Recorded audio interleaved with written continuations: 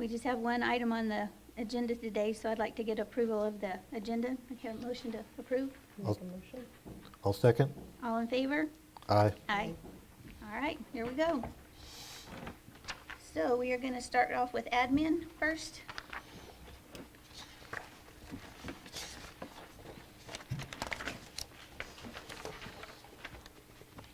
Do you want to touch the commissioners first, since it comes before admin on the book?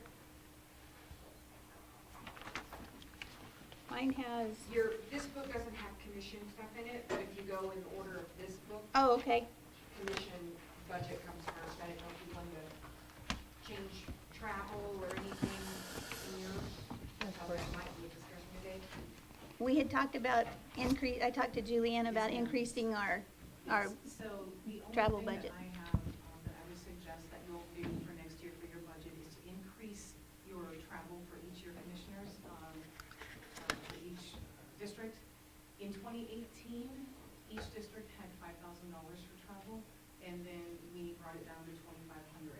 And I know, Commission Chair Vicki, yours, because you've been traveling a lot and doing a lot of work for the county, you're getting down to where you only got about $500 in your account. So I know that you have the trip from Washington DC that needs to be reimbursed, as well as there's going to be the conference coming up for New Mexico counties in June that you'll probably want to go to. So I would recommend that you all choose to increase your travel budgets to $5,000 each. Whether or not you use it all, that's up to you, but that way you're covered. And so if you agree to do that, then I will include that increase for this fiscal year and then ongoing into 2024 on the April regular commission meeting, the budget resolution will be done. Okay. All right. That's the only recommendation I have for you today. Okay. Do you guys have any objections to that, or? Mm-mm. You good? Yep. Okay, all right, let's do that. I think that's all I had. Did you have anything else on the commission budget? No. Do you have anything? Mm-mm. Nope. Okay, now we'll move on to admin. Do you have any questions about what I submitted?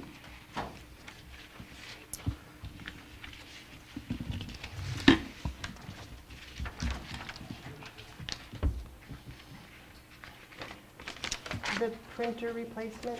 That is hers, you'll have to ask her. Oh, okay. Yes, but that's in So- the plan. Okay, so just one page is yours? The first page is mine, and the second page is Julia's. Okay, got it.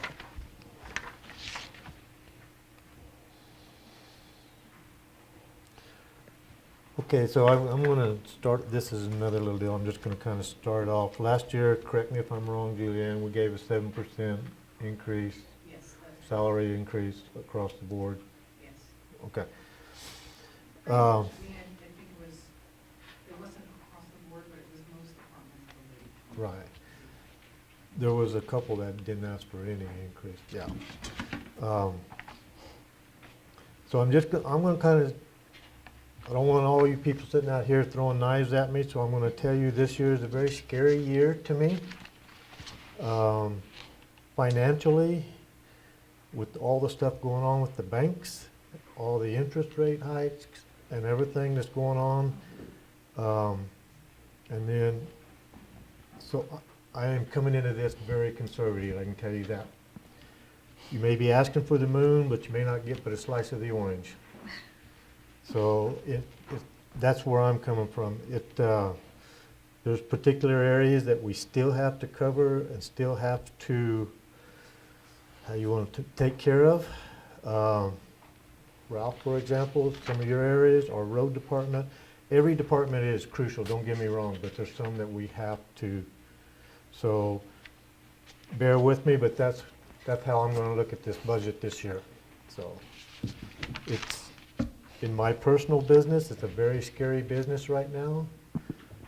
And that's how I'm looking at it through the county. So just kind of see where I'm going with this. We might kind of want to go through all their requests first and then talk about pay increases at the end, That's fine. so that we can kind of see where we're going to be.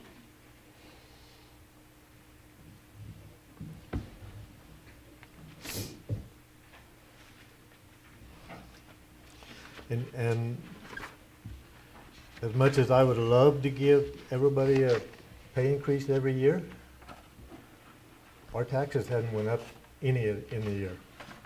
You gotta keep that in mind too. So, just, you're gonna have to bear with us.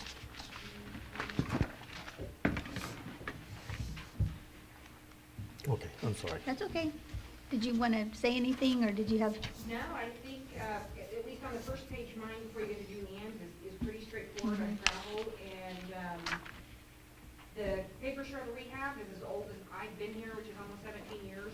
It doesn't work very well anymore, it's used a lot, and it's critical in our jobs, for shredding confidential documents. Office chairs that are in our conference room that we all use have been here also as long as me, they were purchased right after I started. They're ripped, they're torn, they're in bad shape. We'd like to replace those. The project manager's asking for a new desk. He will, when OES ever moves out, he will be moving up front. We don't know if that desk is even gonna be able to be moved. It's been pieced together so many times. And then my laptop is about 7 years old, and it does not run as well anymore. It takes 20 minutes just to start up. I would like something a little faster, a little easier to use. And then our travel, which is usual travel every year. No vehicle this year. Last year you gave us a vehicle, so you're set for a while? we're doing a lot better this year.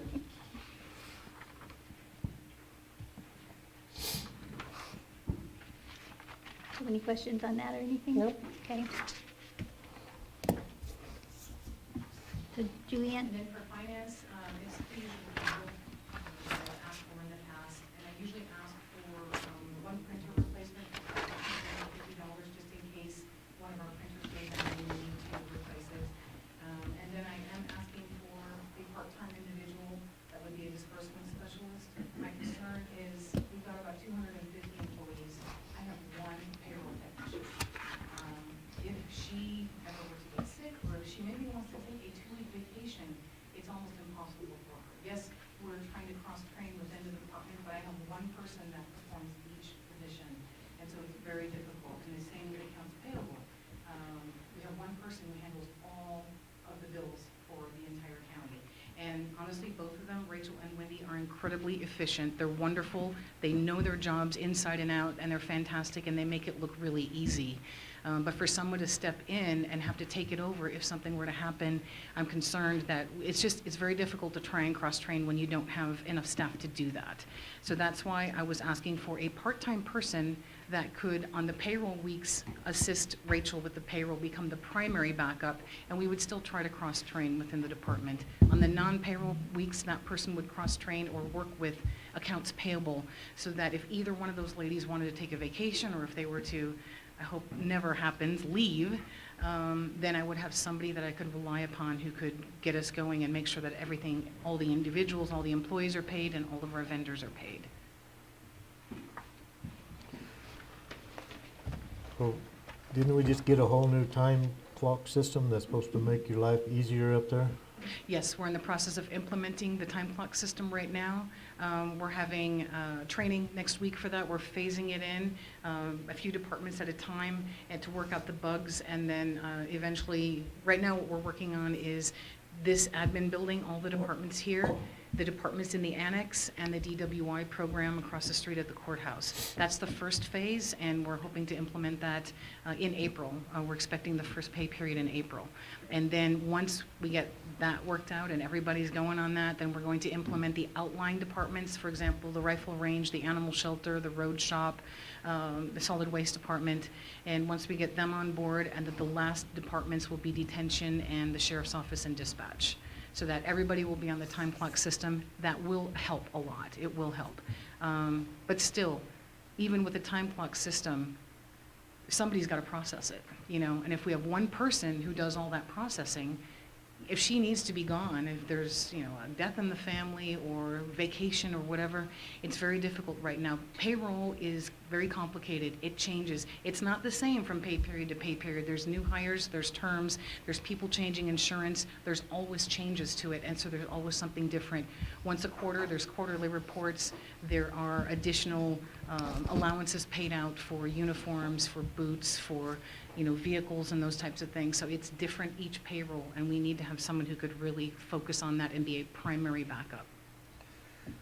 So, but correct me if I'm wrong, we're going to be taking the grant writing position out of your department and putting it in the That's her already been department. done. Oh, So wait. that's, It's been in mine now already for a while. yeah, since last July, I think? Yeah. So you won't have that to worry about so much, will you?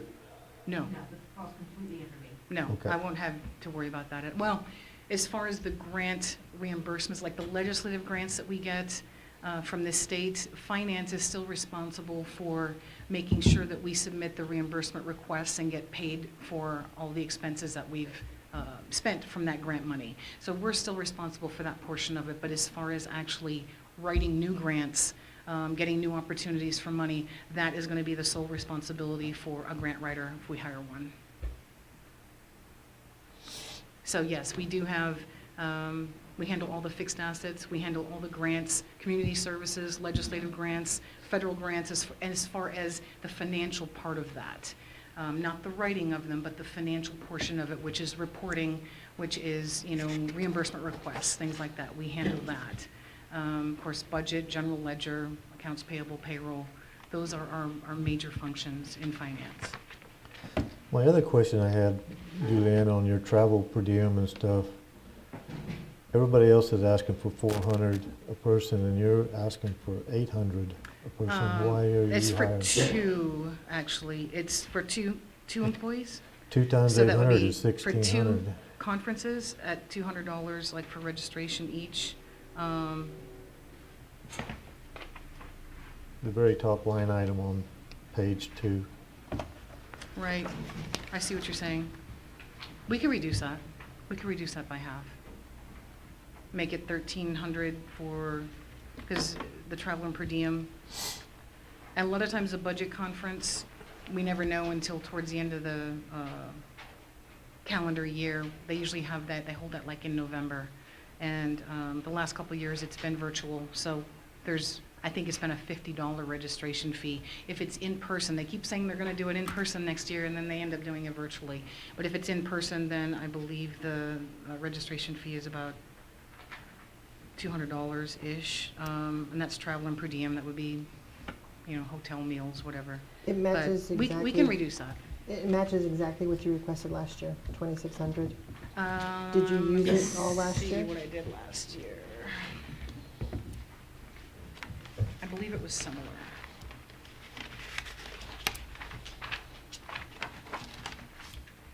Yes.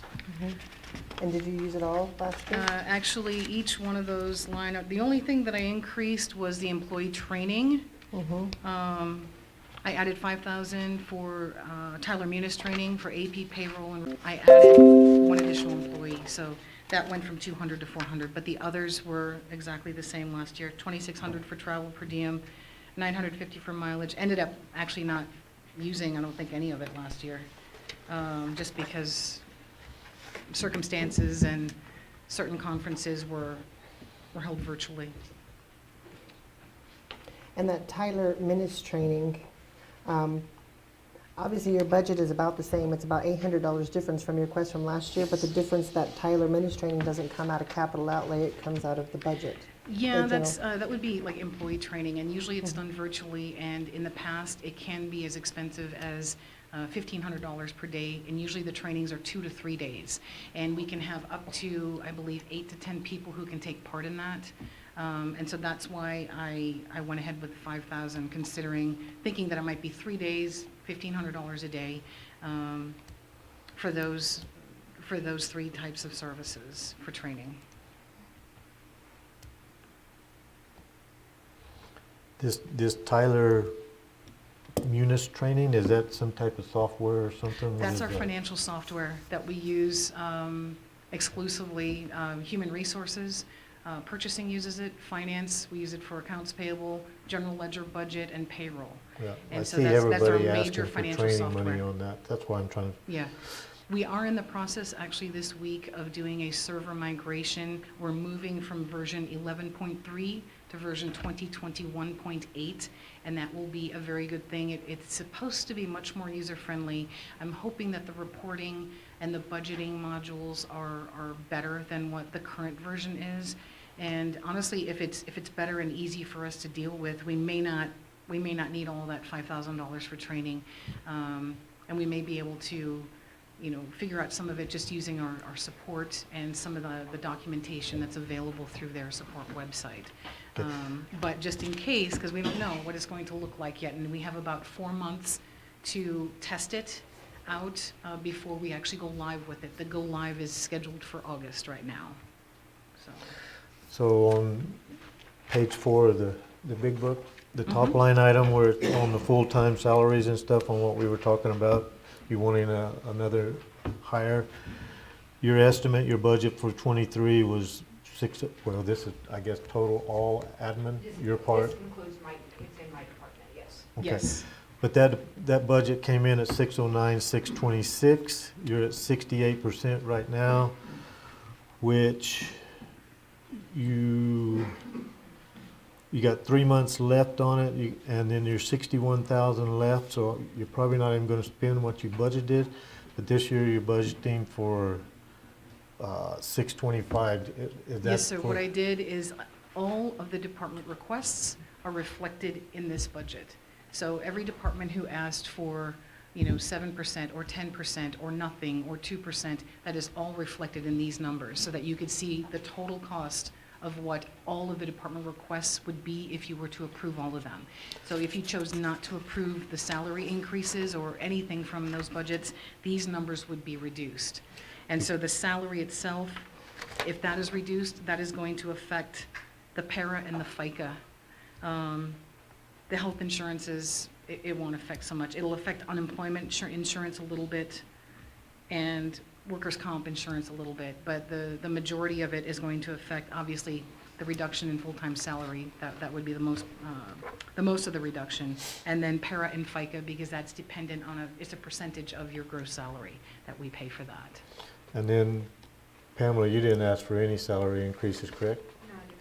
So all the salary increases are coming out of your department? Yes, it was 3% for myself and for my accounting specialist, and a hefty, yes, 15% for the accounts payable and payroll, because those two ladies, they have a particular skill set that you need to have. It's not easy to just walk in and do that job, and they're excellent at it. And so other departments, you know, we've seen them receive quite grand increases, and there are certain positions that, you know, they see it, the employees see it, they know what other employees are making, and it can be disheartening sometimes to see positions that maybe don't have as much responsibility in making sure everyone's paid properly every 2 weeks, that are paid more than them. And so it's a frustration for them, it's a frustration for me, because I know the work that they put into it.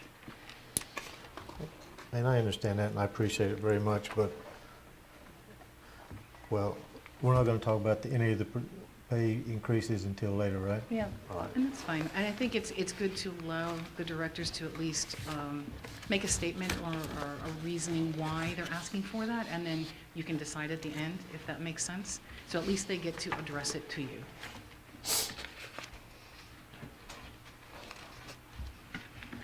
As far as the other operational amounts, like the travel per diem, any of those line items, did you want me to reduce any of those on my section?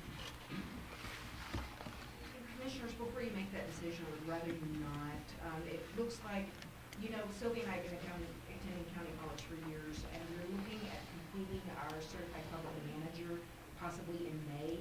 We would each be gone for 2 to 3 days in Albuquerque, meals, travel, hotel, and of course registration fees for that. So I would hope we would not touch our budget, so we're allowed, we didn't find out until last week, that's why this is not built in there. They only do this assessment once a year when they get enough to the cohort together, and we just got word it could tentatively happen in the next year. And the other thing is, you know, as far as finances requests, if for some reason we don't go to some of our training or it's held virtually, that money is available then for Pamela, for Sylvia, for Cassie, Diana, and Trent, you know, for their travel needs if they need it, because we're all part of the same department.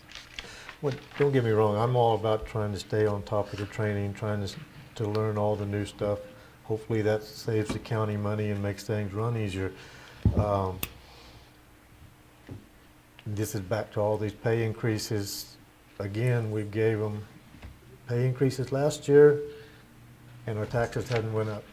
Somewhere this has got to stop. Either taxes have got to raise, or we're going to have to level out on the pay increases. It sounds kind of hard and rude, but that's bare fact. So, and we got to make the county work. So, Exactly. okay, we'll talk about pay increases later. Y'all have any questions on this? Mm-mm. No, I don't have. You good with it, Amy? I'm good. Okay. Can I make one suggestion to you, Vicki? Sure. You may want to take the department heads that are currently in the room in Mhm. case they need to leave so that we could look at their budgets. Okay, we If, can do instead of that. just going department by department, Okay, that might be helpful to them. that works for me. Anybody want to go first? Anybody have a meeting or anything they need to get to? Okay. We- Staffed and filling in. Okay, Yeah. that'd be good. Good morning. Yes, ma'am. You're gonna set the tempo.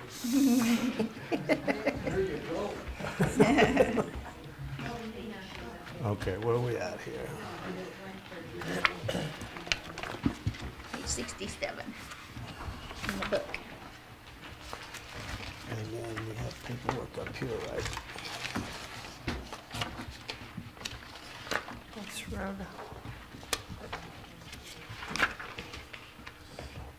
Oh, you know what? 65. Yeah, that's the updated one. I was looking at the old one.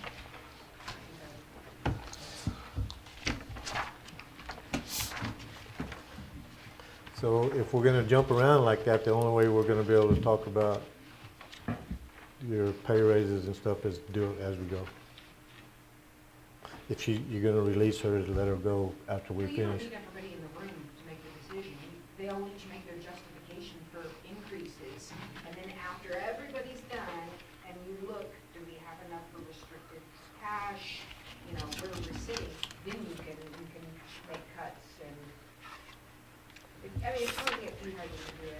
And this is not the last time that you'll have the opportunity to Right. look at any of this information. I usually put a budget agenda item, like the April commission meeting, I can make a new business item so that if there's additional items or if there's department heads that we weren't able to get to today, we can present that at that time and you can make decisions at that time as well. Okay.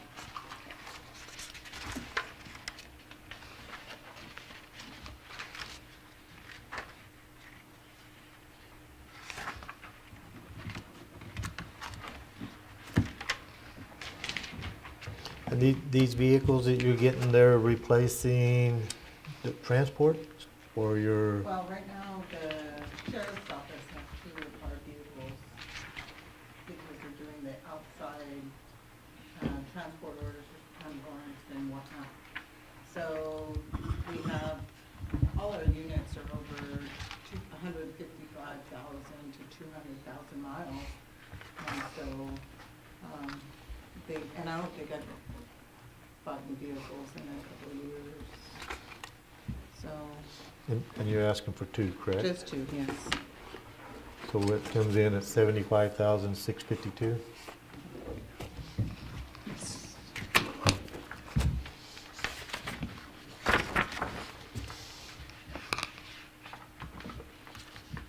$37,826. Yes, ma'am.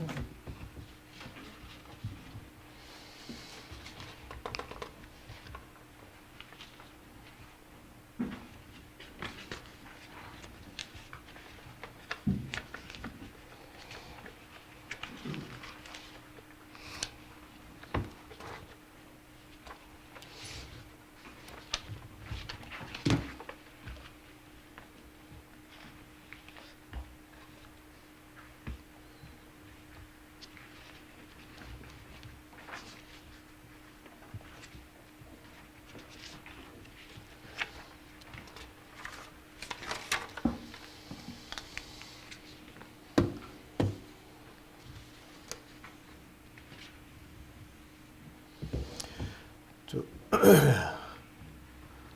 on your capital outlay, on your radios that you requested, are those personnel radios that they carry on the bodies, or are those radios that go in the vehicles and stuff? No, those are person, for each individual. Okay, detention. personnel. Yeah, Okay. personnel. Because we had the analog kind of, the Kenwoods, and now that the repeater that they should install here in April sometime will be all digital. Some of the older radios will no longer work, Okay. so.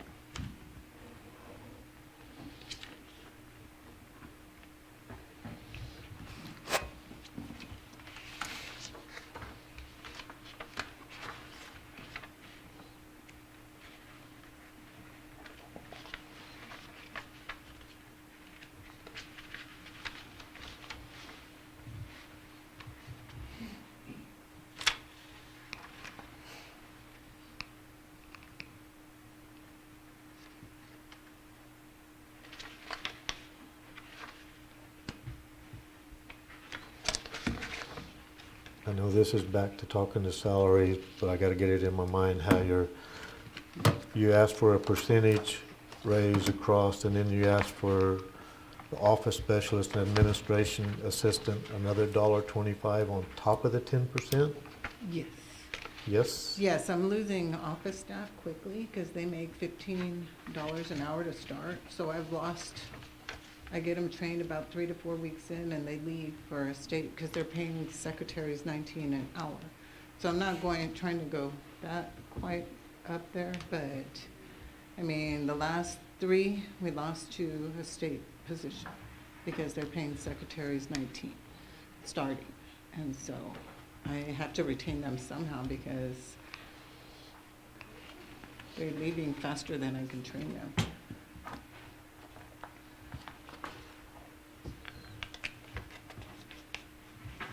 And I believe the part-time position starts at 13, and I don't think I'm gonna get anybody in that capacity for that amount of money. For what they do. Those girls up front do a lot and deal with a lot of issues with property and the public and complaints, and so.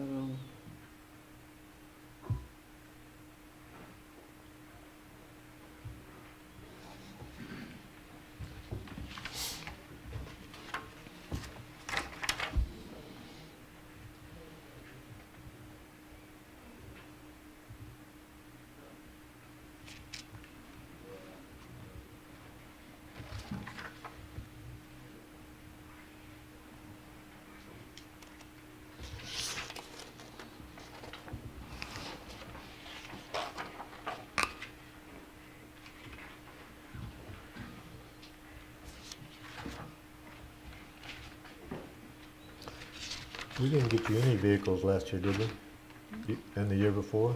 I don't believe so, sir. That's what I was thinking. It's been a while that we Yeah. purchased. But the mileage, I think, and the safety with these vehicles getting so high up in mileage is, I mean, we still, in our facility, we still pick them up from Donna Ana, Hudspeth, so we're still doing some transports. The sheriff's office does the warrants and some other transports for us. And they physically have 2 of our units because they're assisting us. So I mean, I don't have an issue with that, but when we're getting, all our vehicles are up there in mileage, then Yeah. it's, Last year, you had training requests for about $4,700, and I don't see that in this year's proposal. And it's specified by tasers and crisis intervention and all that kind of stuff. I'm assuming you're carrying that over? yes, ma'am. Same I 4735, think I put it like, just to, 5,000? yes. Okay.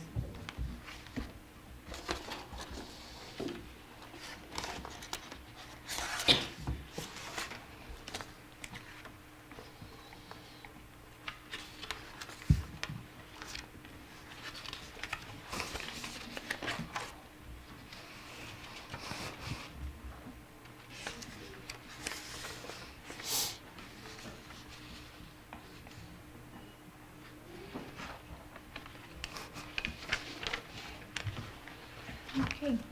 Anybody have any more questions? No, Okay, thank you. I do have one thing Okay. that came up after the fact. I know Sergeant Emery sent me, because Sleuth, we are still using 2 JMS systems, and the Sleuth is eventually gonna crash, but there's some, we didn't really receive probably the proper training in Spielman, so he did send me a quote. He's And just trying to justify his wanting for that thing over there.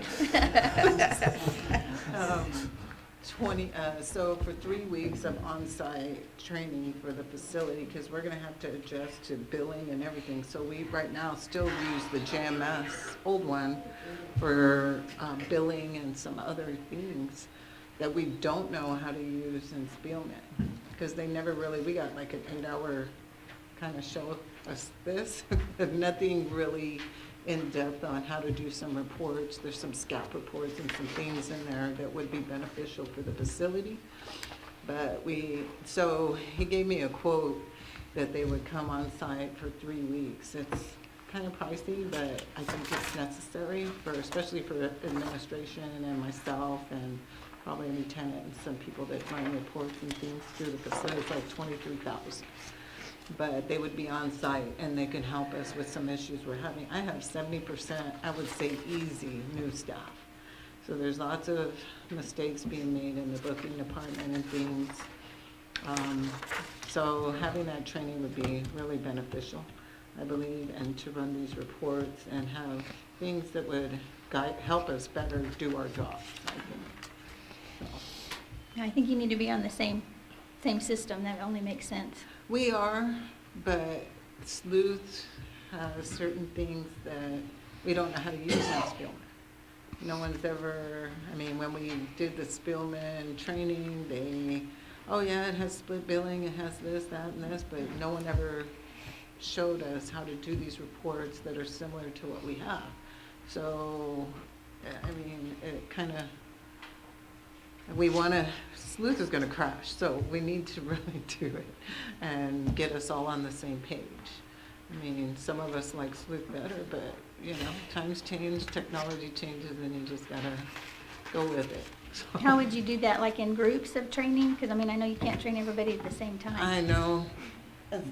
Emory probably can answer. Yeah, that's why we scheduled it out for 3 weeks. That way Okay. we can cover all of her booking staff on separate days. We Okay. can also get solid days of administrative training for her office staff and for the billing aspect of it. That's the biggest part of it.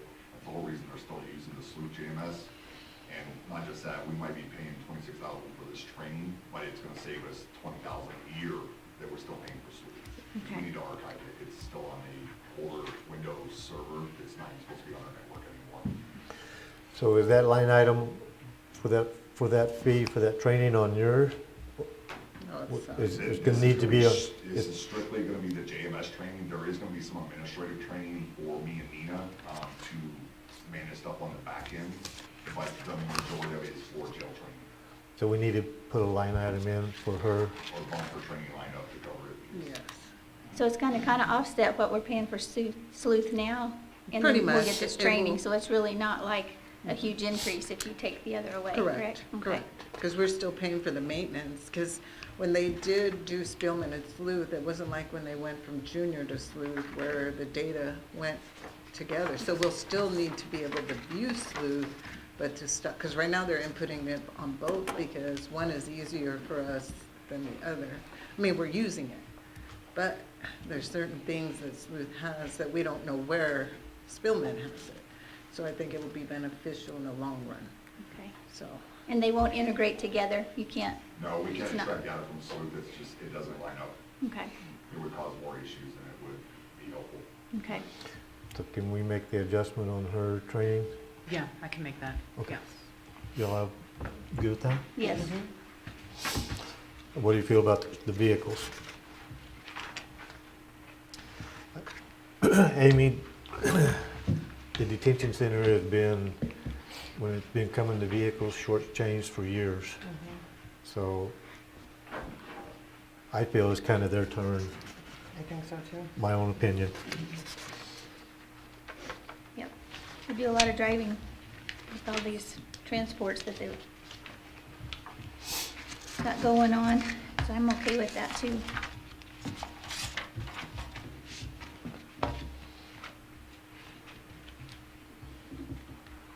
And then the radios were radio. all, okay.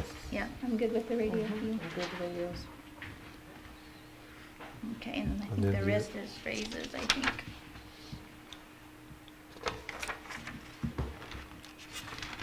Okay, that's all I've got. You guys have anything else? I'm good. Okay, thank you. Thank you. Thank you.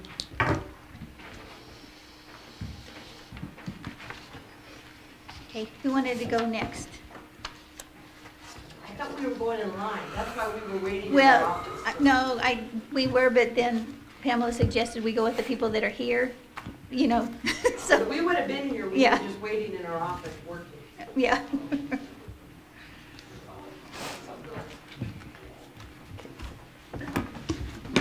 Good Morning. morning, Commissioners. How are you? Otero County Probate, and nothing's changed. I like yours. I like yours a lot. I was I like, do too. this is so nice. The heavens were singing. Only thing I'll be doing is purchasing a chair and a desk, since I haven't had one since I've been in there since 2015. But everything's going good, increasing in probates, becoming more aware and alert of people needing to file one. These days with banks and everything, they're requesting more and more probates to be done. I'm good with yours. Okay. That's Other easy. than the email in the book, it says that there's supposed to be some attachments. Oh, was it? Is it, No. No, she wasn't requesting any changes, so I just Okay. included the email stating that she was requesting no changes. okay, got it. Yeah. Yeah. Yes. Okay. Thank you. Thank you, ma'am.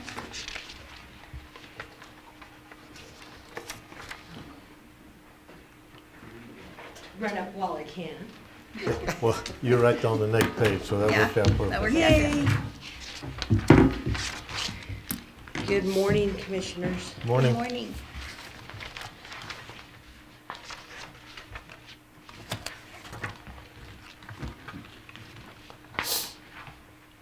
So Robin, I have a big question on yours. Okay. It's just kind of eating inside of me a little bit. Three things. I almost went to jail. I almost got fined. I almost got removed from this desk over these voting machines. Who owns the voting machines? The state, And why are we buying batteries for them? because we have to provide that stuff in order to keep them running. We have to keep them running, but we can't look at them or touch them. I know this is going in a different direction. I'm just saying I have a little bit of heartburn with state-owned property, and we have to buy stuff to keep it running. Let the state buy it. Don't hate the, I'm not. But I have a little I bit of heartburn with that. understand. I understand. I could certainly, draft a memo to the Secretary of State's office and ask. I just know that so much money is appropriated to the machines and for, different things with the machines. But as for like that, although that may be one thing that we can, after each election, we send an itemized list of everything we've spent for elections. They reimburse us for that. So that would definitely be something we could add to that list. Okay, well, I'll that- verify that for sure, but we send it, after every election, we send how much we spend on poll workers, how much we spend on overtime, paper, whatever, and they reimburse us. It goes back into the general fund. So I will verify for sure about the batteries for the machines. Okay. We just don't buy them up front or have them ahead of time because they don't have any shelf life. Well, I understand that, and I don't understand why we're buying them, period. But the But I will stand, verify that for you. and then the stand-up voting machines for the disabled, are those state-owned also? No, those are ours. Those, Okay. we own those. Okay, I don't have any problem with that then. Well, last year we purchased some boxes. I think it was 6 of them, let me find it. And we need 6 more? We continue to try to replenish as they break or whatever, so that we have enough at each voting location, so there's no lines, people waiting to vote. So last year, the 6 stand-up hard plastic voting booths were $990, and this year they're $6,000. The ones that we have this year, if you'll notice, it says a 4-person disabled voting booth. The ones we had last year was a stand-up for one person. We have these that they have come up with now that have for 4 people. They have a disability one where you can roll your wheelchair into it. We try to put those at our voting convenience centers. So there's the Civic Center, Tays, and the fairgrounds. So Tula one, Rosa, Bulls Acres, Oh, I thought you Mescalero. said just a I mean, these are all, so yeah. every precinct then? We've got 16 of them. Mhm. So these 6 would go, which ones Wherever are we're new? missing. Mhm.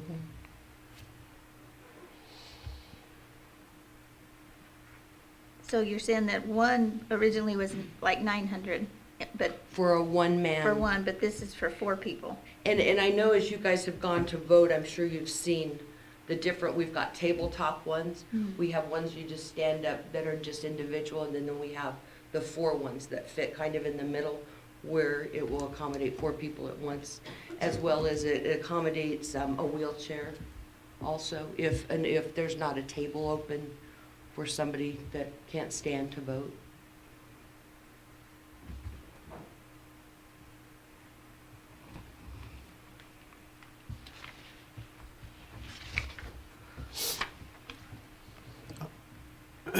On your air conditioner deal you're wanting to put in, would that come out of building maintenance cost?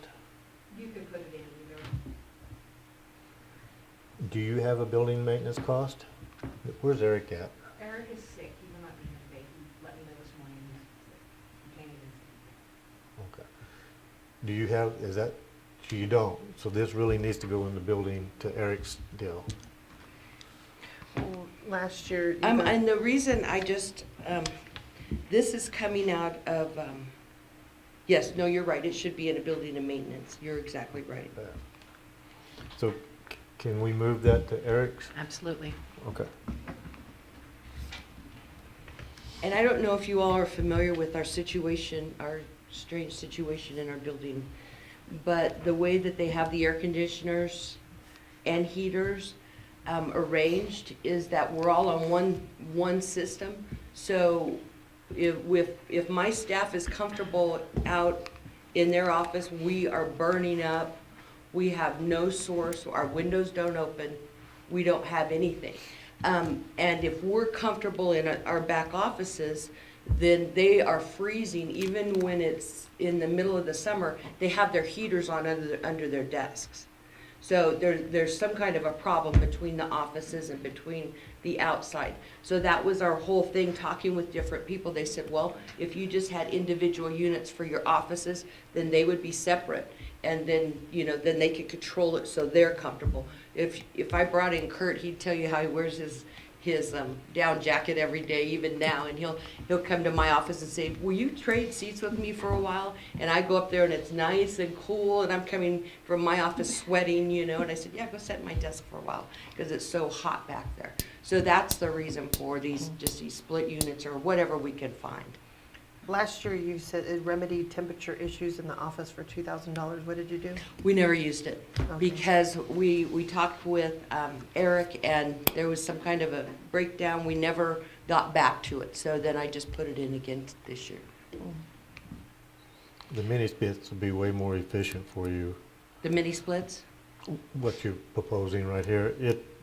Your deal is probably, when that building was designed, it's probably got a little bitty pipe that runs to those 2 offices. That's a normal thing. Everything else is big pipe and run. It's a balancing deal, and you probably never get it balanced out to where it'd be comfortable. We haven't in all, I think I've been there 13 years since we moved over there, and it's been horrible every year. Laura's is probably the same way. Yes, yes. Oh, absolutely. And all the training is provided by the Secretary of State. There's no outsources of any kind of training or any kind of consulting or anything like that we do, right? As far as what? Elections, the Secretary of State provides, They have required training that we have to go to before each election, each statewide election, yes. and we don't have to outsource any of that anywhere for consulting or nothing. No, they are responsible to provide us with that training. And so what does Vandalay Solutions do for us? Band-Aid Solutions is another area as far as helping us with different processes we do in the office. They also help us do, like when we have questions on a day-to-day basis, when we're wondering, how we're supposed to do something or how the other clerks are doing it, we all reach out and try to get together and come up with a solution. Just different things like that. And the Secretary of State doesn't do that? No.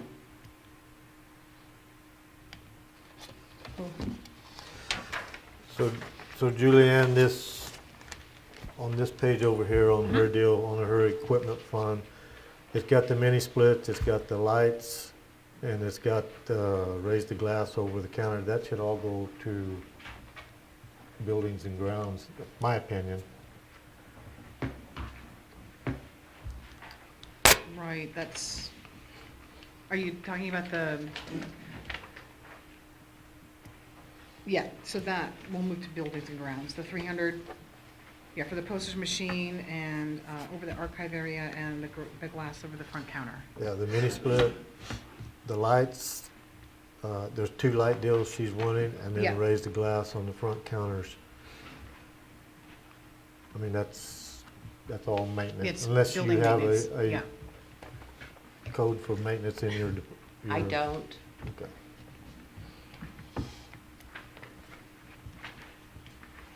And here you have 3 employees that you want a 3% increase. They received 7% last year? One of them, or 2 of them are new employees. Okay, yeah, 1. 2, yeah.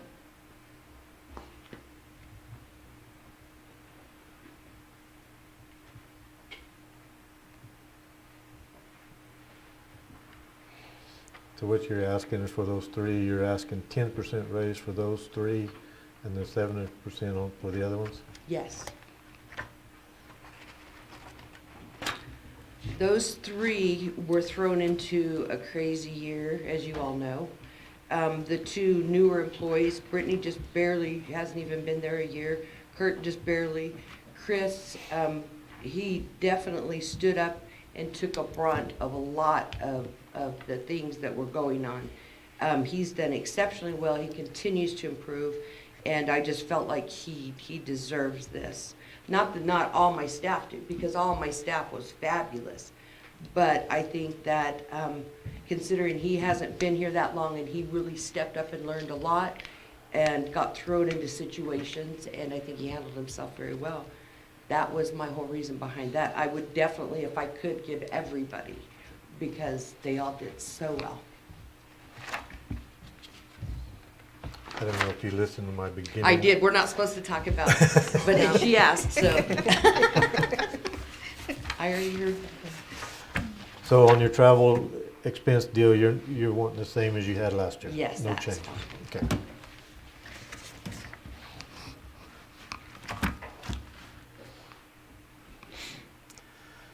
So go back over to the first deal on the, we didn't talk about the repair, what is it, archive records deal for 60,000 and PDS for 40,000. Can you explain that a little bit? Absolutely. So those are the funds that, as you'll notice, that's in a different fund. That's in the clerk's equipment fee fund. And basically, the money in that fund is something we can only use for certain things in the clerk's office. And that money has nothing to do with the general fund.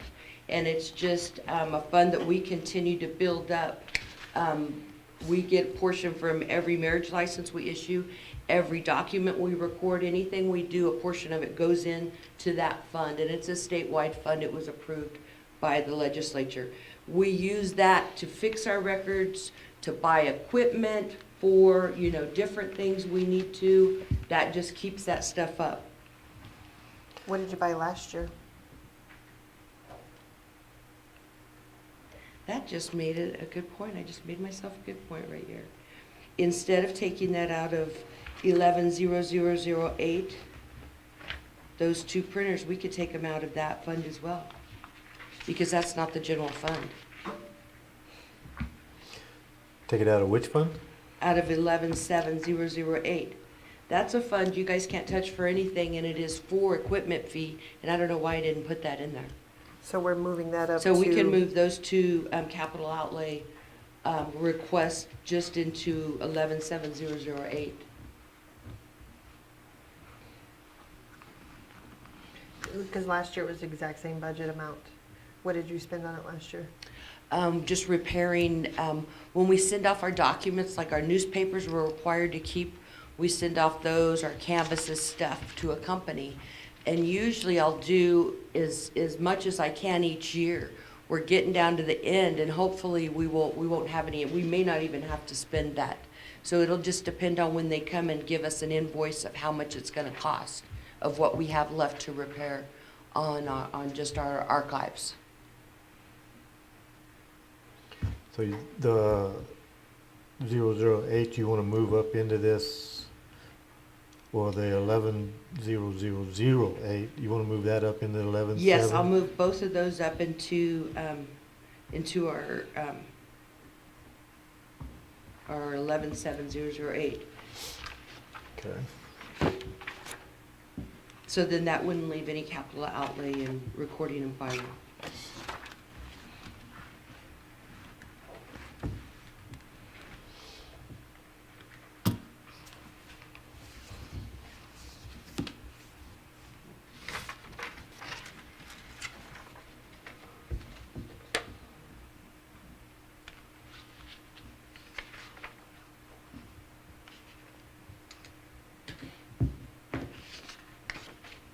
I don't think I have any, do you? I think that's it. You good? Good. All right, thank you. Thank you very much. Thank Have a you. great day. You too.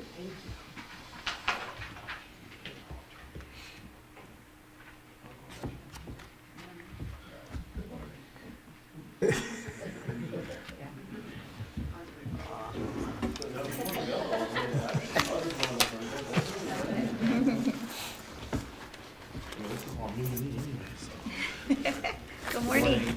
Morning, Commissioners. James Bowman, Otero County Assessor.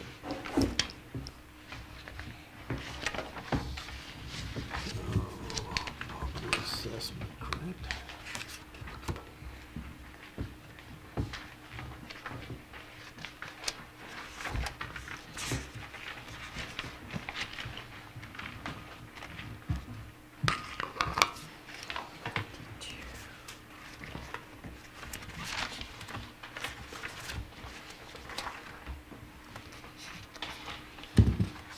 So Julianne, what page are we going on? This doesn't, So if you look in the department book, Yeah. page 50 50? is where that starts. Okay. And he has two separate departments. One is part of the general fund and one is its own separate fund. In the long yellow book, it starts on page 14.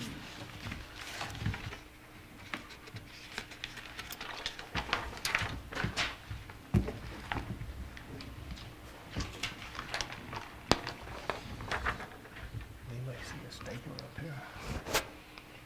I don't think we've got one. Do you have a stapler over there anywhere?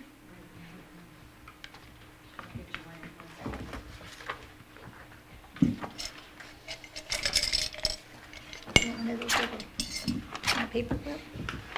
Yeah, That help you? that will. I got one in there right there.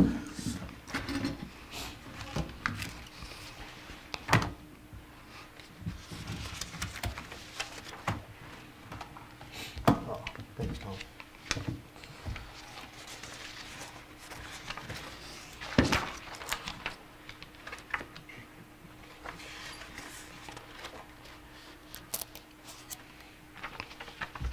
James, go ahead.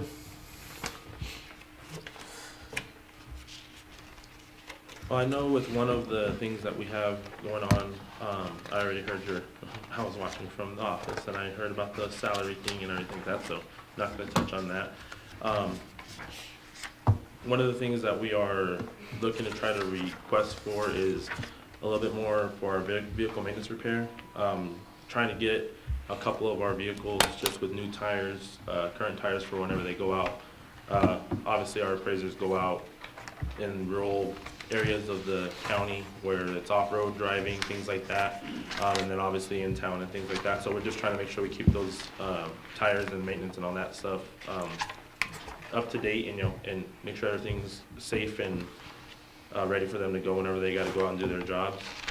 So I know I asked for a little bit of increase on that. Like they said earlier, we have two different budgets that we have to look at. There's like a little bit of increase. You'll see big increases for like our software that we use for Tyler and Pictometry, which is what we use to help do our assessments and evaluations throughout the county throughout the year, as well as a CoStar. That's another thing that we use for our commercial assessments and things like that as a tool to help us, make sure we're having our values current and correct per, statute and everything. So, and then on top of that, the only other thing that I was kind of really looking to ask for a little bit more was in our capital outlay. A lot of the computers that we have, we're trying to get them replaced so we can have them all, have all of my employees with a good working device so they can make sure they can get their tasks done throughout the day. We have a lot of documents and a lot of different software that we use, so we just gotta make sure we have the right equipment in order to be able to process that stuff correctly. And then, again, in that capital outlay with a couple of my field appraisers, just trying to make sure we have some newer cameras so their batteries aren't dying on them while they're out, hours on end, out there on the field trying to take these pictures and things like that. So just a couple of things like that. And again, I'm new to this, so still learning as I go with when it looks at the budget and everything like that, so. Okay, back up just a little bit, like on the tires and stuff like that. Isn't the county running the maintenance through your shop, Tom? We don't buy the tires for each individual department. Okay, so that have to come out of the department, okay. Does the county have like a bulk tire purchasing program? We buy tires in huge bulk, so does the sheriff's department, but we don't buy it for each individual department because I don't know what vehicles he'll have needing tires. I mean, we have two companies that are on state contract that we use, and we'll buy $20,000 worth of tires at a whack. Whereas, he's talking, getting 2 or 3 sets during the year. We could, if he let us know, give us the tire size and everything else, we could give him 2 that state contract. And they'd probably save 10% or something, yeah. Yeah, that'd be great. I mean, yeah, like I said, this is just how I've always seen it in the past whenever I was an appraiser. And you need tires, take it over here, okay, and then write up a PO and get back to work. So, however we can have that, I'd love help with that. That'd be awesome. Well, they kind of changed the last 2 years? When did we change where you started doing more maintenance out there instead of taking them to Master 2 years ago? It's been 2 years ago. So that's why I was asking. We kind of had a little change, so I didn't know if that was part of it too. Right. So last year's maintenance and equipment rental request was $1,320. So I know 2 sets of tires is gonna run about $3,000. You're asking for $7,000 increase over last year, and I see the wording is a little bit different for third-party cleaning services. So for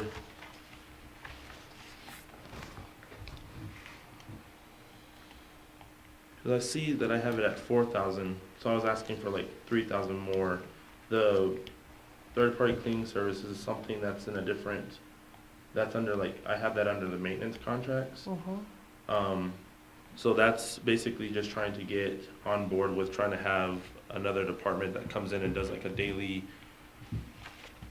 pretty much a good deep cleaning of the office and the building, things like that, I know I've spoken to with the other 2 departments over there with the treasurers and the clerks, that we're all kind of just trying to say like, hey, can we get this building looking a little bit sharper for our public when they come in and things like that.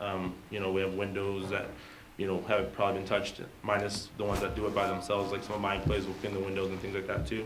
So just things like that, keeping up with, the bathroom maintenance and stuff like that too, because we have the public using our restrooms just as much as the employees that do as well.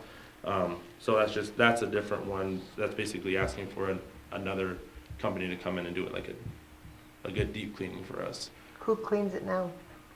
I believe we have some maintenance people that come into it. I mean, they get there earlier than I do, so it's kind of one of those things. Mhm. Can I jump in, Jane? Oh, yeah, sure. All- Laura Whiteside, County Treasurer. All three of us are actually, me, Robin, and James, have looked into getting a professional cleaning service to come clean our offices. Our offices are not clean. I just went into the bathroom just now. There's a pile of soap on the ground. People have done that. They're not clean. And we've talked to Buildings and Grounds about it, and they've told us that they are not janitors. They are Buildings and Grounds. They will take out our trash. They will sweep the floor on occasion. But this is the face of Otero County that our public is coming to see. Whenever you go to the city, it's neat, it's inviting, it's beautiful. And this is the same cleaning service that does this. And so we have split this 3 ways, and it comes out to about $45,000 a year price for them to come in and clean it. So that's what he's talking about with the third of it that he has on there and his maintenance contracts. I have that also. I'm not sure if Robin has that because I wasn't here for her entire presentation. I didn't see I it. couldn't find it. And neither. Well, she told me she was gonna put it in there, so I don't know. But that's where we're at on this. We're just trying to get our offices presentable and clean. These people are professionals. They know what chemicals to use. And it would be very similar to the cleanliness that you see at the city. They're the same company. And we've worked with Cynthia already. She says we don't have to go to RFP for this. And I welcome you all to come over today and I will show you how not clean our offices are. How often do they come in and clean? These people? Mhm. I believe it's daily, isn't it? Yeah.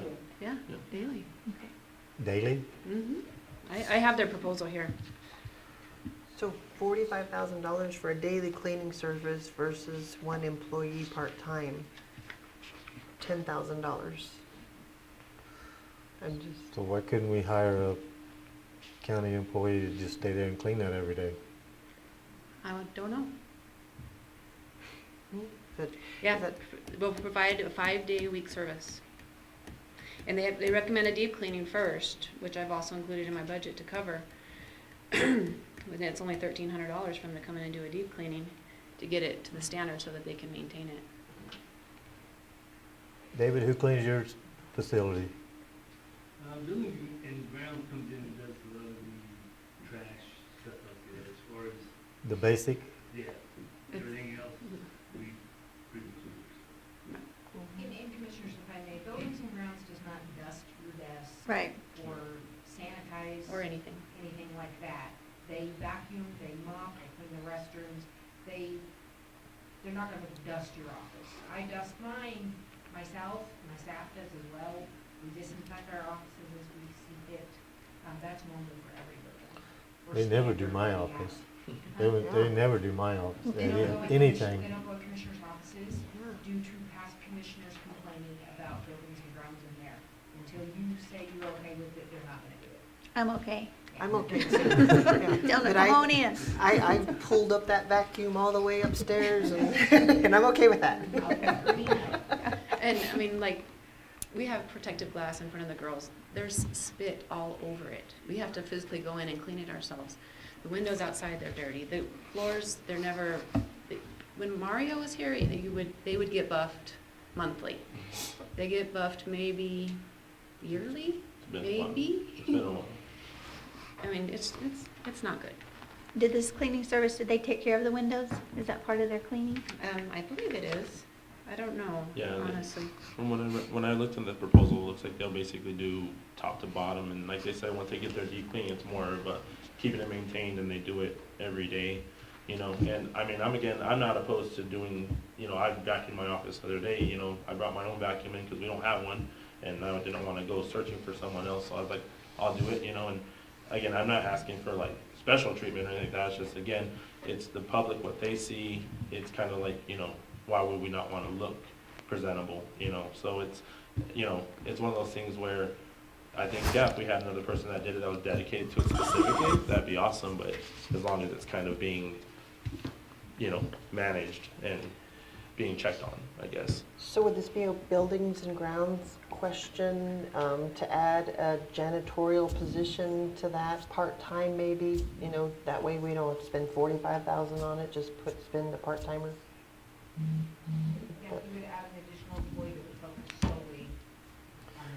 But they're still not gonna clean the way these people are cleaning.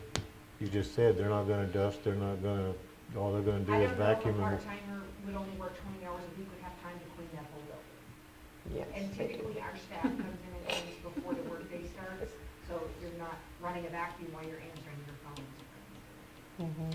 Where do these people come? But They come after hours. After hours? I think you're gonna be way better off the way you are. What do you I'm mean? not saying that bad, to keep your cleaning company if you want that clean. Yeah. Right, that's all I had to join in on this side. No problem, thank you.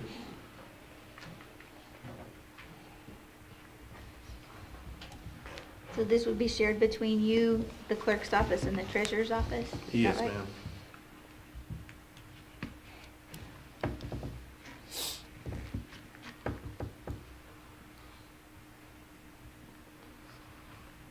So that's a $15,000 item, where is it at in here?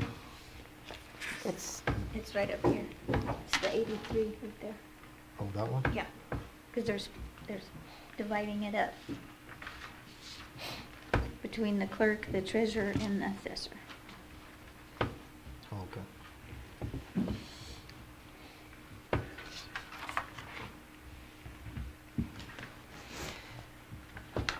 last year you bought 3 computers for $4,500, and this year the 3 computers are $6,000? Yeah, it's just, again, it's kind of like, with cost of products going up and things like that, it's too hard for me to determine what, a new computer could possibly cost today versus what it was last year. So just kind of, of course, if it was cheaper, of course we want to try to find the best deal, but, always trying to make sure you'd rather ask for a little bit more than less, I guess, so.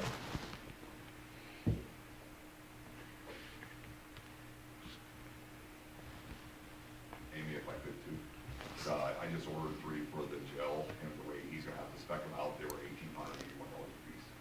So prices have gone up drastically on computers. It looks like you're only asking for $125 for gas. Yeah, and like I said, that stuff, I'm not sure how that goes, because I know obviously we use, what we have as far as our gas cards and things like that, so I wasn't sure, like, if they were asking for, like, do you need more for this or that, I don't know, I'm not sure, so, like, I know, again, this is all new to me, so I'm still learning as I go, but, I mean, obviously, for my office, we're out in the field daily.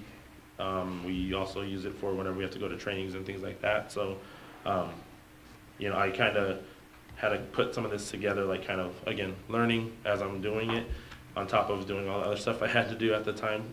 So, I don't know exactly how that kind of stuff works. So, I'm not a kind of person that's going to try to make something up. I don't know how that works really. So, yeah, it's just kind of one of those things like, hey, I know we need gas for our vehicles, so whatever we got to put in there. I don't know if we have to try to equivalent for the entire year, or if that's just something that's already budgeted with knowing that we have work to do out in the field. I'm new too, so I'm asking lots of questions, Right. okay? The phones, you have $181 lower than last year. And again, yeah, that's something, again, with the phone services, things like that, like, I mean, whenever it comes to things that I know that are kind of like handled through our pay, or like, the payroll or whoever handles that stuff, again, I'm not sure exactly what we need to actually put into that. I know I'm asking for an additional cost for some of the phones because I'm trying to get a satellite phone for my appraisers for when they go out to these remote areas. I know that there's sometimes where we go into areas where there's no cell phone service, and I just rather my appraisers feel safe, just in case, like, if they do need to call, I'd rather have it and not need it than to need it and not have it. So that is something that I'm actually kind of trying to get added into the budget, so we can make sure that, they're, again, safe when they go out to remote locations. Is that a minor capital outlay request to get a satellite phone? I mean, I guess the cost of the phone itself, I suppose, could be, but it's also something that we would just put under the telephone line, the cost of the equipment. So for example, if we get new cell phones, old ones die or get broken or whatever, and we get the new cell phones, that just goes under the telephone line item. It's not specifically, categorized as minor capital outlay. It could probably go either. But I think in this instance, we just put it under the telephone line for the satellite phones. The satellite phone is not expensive until you use it, Right. so. You need to go to the bathroom or what? Nope. He's had a comment, if he wants to with the sat phones, he needs to get with Matt and I. Yeah, Matt sent me some proposals for that and Because we're everything. on a package deal and it's a lot cheaper that way. So one question on this, on the property evaluation, the revenue of 1% of total property tax, increase of 5% over prior year, but then you got it in the minus. Am I reading that correctly? Julie, can somebody explain that one to I'm me? sorry, what are you looking at? The, That's on page 50. Yeah, the very first on property evaluation part on the revenue. oh yeah, so revenue is typically shown as a negative. I think that's probably what he was looking at. Because it's a credit to your budget. I know it's confusing. Right. So that would be, it is actually an increase. I know it looks like it's not, but revenue is shown with a negative sign around it. It's a credit, I know. Sorry. But yes, that's how it's shown. And that is for the other fund, I believe, the property valuation. So that's Fund 112, which is a separate fund. It's not part of the general fund, and it has its own revenue line items. That is on page 28 in the long book.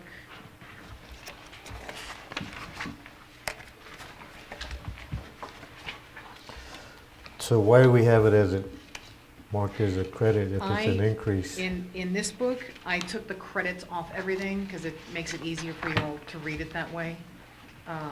But any revenue, when I print reports from the system, it comes out looking like a negative because that's in finance terms, revenue is considered a credit line item, and so it's shown as a negative. I know it's confusing, but I specifically took that negative or credit amount off when I did this book, just to make it easier to look at, honestly. So that's why I believe he's showing that as a negative there. It is actually an increase. So what line item is that on page 28? That would be, I'm not seeing nothing oh, that I'm adds, sorry. comes to It's actually page 28,000. before is where the revenue is. Page 27, the property valuation 1%. And he's looking at, I believe, an increase from the original budget. Yes.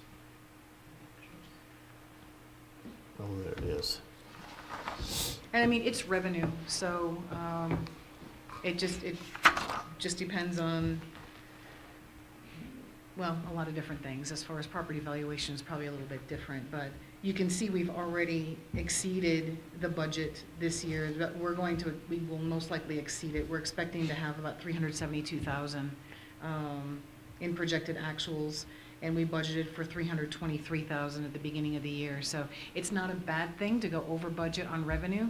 It's a bad thing to go over budget on expenses. We want to go over budget on revenue. That means things are good, we're doing well. So he's just budgeting for an increase. It's been increasing a little bit year by year. Actually, it's been pretty close. It's been pretty similar. Okay, so that's an increase, not a decrease. Yeah, it's an increase in revenue.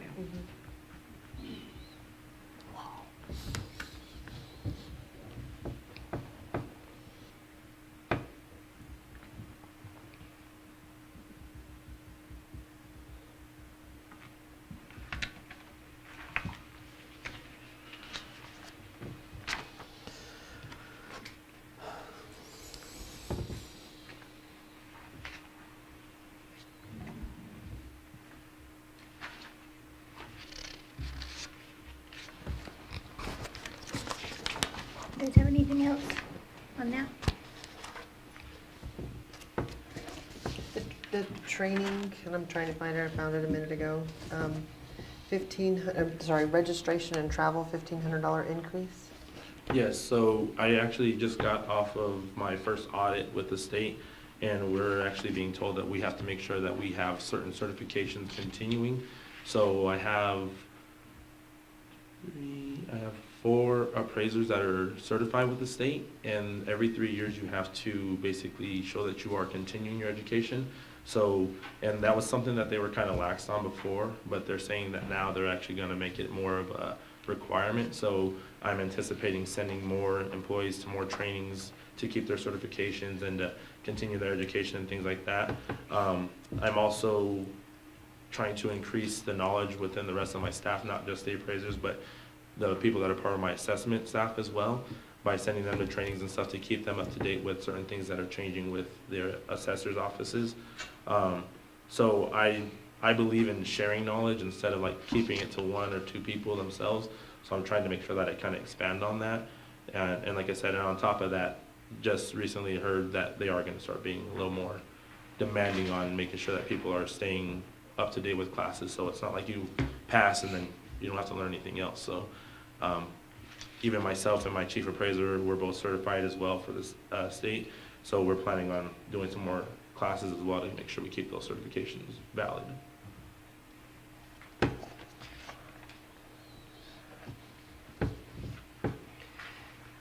On page 53, in this is what I'm looking at right here, this breakdown. Yes. Last year, we sent, looks like, 14 days of travel for $444, and this year it's $1,400. Yes, and again, that's to increase the number of staff that actually participates in trainings, and to also increase the number of actual trainings that are going to be happening. Again, knowing that we're supposed to kind of keep our foot on the throttle even though we pass certain certifications. So I'll just kind of increase knowing, like, you know, we're gonna have to send more people more often to get trainings done in their classes. And most of the classes that we have to take are week-long courses where they are all capped off at the end with the test. So, you know, like, I'm gonna be informing my staff when they go, like, hey, like, I want you to try your best to make sure you pass these classes, because I don't want it to be more or less like a social event or anything like that. It's like, hey, we're going to learn, things like that. We got to pass these tests. So that way I can kind of defend saying, hey, we're sending these people. If I have a bunch of people that keep failing classes, I'm like, why spend the money, you know? So, you know, I'm going to try to make sure that we stay on top of that kind of thing. That's all I have. You're doing a good job. Oh, thanks. It's a little nerve-wracking, Can but it's all imagine. right. Do you have anything else? No. Nope. Okay, thank you, James. Perfect, thank you. Not after the confusement part of the credit increase. Yeah, I know, that's weird in bookkeeping how it does that. but- Yep. You should know that, Gerald. No excuses.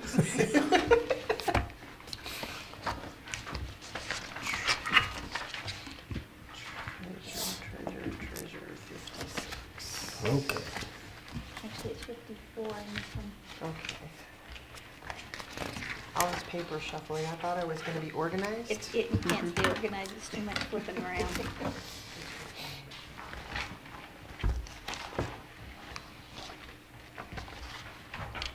You don't have a bill for us to read this time, do you? A bill? Uh-huh. Last year you did. Did I? It's Like a law bill? House Bill 219. Oh, yeah, that was beautiful.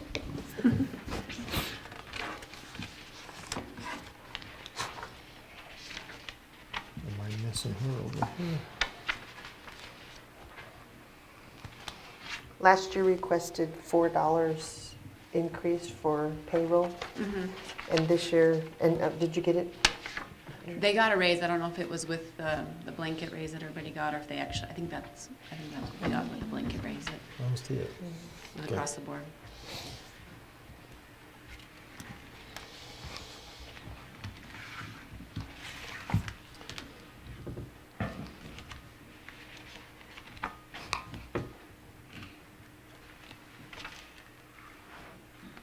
So we're always back to the raising the elected officials' salary deal.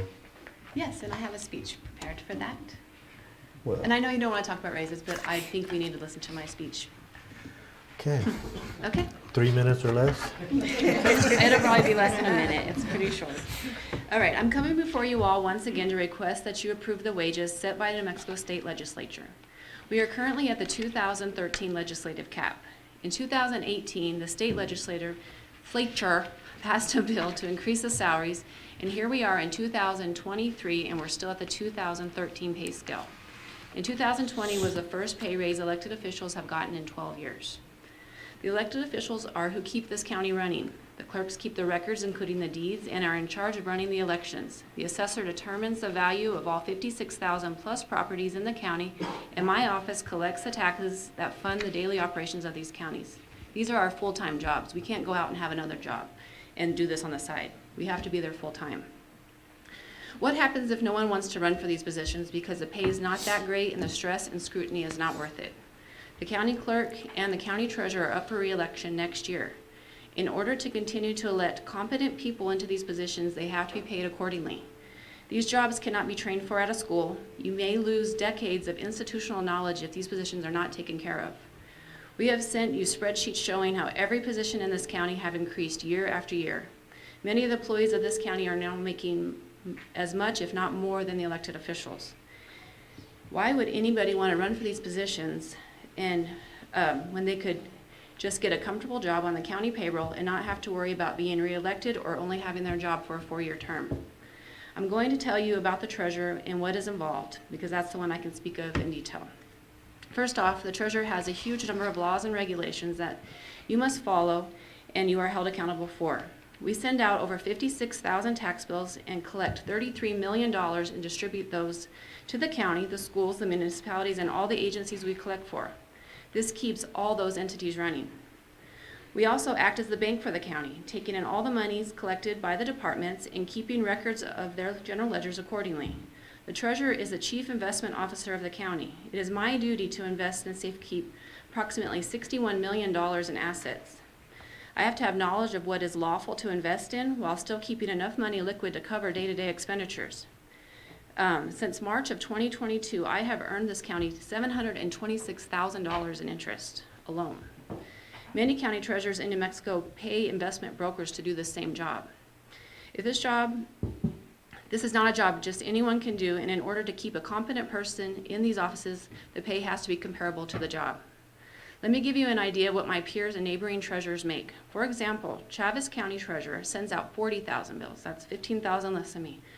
She has a staff of 5.5. I have a staff of 2. Well, 4 if you count me and Rachel. And she makes a salary of $75,733, the legislative cap for 2018. Lincoln County Treasurer sends out 32,400 tax bills and has a staff of 6 and is paid $70,110.16. I send out 55,788 bills with a staff of 4 that include me and my chief. How do we do so much more with fewer employees? We are efficient. We work hard. Rachel and I both work full-time and are not afraid to get up front when needed. There are times when we could use extra help, but we are conservative and we are not afraid to get in the trenches with the girls up front. We do more with less people for less pay than our peers. If you pass this raise for elected officials, no one will get it until the next election and the new elected officials take over. However, keep in mind, we have an election coming up next year, and it is imperative that we have capable candidates that want to run for these offices, and they're not going to do so if they're not paid appropriately. That's all. You can think about that all you want. So, when we voted this in You voted the 4 years ago, 2013 the increase in, to the 2013 amount in 2020. right. Do you have the, I don't have that chart anymore on what the limitations on them. I do understand that, she must have them. The increase would start on the next election in, Here's When the 2024 and or here's the 2025 2013 that they're currently elected in. officials This take is the office. previous resolution. Everyone is now at the 2013 rate now that the last 5, the 2 commissioners, probate judge, sheriff, and assessor have come on to these rates now. So because we have- Everybody should be current right now with Everyone is this. current now, yes. So it would be after the next election that the other three that came on in 2020, so the treasurer, the clerk, and Vicki, your commission position, those would be increased to the 2018 statute amount. And this if you is the approve max? this. And this is something, since there is a resolution for this, we would need to, I guess, amend this resolution, but if you approve of it here, then we can just add that to regular commission meeting for approval. So, So, but this paper right here, this is the max, Julianne? yes, that's the max. The 2018 right now, the 2018 amendment is the maximum, it's the cap by the state legislature.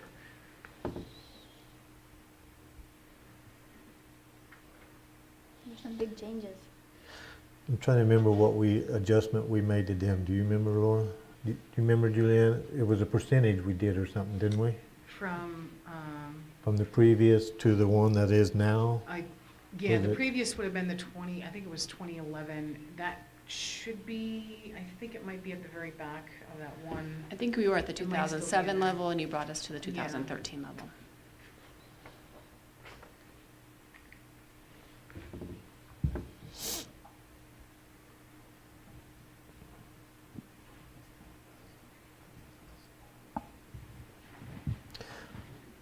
I know from experience on the commission part, you do way more work than you get paid for. Right. I'm sure Yeah, you actually, guys the pretty much are 2011 full-time as well. it's- Mhm.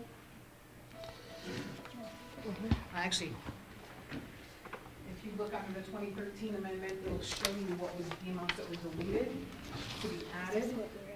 So the amounts that were deleted would have been the 2011. So for example, this is the 2013 amendment, and so for the commissioner, the amount that was deleted was 22,832, and it So went to it 26,000. would become So this is effective the, for your this is the seat, 2013 amount. Just This was the one 2011 seat amount here that for you all previously 30,000, were at. and Does that then make Okay, sense? right, So that should be on effective that, next on year. that one. yeah. Here, and then This clerk, is another picture treasurer. copy if you want the. Sheriff, would it become effective next year or the new sheriff? I think it'd be the new. It'd be the next election coming up, The next, so, okay. whoever it affect. Yep. Anybody got any idea how to turn the volume down on these Samsung phones or whatever?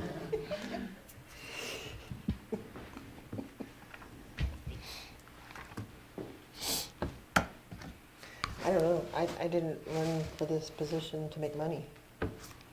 I think that Right. we all have the attitude of service for our community. And money is not an equation. Well, for- when you have another job, but I cannot go get another job and still run my office properly.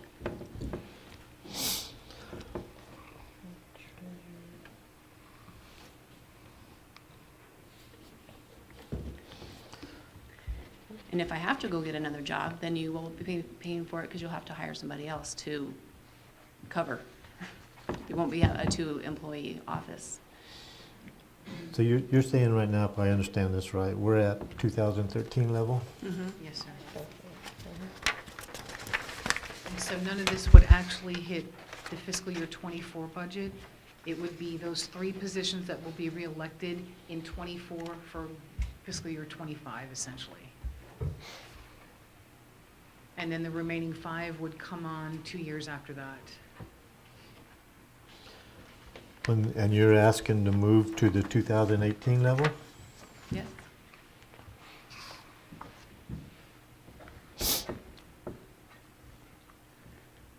Which again, I won't be able to be treasurer when this takes place. Right. If I'm lucky, I'll get to continue being a chief deputy. But, you know, I could go get a state job and someone else could take over this position and they would get the raise. This raise isn't for me. Did you have a deal that showed the 18 level? Right there. This one? No, right there.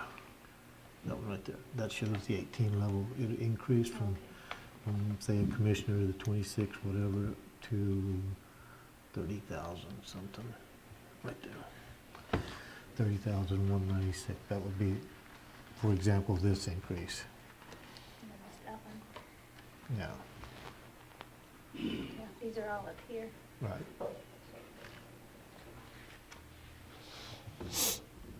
commissioners, you don't have to decide this today, you actually have to have this on a regular meeting and discuss and vote on.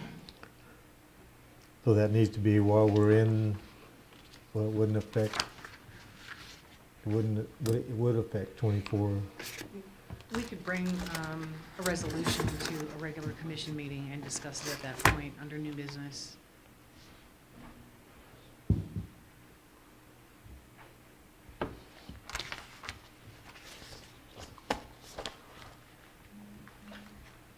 Okay.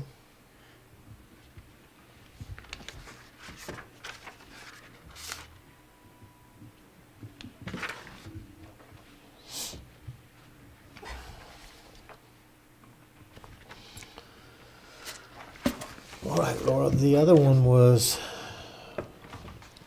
your item 1 on travel. I didn't see a money dollar amount on that. Now, I could have very well missed it, but I didn't see it. 5,000? It's in your book, your long book on page 15. Your travel and per diem. Oh, there's the.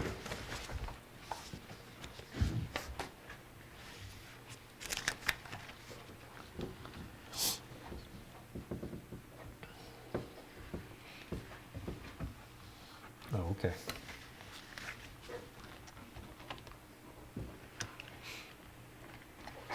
And I did increase that slightly just because the summer conference is in Farmington, so we're gonna lose 2 days just traveling back and forth. But I've been keeping that pretty flatlined every year.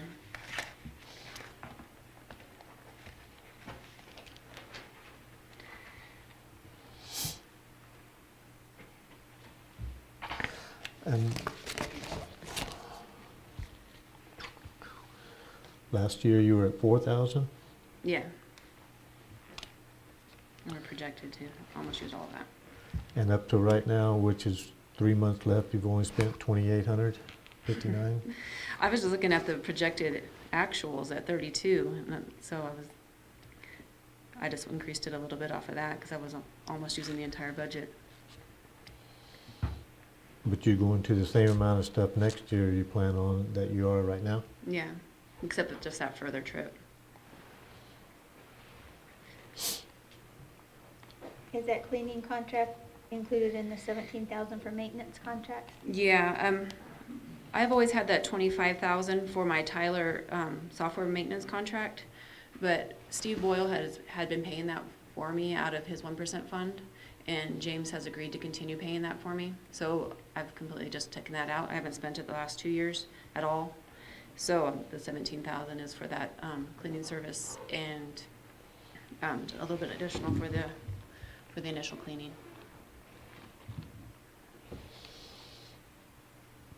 Okay, but backing up a little bit to the travel deal, I don't really see where you're gonna spend. If you go into the same amount of things, you've only spent 2,800 bucks. Your 4,000 is still gonna carry you all the way through. Okay. So change that 5,000 to 4,000? Amy? Yes, you could.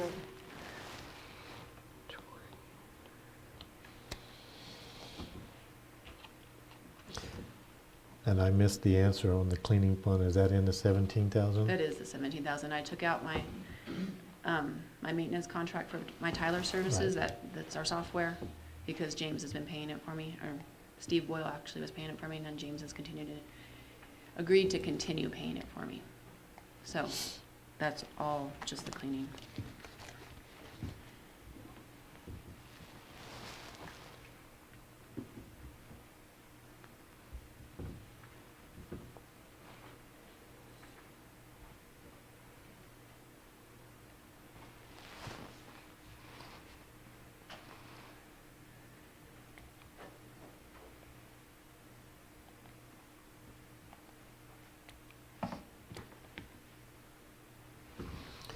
This whole cleaning thing's kind of bugging me a little bit.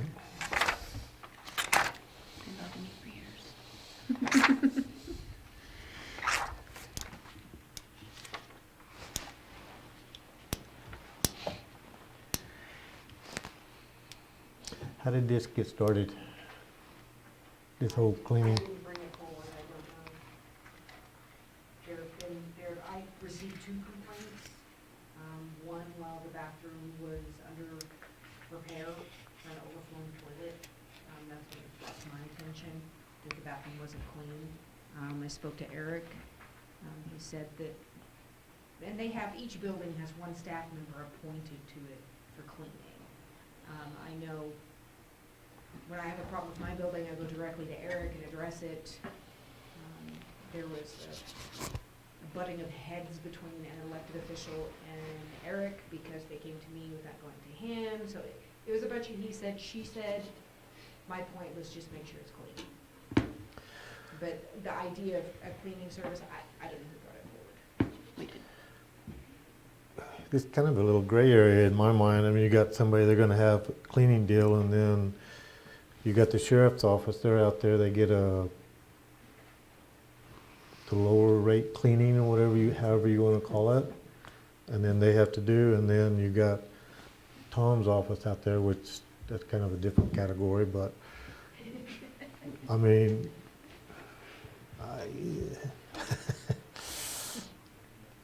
how come they don't have a cleaning service for the whole, like this building? This is a public building. It is?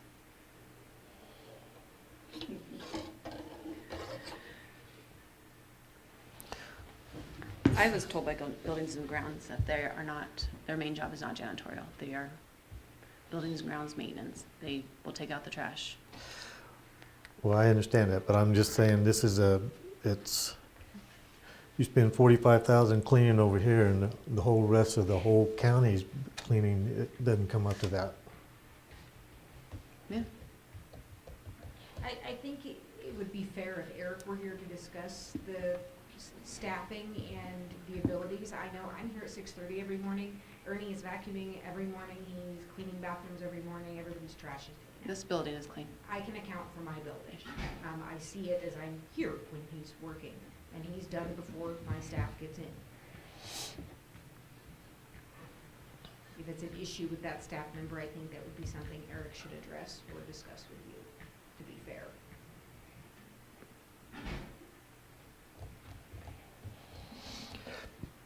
So how do we table this little cleaning issue You until? can discuss it at the next budget meeting. We can make note that it needs to come back up, this line item. Lord, don't get me wrong, I want the facility to be clean. I agree. I want all of them to be clean. It's just, you're one little building right there, and we have a whole bunch of other buildings that don't even come up to that expense. Oh, I understand. So I'm trying to figure out what the problem is. There's definitely a problem. And I have been told on my office that they don't come in there unless I request them to or something, but, anyway. Back to the travel, I had a thought on that. My travel has been lower all along because Rachel, being a state representative, was covered under that budget when she would go up to those meetings. She would still go to the treasurer's meetings, but she would always be there for some kind of session, or for the session, or for a legislative meeting at some point, and that would be covered under her per diem there. So that's why it was less all those years, but now that she's no longer a state representative, she has to be covered under that as well. So that's why it was less.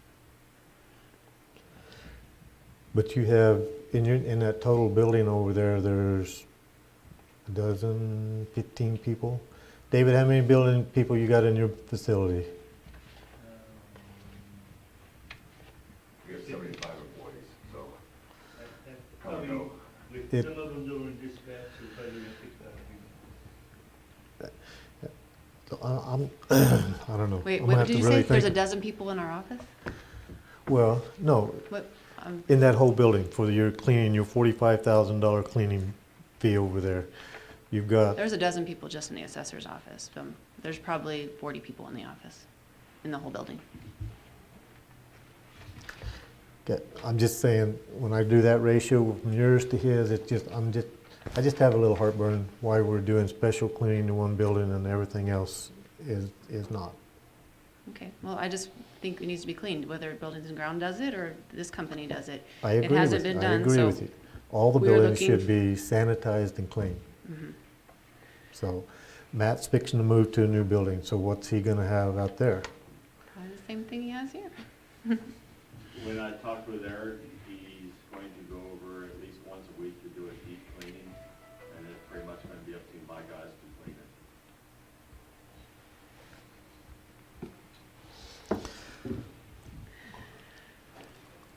Okay, this needs to be kind of until, Talk to Eric. yeah, All right, so did you hear what I was saying about the travel though? Yes. yes. Okay. All right, We, on the travel, we changed to, but I was telling you that the reason I haven't spent as much in the travel is because Rachel's was covered for her being a state representative. But now she's not covered under that anymore. So she has to still be paid for in the travel in per diem. She wasn't turning in per diem when we would go to the Santa Fe meetings or when we'd go to the summer conference because she would always have a meeting there. And that would be paid for under her per diem as a state legislator. But she's no longer one, so she's going to be included in that. That's why I went up to 5,000. So do you think it needs to stay at 5? Mm-hmm. so if we, okay, I agree with that, leave it at 5. But when you come in again next year and you're, I never upped my budget, barely ever. Look back, my budget has stayed flat my entire term, 8-year term. okay.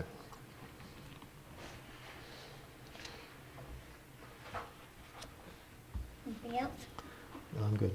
Anything else? Nope, I'm good, thank you. Okay, I think that's good. Okay, Thanks, ma'am. thank you.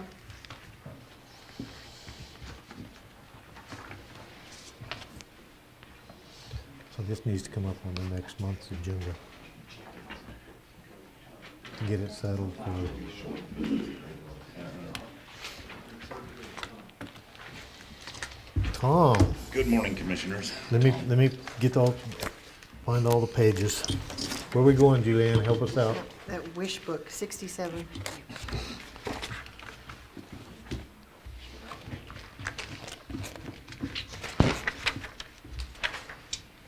Okay, and then the big book, the long one? 32 in the long book.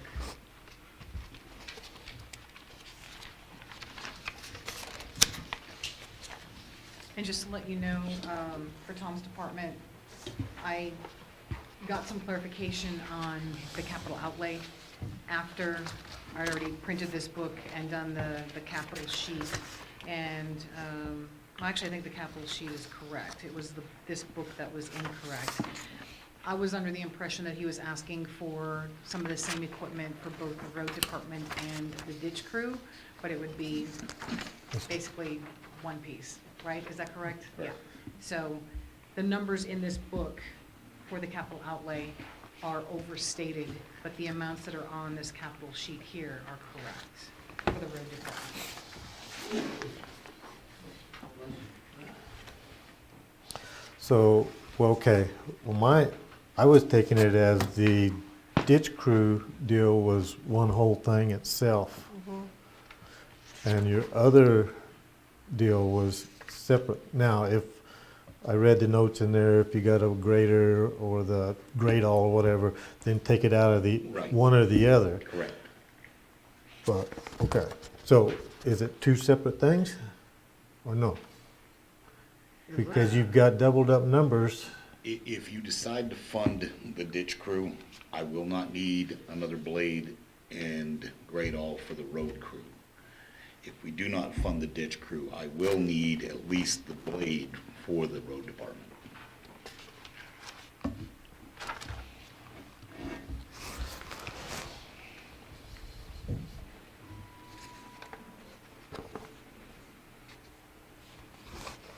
Last year you installed 4 doors on your shop? Okay, so the original plan was to do all 8 doors on this shop down here and the 2 doors on the shop in Pinon. Between the time I got the quote and the time it went out for bid, as Commissioner Matherly knows, prices of everything went through the roof. with the money I got last year, we were able to do the 4 doors on the southern side of the building here and the 2 doors up in Pinon. So I've got 4 more doors, overhead doors to do on the shop here. Have you got recent quotes on them? This quote is from the gentleman that's installing the doors next week On the, on this building here. Yeah.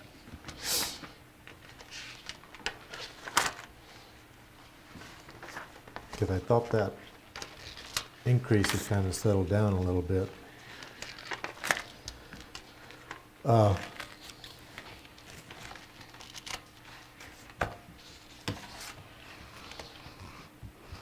Okay, so you want to, your big items on this, which is throwing the big red flags, is the blade, is that a lease? Okay. That is so a lease item, yes. That is a lease item.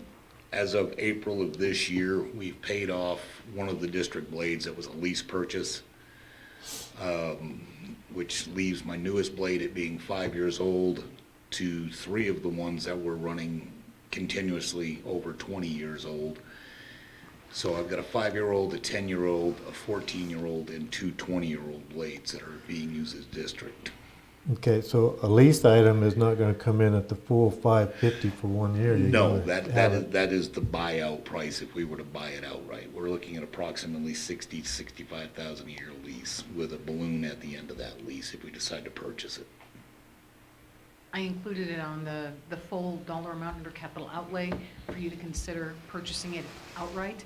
And if you choose not to do that and go with a lease, then, yeah, we would have to get the quotes for the lease. It would be over the period of, I don't know, what? 5 years. 5 years. Mhm. And then I'm sure there'll be interest costs and a buyout. I did not include this as a lease cost right now. I just left it under capital outlay until you make your decision. And if you choose to go with a lease, then I would take it off of capital and we would add an amount, whatever the contract is for the lease amount annually. So you've got all this, his equipment stuff on the capital outlay, Yes, that's what, that sheet is correct. right?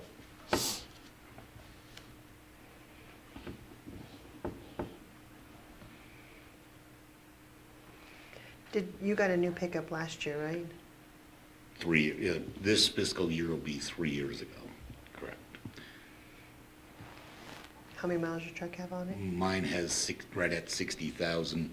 Mine would go to my foreman. My foreman's truck has 160,000 on it right now, and then the new one would come to me.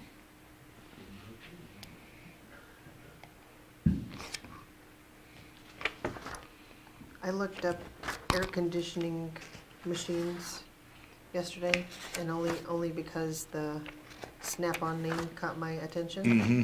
And we can actually get it for top of the line, about $6,400. That's a single. No, it's 134A and 1234YF. Okay, I don't know where you found that one. Okay, I printed it, but I forgot it. I'm a Okay. printer. So, And the one you found, Amy, was a dual? I found several, yes, that are both the 134A and the 1234YF. In price range $3,880 to $6,400, and the $6,400 was the top of the line. I buy from Snap-on too, so Mhm. I know. Well, if we can check on that, because this is for your shop, right? Yes. Yeah. I know how hot it gets in them. No, this is actually for the vehicles. Oh, for the vehicles? Yeah, this is to do the maintenance on the AC units in the vehicles. Okay. I'm having heck with my mic today, staying in place.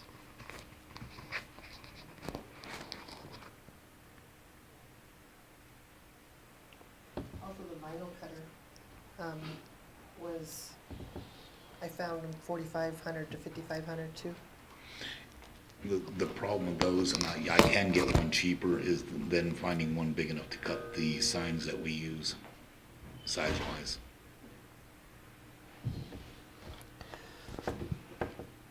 Is this for the road signs? Yeah, so my sign guy does his own signs for about 50% of them, and it cuts the cost down dramatically. For the same signs from either Highway Supply or Sandbar, you're looking for just the name plate on a road, you're looking at about $200 per sign, and he's making them for about 25 to 50. Jim's doing that? Yeah. I refer to a wet kit as those that automatically grease your truck and do No. all of that. What are you No. calling a wet kit? This is the hydraulic kit for the dump truck. Basically, the tank, the PTO, and the pump.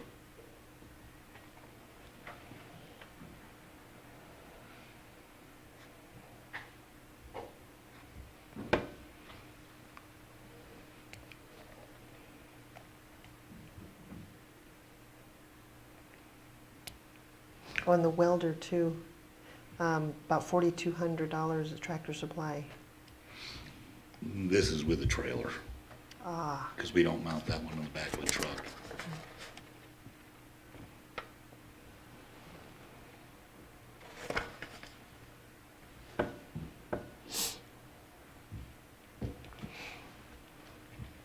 So Julianne, if on this budget, I'm going back again. I know you're entering this on the blade for the 550, but if we opt to go the lease route, can we budget in the yearly payment instead of having to hit this full 550? No, it wouldn't be the full 550 for this year. I would take that out of capital.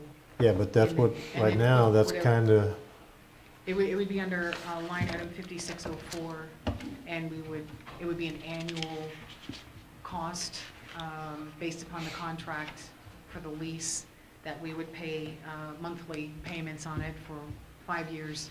Right. And then the final year, depending on how the contract is done, if there's a payout amount, we would budget for that payout on the final year. But it would come off the capital list. It would be, I don't know, 65,000-ish a About year probably? approximately 65,000 a year. but when we're looking at a total number here on the budget, that's what I'm saying.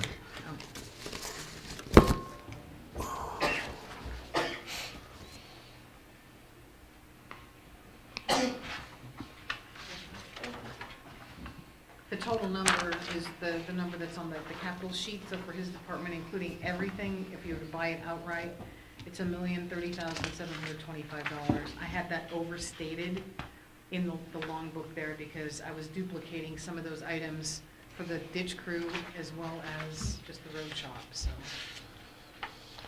Okay, so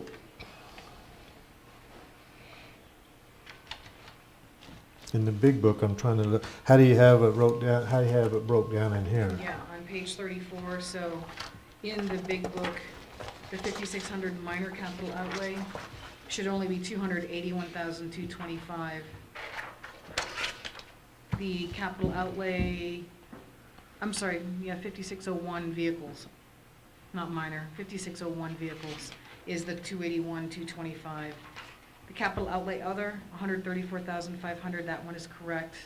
But the 5603 heavy equipment, that should actually be 900,000, not 1,075,000. So the total should be $1,030,725 for everything that he's asking for if you were to buy it all outright. you said it was a million what? What's that? Say that number again, please. 1 million. What was that number? Oh, I'm sorry, it's the number that's on this capital outlay sheet, and under the total requested, $1,030,725. Got it. Thank you.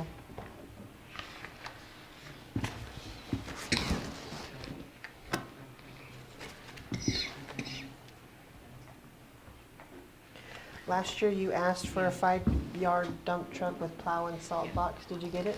Correct, we got that through ARPA? ARPA. Mhm. Excuse me. I have 3 trucks, 2 of them are also needing to be replaced. That one through the ARPA was to replace one of the 3. And I'm slowly trying to get newer vehicles in there. What year is the one you want to replace?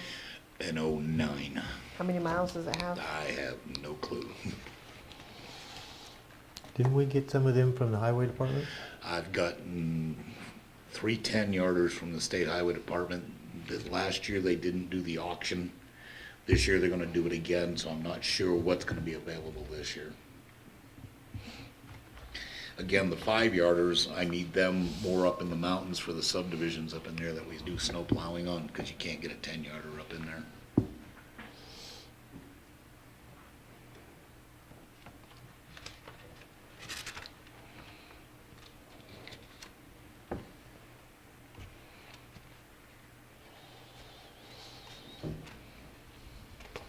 Can we get hoodies instead of Carhartts? Good.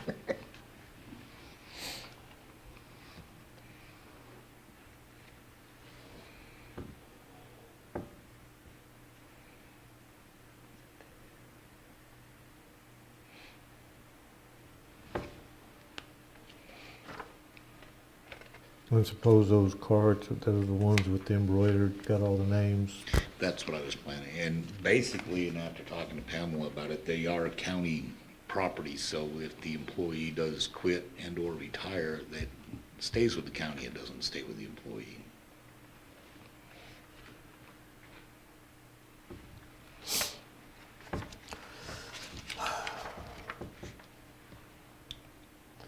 So, can you tell me what, if we took the loader, took the blade and the grade all out, what would the ditch crew be? Again, I don't have the personnel for the road shop right now, so, I mean, we have to get road shop personnel and then ditch crew personnel. So we'd be stealing from the road shop as far as equipment goes to supply another entity, basically. You know, I've been very adamant about this ditch crew deal, and I understand with the personnel shortage, and I understand we're trying to be tight, but a lot of our flooding issues around Otero County is lack of ditch crew work. I agree. If we were able to fully staff the road department, then would we be able to make a ditch crew out of that? Possibly. And again, it goes back the last few years, we've actually removed some of the higher paying positions due to retirement and stuff like that, which has helped a little bit. But, you know, we're down right now 6 employees as far as truck driver operators. Down here, 1 for Pinon, 2 mechanics shy, and that's after eliminating 3 positions to get the pay rate up a little bit for these other guys.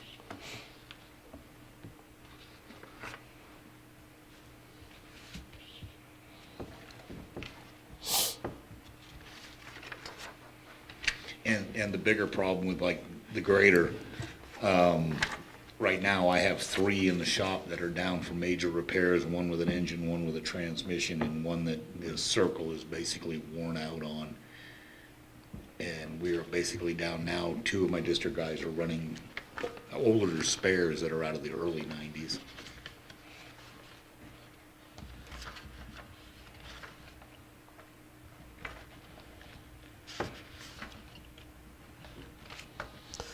So if we weren't able to make a ditch crew, but able to fill all the seats, then that pretty little truck, Great All, over there for ditch crew purposes. I honestly don't think you can fill your crew and fill a ditch crew. Not right now, no.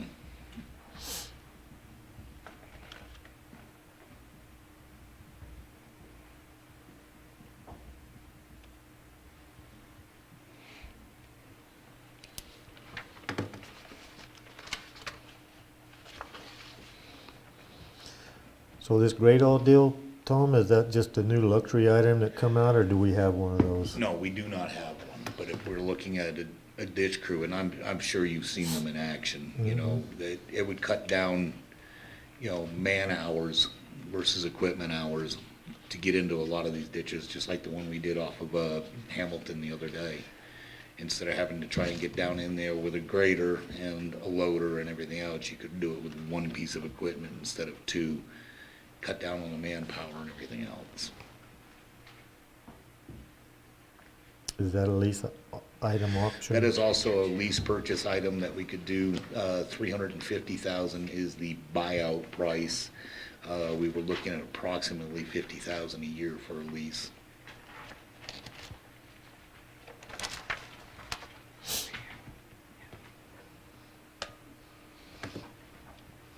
When you have a new piece of equipment like that come in, do you have to send anybody out for training? Usually, just like this new loader that we picked up, John Deere, Volvo, Case, Cat, they all send a rep out, and they'll spend up to 2-3 days out there with the crew and the people that are going to be running it.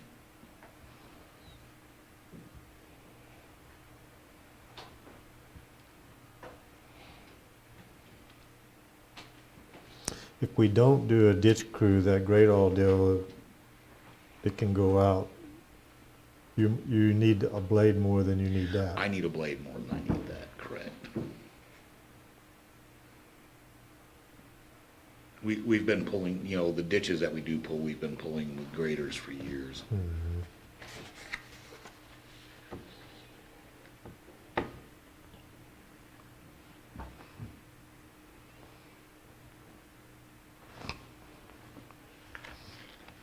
How short are you now? 6 people?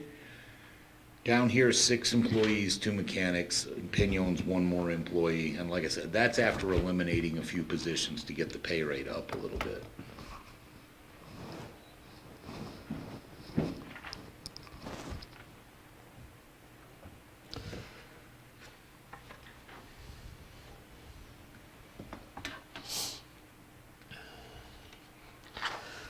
So we're gonna start at the top and go down the little list from the doors all the way down? Yeah. I think we gotta do the doors. I'm fine with the doors. So last year we just over budgeted for the doors? Is that what happened? Or? No, between the time that I got quotes on the doors and the time that they were able to get them, the price basically doubled. It says replace 4 doors last year was $85,000. We actually did 6 doors and all the electrical work Oh, for $85,000. for $85,000. This 70 is just for the 4 doors, and electrical's already been run.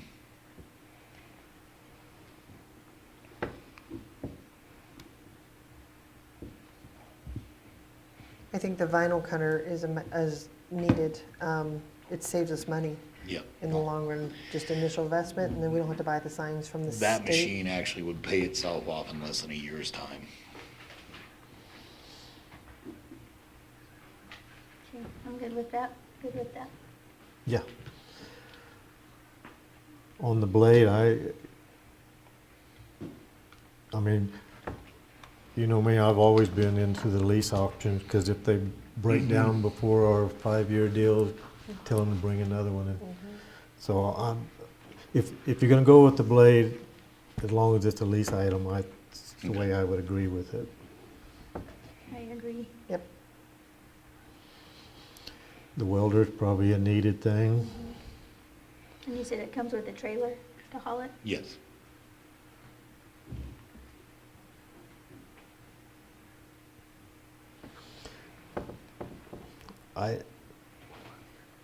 Your dump truck and stuff with the plow, I'd like to roll the dice and see if the auction comes up available. Okay. That's my opinion. Yeah, I mean, if you're good with that. We've picked up some, well, you've seen the Yeah. trucks we've picked up. We've picked up some good trucks. Last year, it just kind of harpooned us a little bit on getting anything else. The rotation of the truck, I know how that operation works. The AC machine, Amy, if you've got a source on that, I would say let's wait. I'll give you multiple sources. Okay. Okay.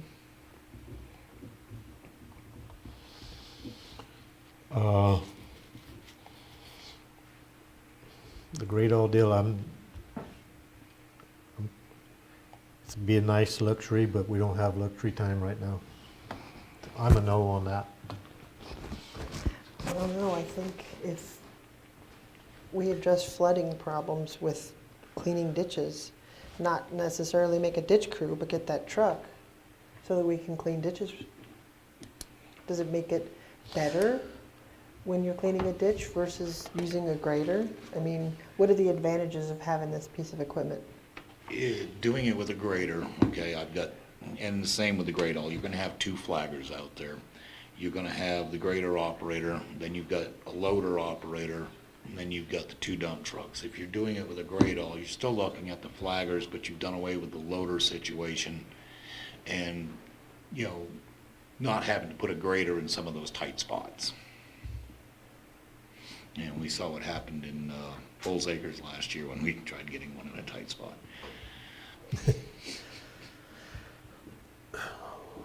Now, when we talk about the ditch crew, if we appropriate that, then that would be an item that I would put in there, my opinion. Most of our ditches around here, I don't feel are, if we got a crew that's strictly all they're doing, then that would be a very valuable item to that crew. As far as what we've been doing, yes, there's a few, but some of these ditches that are bigger, you're gonna have to get a dozer in there to work it, and then, so that would just be a luxury item then, to me.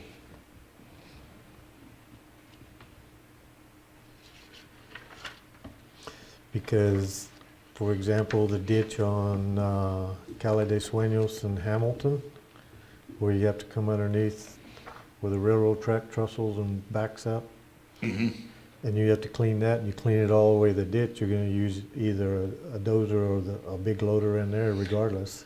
Yeah, we did it with the dozer and an excavator last year. Yeah. So, and we do have an excavator, so, which is a lot like that.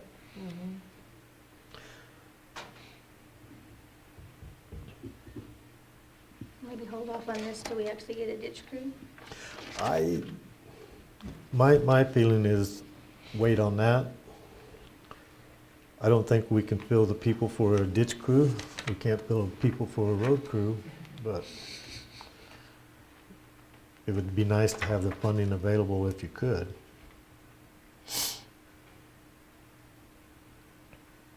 That's just my opinion.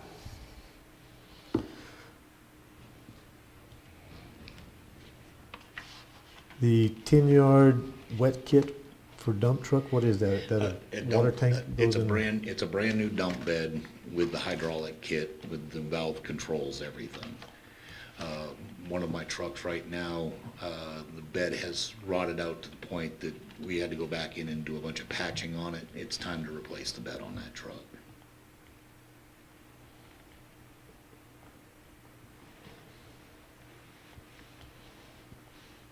Is that a good price on that? Is that a high price? That's right from MCT up in Albuquerque. Yeah, I don't know anything. They're the ones that sell all the dump bed snow plows locally.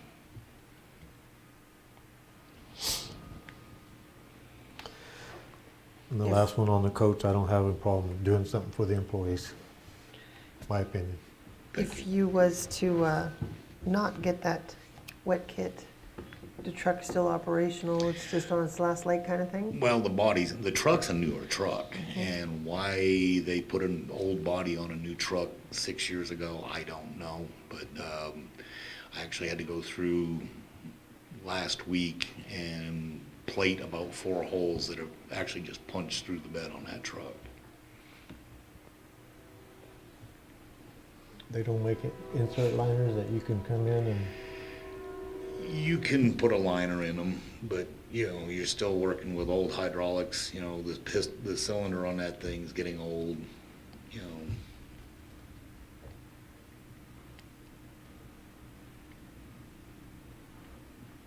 Do you rebuild your own cylinders or do you send them off? The multi-stage we send up to Albuquerque. The single-stage cylinders we do ourselves. We don't have a bench big enough to do the multi-stage.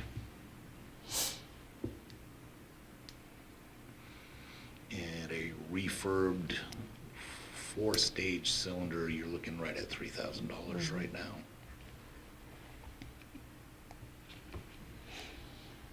That's up to y'all on that item. I'm good with it. I mean, you obviously need it or you wouldn't ask for it. Okay. I didn't get what was the decision on the pickup. I thought we agreed on the pickup. Yeah, Okay. I wrote okay by it, so. Okay. And I'm good with the jackets. Thank you. Anything else? Nope. Anything? I'm good. Okay, all right, thanks, Tom. Thank you.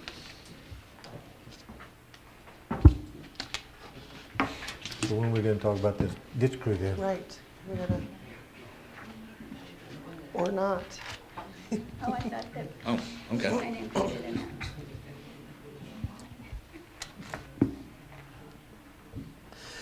So in the perfect world, Tom, this ditch crew right here, this is what would be an ideal situation. This would be ideal. Yes, correct. So we're not quite in the perfect world, so let's figure out how we can, what can we do to, we've got to start paying attention to some of these ditches. And it's just not on my end, I know on her Oh, end. no, they're It's county, everywhere. well, they're statewide, but they are countywide. And a lot of it comes down to getting help with BLM and MDOT, because everybody wants to wash their hands of it. These roadside ditches, and you and I have had this discussion also, the bigger problem we have is easements. We don't have them. You know, it's all well and good if a subdivision, this house, this house, this house wants their ditch done, but somebody in the middle says no, and then we end up having, you know, a dam in the middle of a ditch that we're cleaning out, and we've run into it 3 or 4 times. We actually had a gentleman 2 years ago out there throwing rocks at the crew because he was one of the ones complaining about water coming across his yard, and we went out there and started pulling ditches, and he didn't want us out there.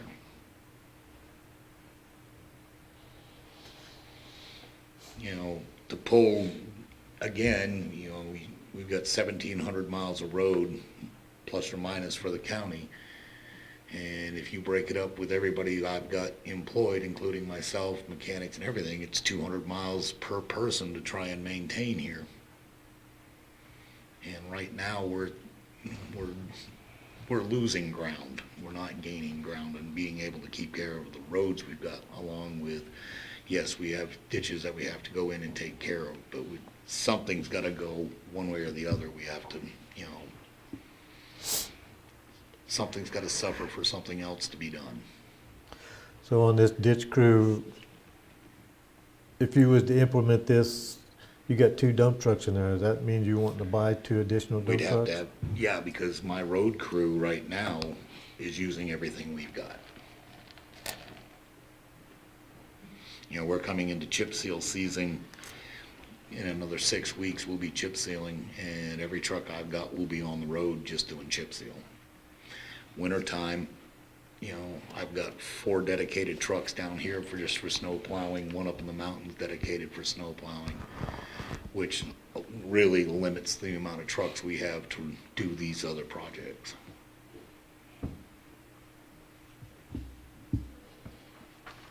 So if we were just trying on a skeleton crew get this going, can,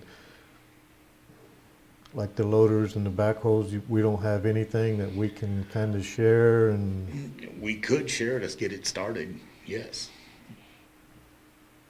You know, because things like the backhoe, yeah, that's multi-purpose. You know, we use it when we're doing pothole patching and cleaning culverts and stuff like that, but it also does do our ditch work for us. So if we work this pothole patching deal into this ditch crew, because usually they tear up the edges of the road and they're gonna have to do the repair, wouldn't it be the same people? You could, but there again, you're gonna have to pull off of one project to go on to gear up to doing something different.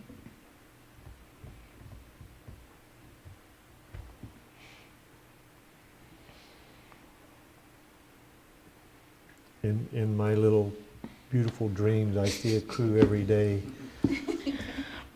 I agree, it'd be great. You know, be able to start at one of the county and work your way, you know, north, south, east, or west and be able to do nothing but pull ditches, it'd be awesome. I would like to think this is something that we could ease into once we fully staff the road shop and maybe lease that truck, the ditch truck, and then next year see if we have the availability to make it a ditch crew. The road shop hadn't been fully staffed in how many years? God, I don't know. Not since you've been there. No, So, I mean, again, I see where you point. you know, But- 20 years ago, there was a waiting list to get Yeah. on, you know, and it's just not there anymore.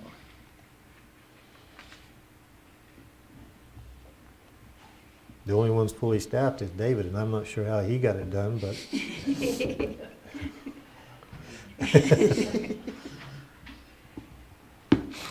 Send him to the road shop. You said come to jail. Yes, send him to jail.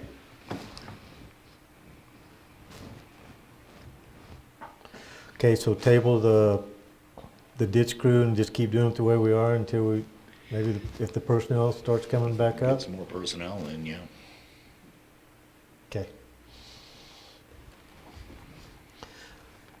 No on the whole total ditch crew. Okay.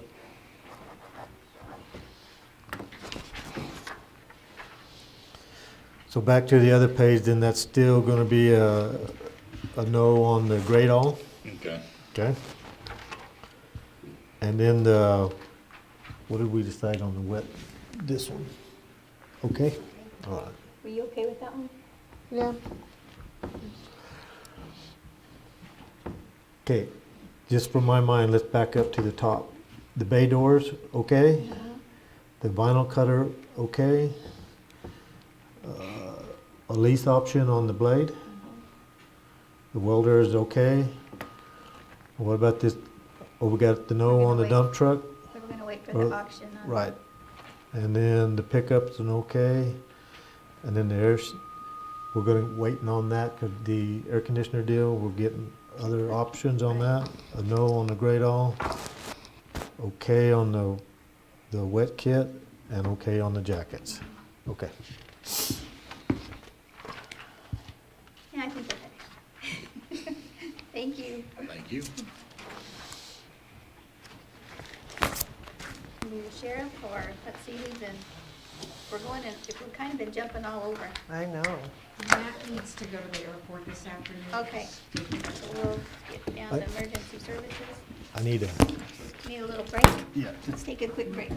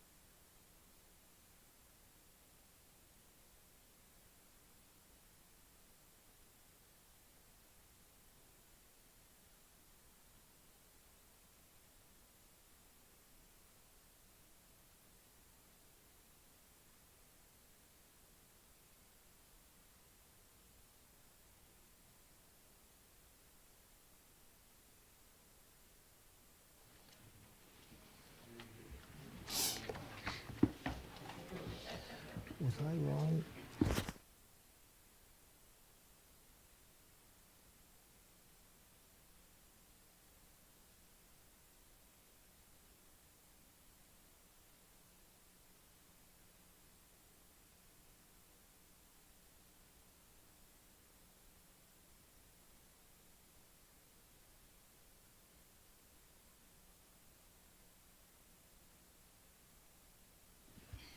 Good morning, Commissioners. Matt Clark, Emergency Services. He's just justifying that new system he wants, you're all right. Just wait till we get him up here.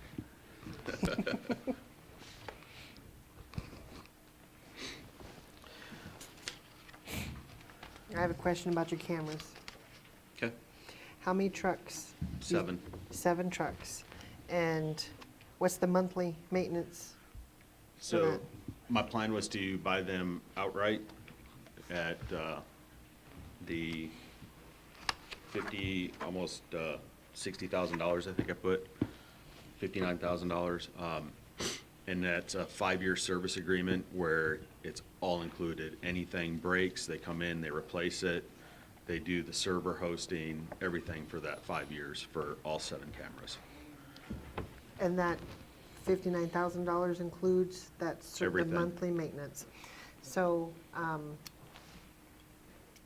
tracking system that I use, I buy outright too, and then pay the monthly maintenance. It has inside camera, forward camera. I can set their speed limits, the tracking. I can look them up on my phone. I can tell you where all my trucks are right now.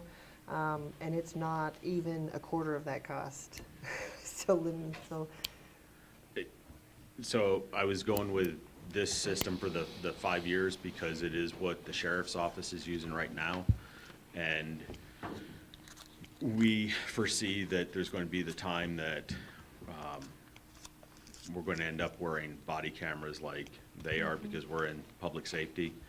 And this would just integrate, and being on the same platform with what the deputies are using, it makes it so much easier for filing on cases because it's all right there. We've been using the Amazon specials and we keep breaking them. No, mine's not Amazon specials, for sure.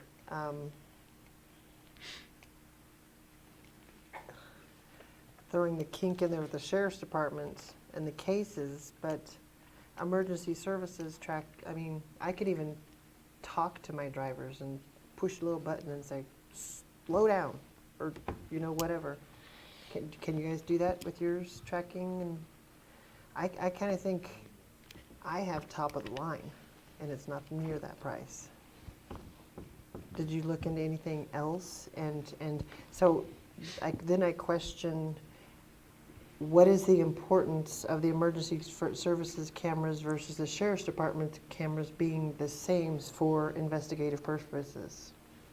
The great thing with ours is it's 100% managed services, so if something breaks, they fix it. Mhm. If it needs replaced, they replace it, and it's not additional cost to us. The offload server is theirs, they manage it, they take care of it. If it breaks, they replace it. And our emergency services equipment has to be secure essentially, so your drivers cannot manipulate the data at all. Right. Mhm. So it needs control. We have to maintain, we have to maintain these videos for a certain time before we can either delete them, or there's some of them that we can't get rid of them ever. And mine does that too. I have an insurance company that squabbles over, you didn't do this in 2020. I can actually look it up and say, my truck was at this address. So I think if we could just look at another system, look a little bit cheaper. And or we can show you what mine does, so we can comparative too. And it just, I have mine on 6 trucks, and it doesn't even touch that number. So we need it, 1,000%. I'm not saying we don't need something, but I think we could shop a little more. Does it have to be this certain thing to integrate with the Sheriff's Department? If he goes on the same system, it would be beneficial, because if they do systems with it, then they already know the system. You know, because that's what we're going to, and what we're gonna end up using throughout the, you're gonna see it on ours too. We have an increase for video maintaining, and all the services are getting drastically expensive. The great thing with LensLock is it was about $200,000 annually cheaper than any of the other services available for law enforcement. And the other thing with integrating with the sheriff's office, as our units roll up on scene that have them, it senses that we've entered into, if the deputies are there first or if the deputies come in after us, the cameras kind of talk to each other and they time mark right there for the case, so that they know they have to pull it from multiple sources, and we all start case logging it, so to speak, for use. That was my next question, was it on a legal status, legal point of view, if there was an investigation? I mean, even if you had a different brand, if there was an investigation, they would pull your videos, they'd pull their videos, so it wouldn't, I guess that really not a big deal. Convenience-wise, it would be fantastic if they were all, I can see that. But. It makes it a lot easier being on that same system, and especially with them maintaining everything. So, are these gonna be on fire trucks, or are they gonna be on trucks They're like gonna yours? be on our command trucks. My truck, basically everyone in my office is gonna have one on their truck. So that when they're going out doing code enforcement, when they're going out responding to car accidents, responding to fires, we will have a camera that is going to be watching everything that's happening on the scene. Mine grades. If you turn too fast, it sends me a text message. If they're texting, it sends me a text message. If their face detection isn't normal driving and they turn this way, it sends me a text message. And hard brakes, fast acceleration, too much idle time, that kind of stuff too. Does it do that? The LensLock does not. We don't have a camera set up on the driver itself. Just strictly a front view? Strictly front view facing.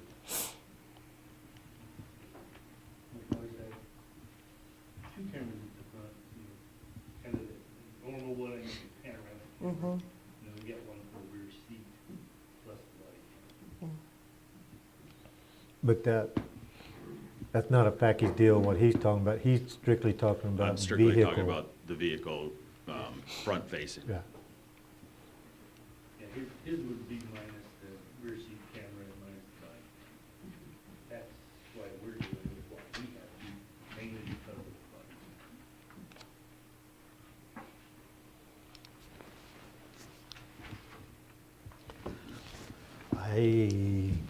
I'm not up on this, so I don't really, I mean, I understand it for the convenience, if investigation wise, but yeah.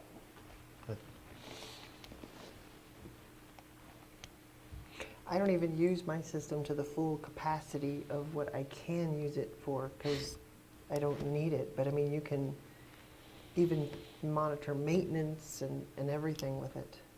I think I'm willing to show you so we can do some more comparative shopping.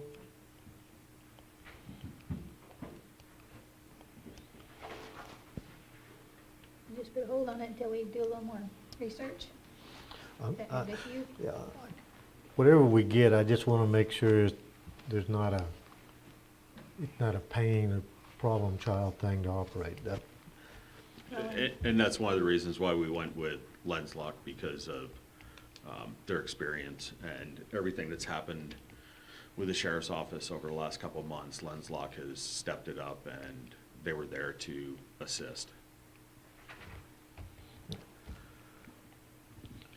me and things like this just don't get along, so. Neither did my last dash camera. Hey, I had to have her turn the volume down on the phone. difference in the cost and what you have in there? I spend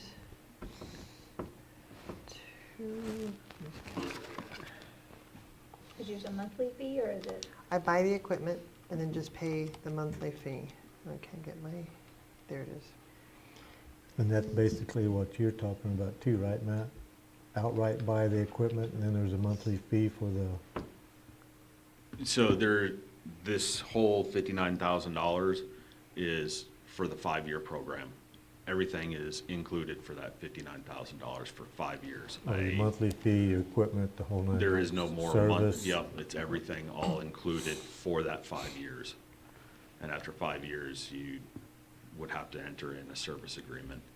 If they get new cameras, they send you the new camera. If you have issues with yours, they're right there to fix them. So the service that they are going to provide, being able just to drive up to a facility at the EOC and it starts to download right away.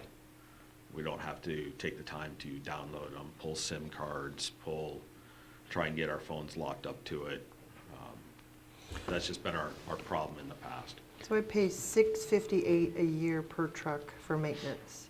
And the camera purchases, if I remember right, were like $400. And it just plugs into the brain. And they offer training probably monthly. I've never done, I think I've done like one training. But it can do the same thing, automatic, or if there's an incident that happened yesterday at noon, you can go back and put that in and download any length of time, 1 minute, 5 minutes, 10 minutes. No,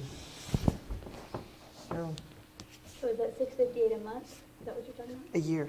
$658 a year per truck is what I pay, plus the camera equipment. But it's manual manipulation. You have to go in and request the download. I don't, if I notice something right away, then I don't have to, it's there. But if it's from a year ago, then I have to go request the download. Yeah, ours always downloads it, because we have to maintain all of it. So maybe this is kind of a dumb question. Is there any way you could ask the company that y'all have? Is there any other models that are compatible that will work together?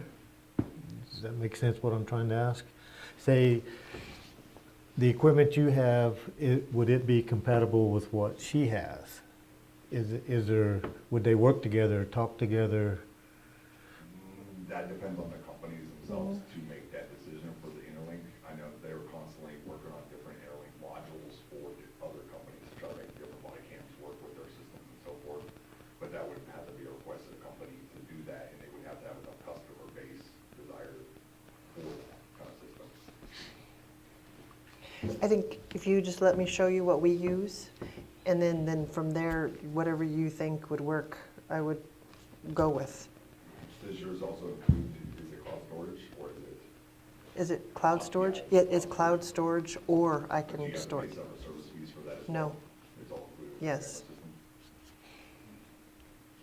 But again, taking away the manual manipulation of having to go down and download particular apps, that's, And you can set it to like when the truck arrives at the administration building, it notifies you, or, you know, you can use all kinds of stuff that I don't use.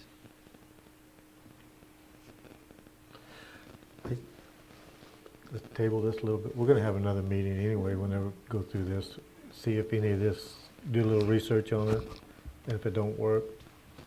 I mean, I know the worst nightmare I have is having 10 different, okay, in my business, circular saws, and every one of them is something different, you know.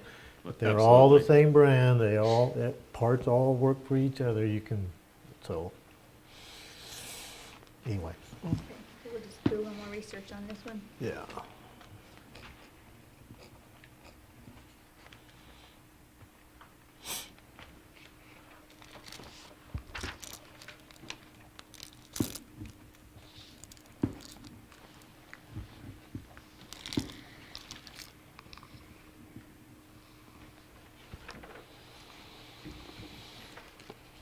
What else we got here, Matt?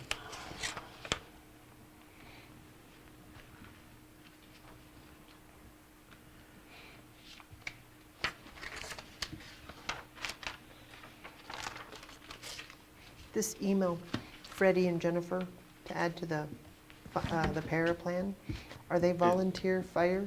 It is not for Freddie and Jennifer. It's for adding Cody and Jacob to it. They were inadvertently left off when they were hired.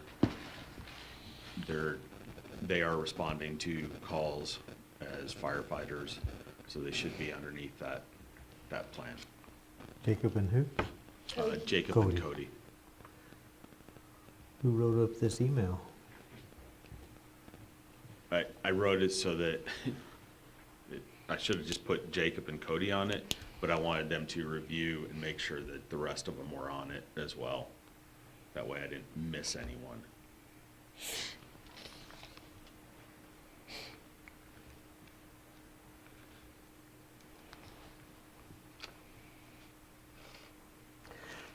Is that you'll take care of that part on the figuring what that costs would, okay.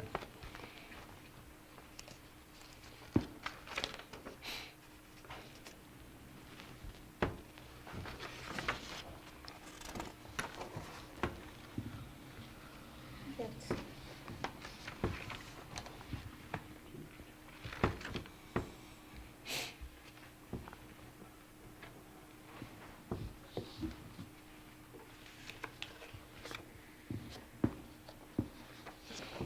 Okay, is that it now? That was all I had. Okay, thank you. Thank you. Thank you. Oh. All right. No, I thought we were gonna go with the sheriff's office next. I think aren't we getting a little bit back on order here? We just went out of order for Matt because he had to leave. but he's got a deal, you got time? David's gotta leave at 1. I got a meeting at 1:30 at the VA now. I mean, we could do it. It's up to y'all, whatever order y'all want. You just let us know. Well, if you have time now, if you wanna do it now, what time is it? I can't see it because of the reflection. 20 to noon. Of noon? Get it over with? and then we Yeah, can- in case, let's go ahead and get the sheriff department. Yeah. Sorry, Mark. We've been all over the place on this. I know. Okay, Julianne, what pages are we going to? 55. 55.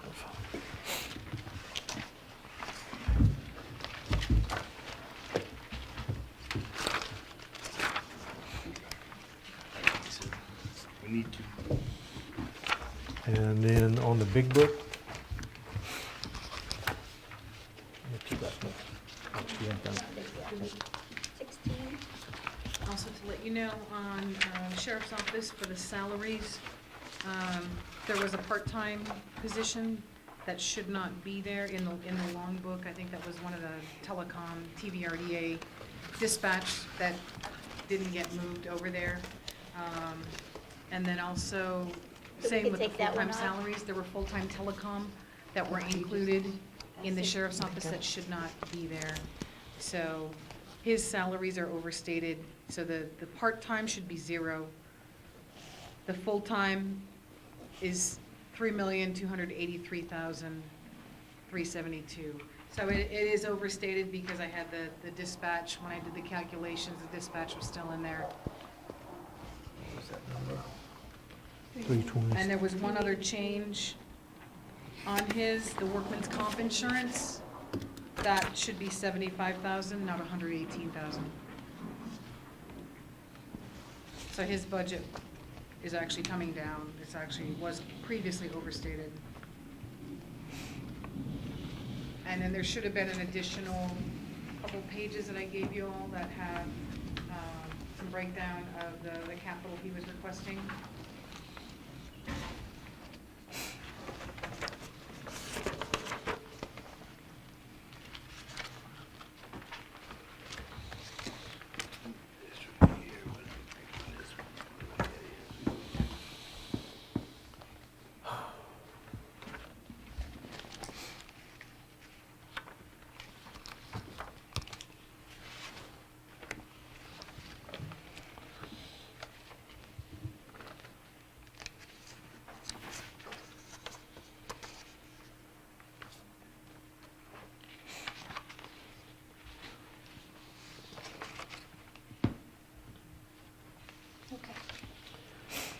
So the 50,000 on the IT stuff, didn't we just buy you new computers like a year or so ago?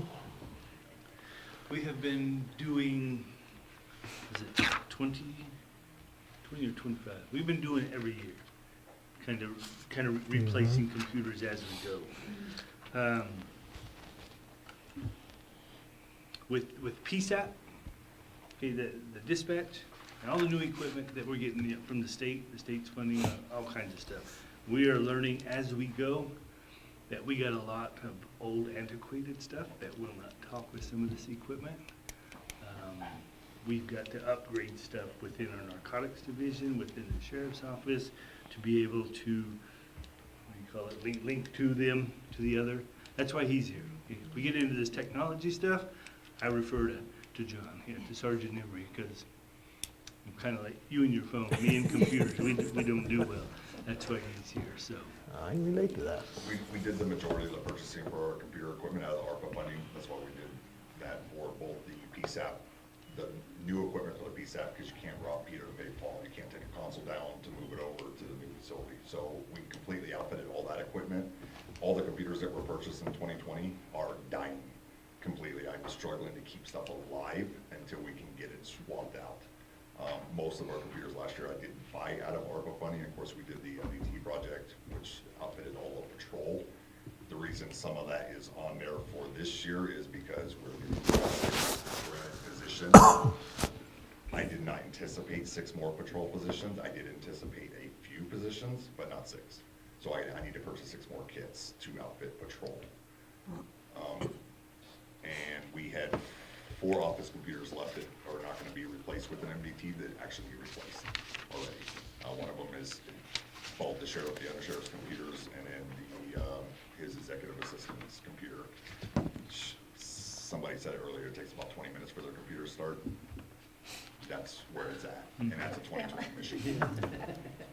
Yes. Very It was, frustrating. that computer that she's using right now was purchased in 2020 or 2021, and it's already dead. That's why we can't buy bottom of the barrel computers anymore. Technology is growing too fast. The supply switch. The supplements, we also bought all the new switches out of the ARPA funding, and the gateways, I just got done ordering them. When we did the infrastructure upgrade project, we'd forgotten the fact that Chaparral was growing. I need an additional switch for that office that was not purchased out of ARPA. So is this computer buying and all this, is this working through Abe and stuff too, or is this something totally No, different? this is Totally. all for us, yeah.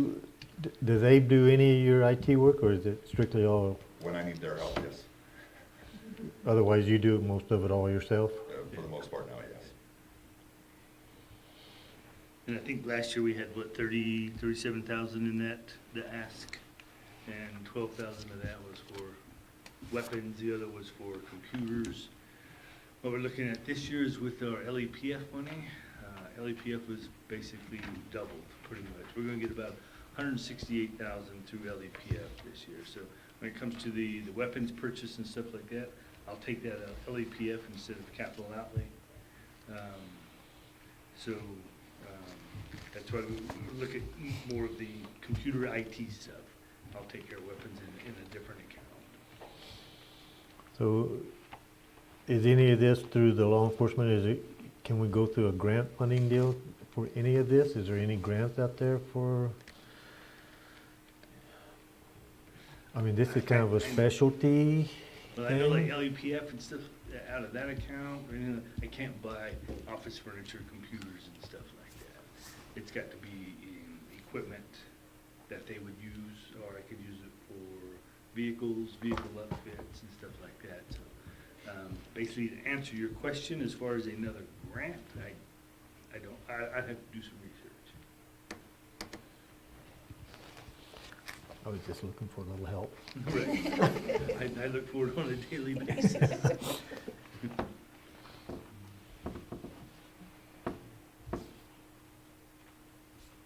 The pricing for the MDT kits, there was last year's pricings too. I did have a quote being worked on right now, and he already told me the prices did increase, but they're gonna try to work with me because we did such a huge purchase last year with them. So So they're gonna try to keep the cost down as much, but that's what we paid last year for these kids. Jill, and I think you had asked a question once before about could we track our units, you know, through dispatch and stuff. At that time, we couldn't. And now we have a screen in dispatch that they'll be able to, they'll know exactly with the MDTs, the computers in the vehicles, they'll be able to watch them move wherever they are in the county now. So if we get a call in Tularosa and we got, you know, they dispatch somebody from Bulls Acres when we got a guy that's Right there. 3 miles away, you know, now they know that. So, just to, let you know, that's, It'll, it's a big it'll track them improvement. as far as if the conversation you and I had about certain vehicles being parked out someplace, it'll tell you whether, Oh, yeah, yeah. It'll, 24 hours a day, it'll tell us where they are.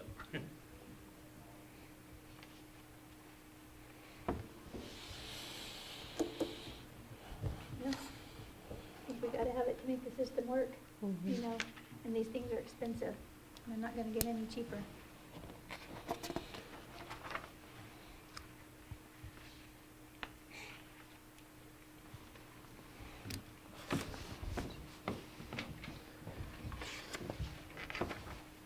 is that all that you're asking for? Normally I would ask for a vehicle or two. We just got 6 brand-new trucks on the road. I've got 5 Tahoes that we just picked up. I'll go next week and get 5 more Tahoes.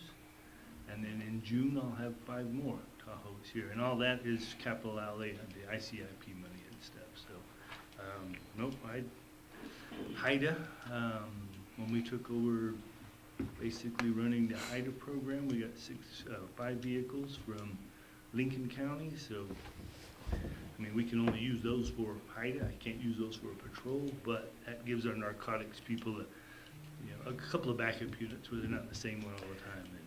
So on that rotation of those vehicles, there's a gentleman sitting behind you that's gonna ask you for, can those go to other county facilities? What? We've been talking with a couple of different departments. I've got some trucks and stuff. Yes, I'm gonna send them to them. I just got to get a replacement first. Okay. What we've been waiting on is we had 6 trucks ordered in February of 2021. And you're just now and getting now, them? no, and we're not getting them. They're telling us you're not getting them before the grant deadline would run out.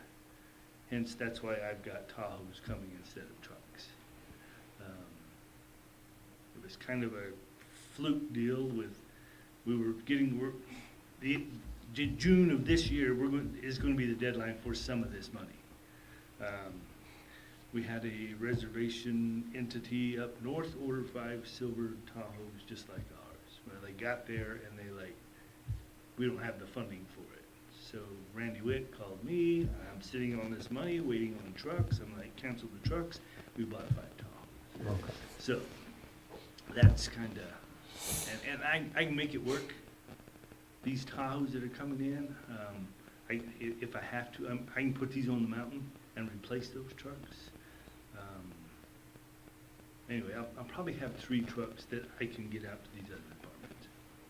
I just got to get a replacement first. So. Okay.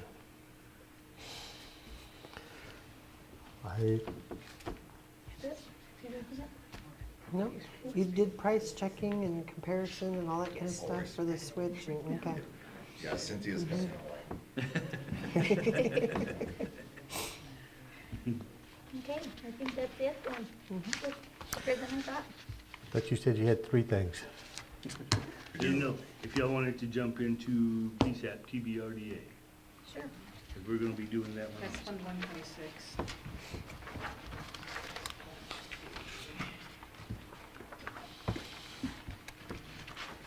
In the long book, it's gonna be starting on, there's a little bit of revenue, but that's sort of irrelevant. Page 38. Oh, the big book? And then in the other department book, let's see.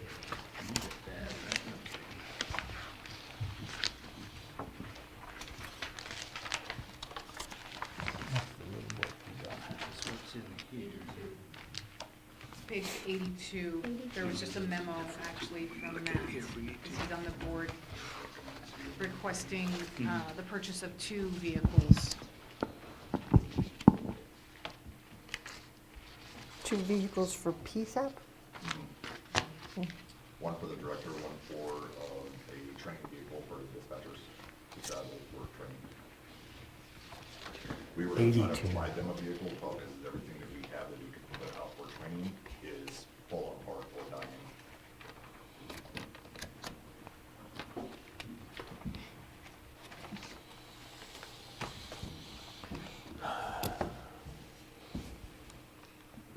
And these Durangos, why are they more than the jail's Durangos? They're not, Matt went in and quoted them for us, and I think he was looking at about $46,000 a vehicle. We just put in 60 out of, because of force of habit for all the other equipment. The only equipment that these vehicles are gonna receive is a radio, but we have a back order on radios, and we just recently switched companies, so we just left the extra in there. So this is okay, like what the jail has? Yeah, That's- That's detentions. But That's- the same, it's the yeah. same Is it the vehicle? same?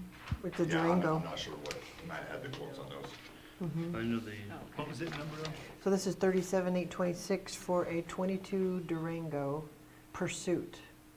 I'm assuming, Why does this one say so much more? This is a 2023 This is a Pursuit all-wheel 2022. drive white. We're looking at the options here. and then if we go and buy, let's see, the detention center got 1 or 2? 2, right? I think they got 2. So if we bought 4, then it should be cheaper, right? Does the government negotiate like that? But that's a 22. This is a 2022, and they're looking at 2023, so it's gonna be, that's gonna be some difference. But that vehicle was, that's 2 of them, that was 70-something thousand. This is 2 of them for 120,000. That's Right. 60,000 apiece. That's, Well, and we're looking at the equipment. There will be a radio, will have to go in there. We're gonna put a camera system in them. Normally on these, they wouldn't have, we talked about a few lights, like maybe 4 on the front, 4 on the back, and a console for the switch and radio. They wouldn't be able to use it for emergency response. It's, if they're on the road, we've been trying to kind of doing this on most of all our vehicles. You roll up on something, you got a light or something, you got some emergency lights you can turn on just to alert the motoring, the traffic and stuff like that to something that's going on. So we're looking at about 112,000 for the vehicles and then radio equipment and stuff like that. So that's bringing that back down to about 56,000 a vehicle, and then with your accessories? Yes. I'm just trying to figure out what the difference is between, Well, this quote that we got from Karen was from Malloy also. This is from Malloy. I mean, if we can get them at this price here, it's a good deal. yeah.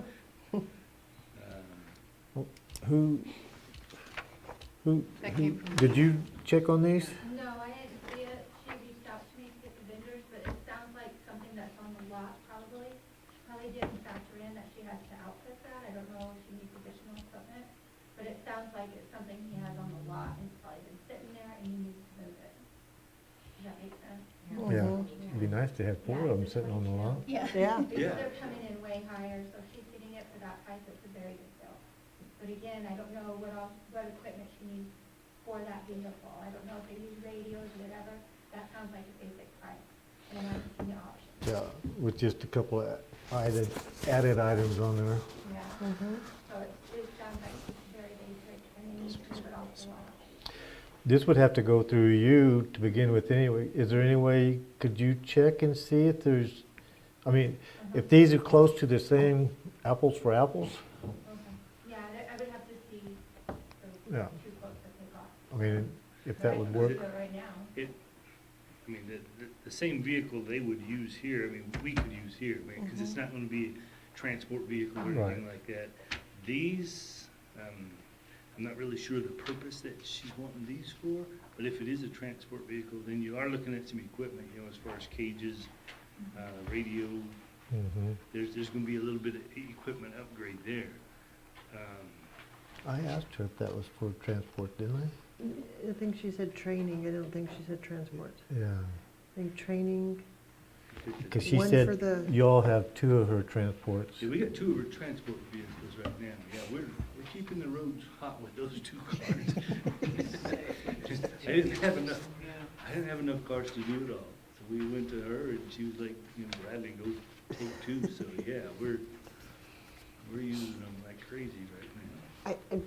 I might be all mixed up, I think she said one for the director and one for training, Maybe travel. that's what And it, that's what we had talked about on ours, Okay, for the dispatch director, and then, right now, when they go to training and stuff like that, we just try to work our training Tahoe, or we got another truck, we put them in our vehicle for right now, just to send them to training. so can we check and see if we can get, what this deal is on, for 4. okay, before I we, can do that, I can call Randy up here and talk with him about is it. that who she's, Well, she has James. I don't know who James is. yeah. Randy Witt's the one that we always deal with down at Los Lunas, the Malloy. But then we can get You with tell Cynthia Randy too. James is getting a better deal. You need to beat James's price, right? Yeah, and that could be it. This could be something that's sitting there on the lot they need to get rid of, so. I didn't know you could buy a truck for $37,000. With the SUV or something, isn't it? Yeah, it's Yeah. a. It's kind of like what she drives, isn't it? Yeah. It's similar to the Durango. Okay, so can we table that until we find out? Mhm. I understand you're still gonna have the same equipment add-ons, but Right. if we can get, I'll talk with Nina first. Make sure what is the use of these vehicles. I'll put something together for you. okay. I'll take care of that. Okay. What else are we? As far as the PSAP, you know, TBRDA, it's going to be a brand new division. So basing numbers on last year, the year before, we don't have that. So we've been, between myself, Sergeant Emery, the dispatch director, he'll be here April 5th. He's driving from Florida. We've had Matt, we've had the whole board at one time, you know, talking about, we've had a lot of people involved. We've even had Chief Denton, Brian Caesar. Everybody's been involved in trying to make sure, because this budget that we've put together for that is basically going to be split 50-50. So whatever we have, county will pay half, city will pay half. So that's kind of what we've put together, thinking this, we believe this is what it's going to take to run that center for a year. How do you figure out, I mean, obviously 50-50 between the city, but let's say a year from now, Thule says, we want to join into your dispatch. How do you figure out how much they would have to pay into it? We haven't come across that just yet, but it's going to happen because we've got Lincoln County looking at wanting to join with our, as far as like the Spillman and stuff like that. So how are we going to split that up? I don't know just yet. We're going to have to kind of deal with that. We'll have to look too, because after 1 year of service with this, we'll look at number of calls for service. Okay? If we've got, city's got 50,000, we got 30,000, you know, Cloudcroft's got 10. We're gonna kind of base that amount on those calls for service. That's what it says in our joint powers agreement right now. If Thule was to join, I think we put them in the mix, but they'd have to be in there for a year, so we could look at their calls for service and base a number off of their calls. Okay. So again, as far as comparisons, we don't have anything to go on other than salaries. We did compile salaries from our dispatchers, city dispatchers, supervisors. We kind of, well, I say we, Sergeant Emery put together a lot of this stuff. There's a lot of times he gets one of his 30 hats that he wears, so he did put that together. And then again, the John Barney, who's going to be the dispatch director, and he come out for a while. 3 days he was out here. We visited with him, kind of showed him everything. I mean, he's actually doing stuff right now, you know, getting prepared. So when he comes back on the 5th, there's a lot of things that he's going to start working on, implementing, trying to get him an office set up out there. I think Sergeant Emery and John has talked numerous times on salaries and stuff, what he would like to, kind of building his team.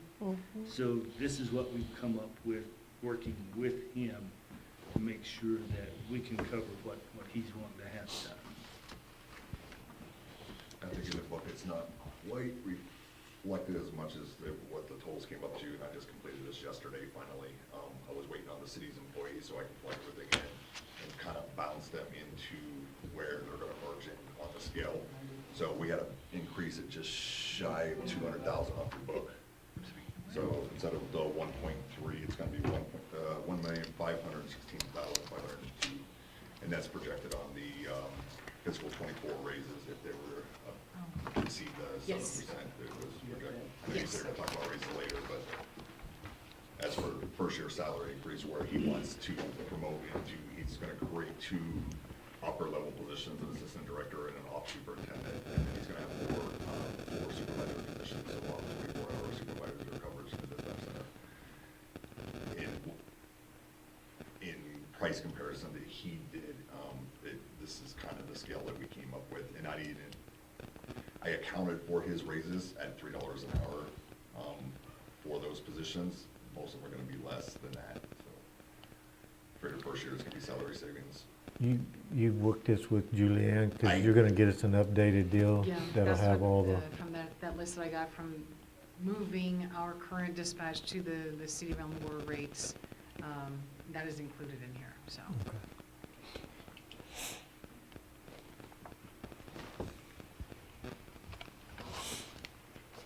And this new director that you hired, he's familiar with the system we're using now, right?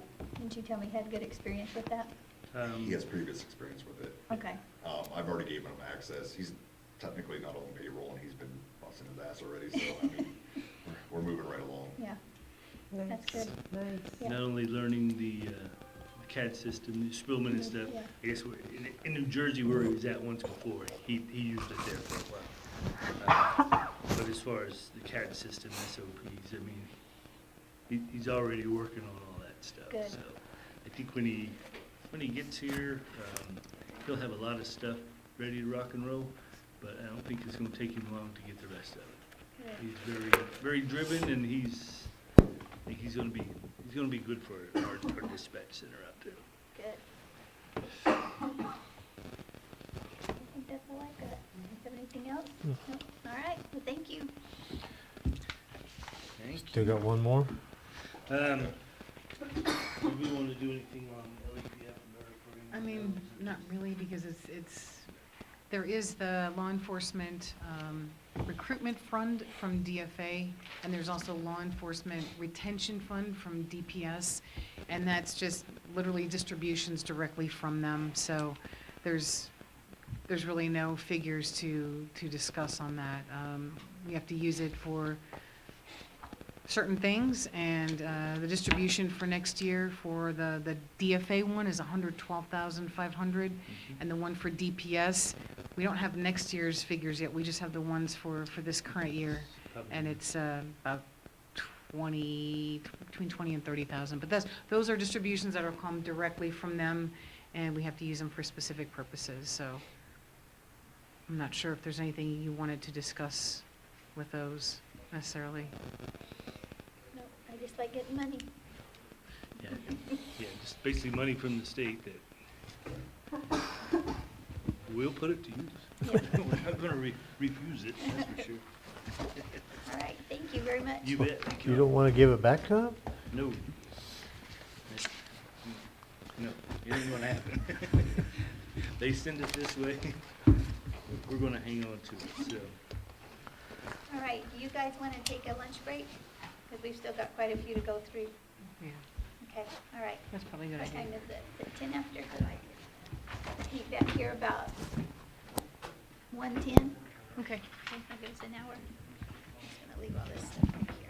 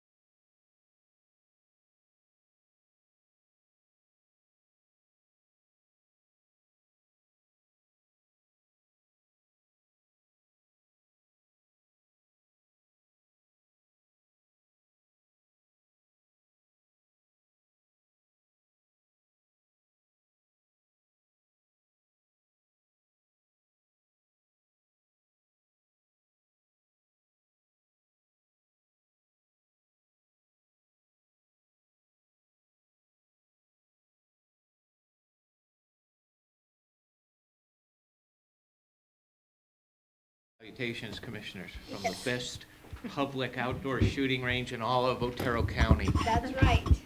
Happens to be the only one, but I guess I'm Mark Douglas, the director, chief bottle washer, and the bathroom attendant at the range.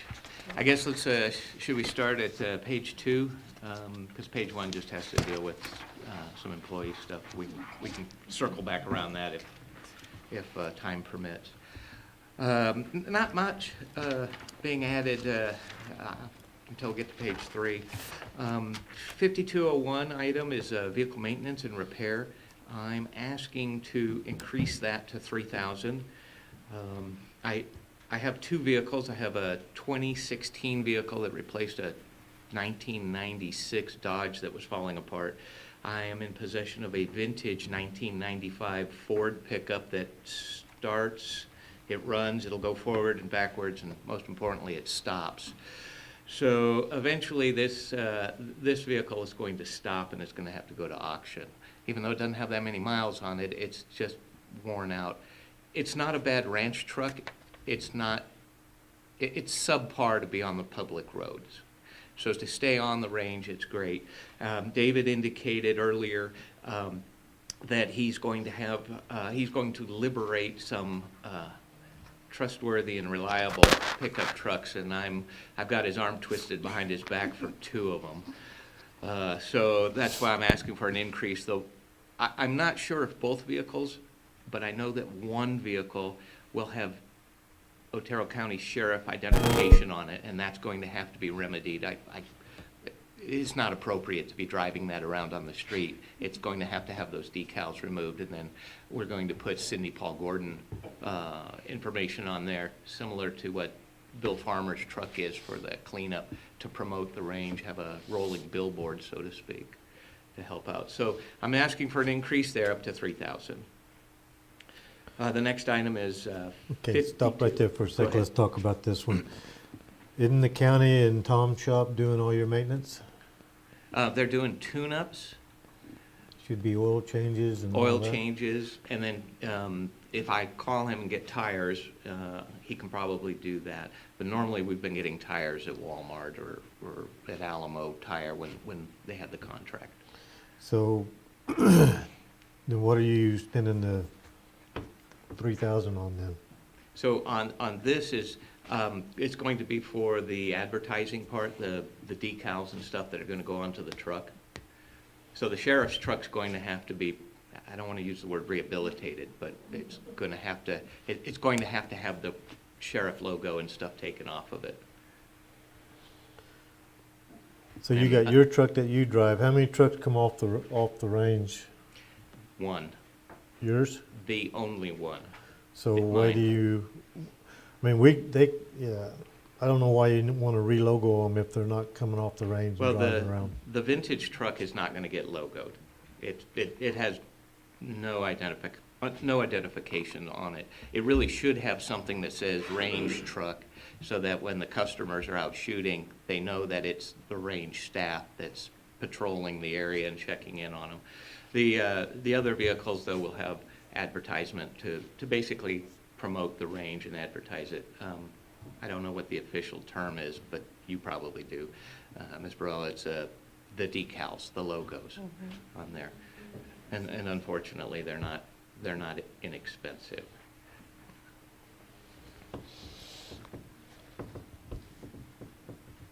Okay. Okay, so the next item is going to be the 5221 printing and publishing, and I'm asking an increase to from $3,500 to $4,000. There is I was advertising here in town with benches. Unfortunately, the city did not renew that business license for that gentleman, so right now I only have the marquee, which is outside of the treasurer's building. What I would like to do is, I have found an organization called Certified Folder Display Service. They should probably just make an acronym for that. But they currently, what this is the organization that you see when you go to a hotel with the rack that has all the flyers for all the businesses, all the attractions. They have a program here that would put our trifold and information in front of 52 locations, many of them here in Alamogordo, but there would be as far as Capitan, Carrizoso, Cloudcroft, Ruidoso, Tularosa, Holloman, and White Sand Missile Base. This would provide more awareness of the shooting range. It's going to increase the number of users. It's a fairly inexpensive mode of advertising. You're looking at about $1,600 a year. I would provide them with the trifolds that our booster club provides for us, and then they would make sure that it's distributed to those 53 locations, or 52 locations.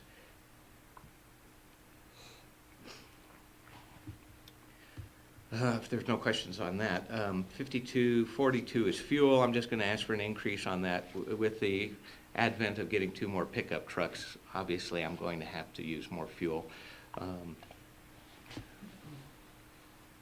And when I get the dump truck working, or get it to stop, actually, it's going to need fuel as well.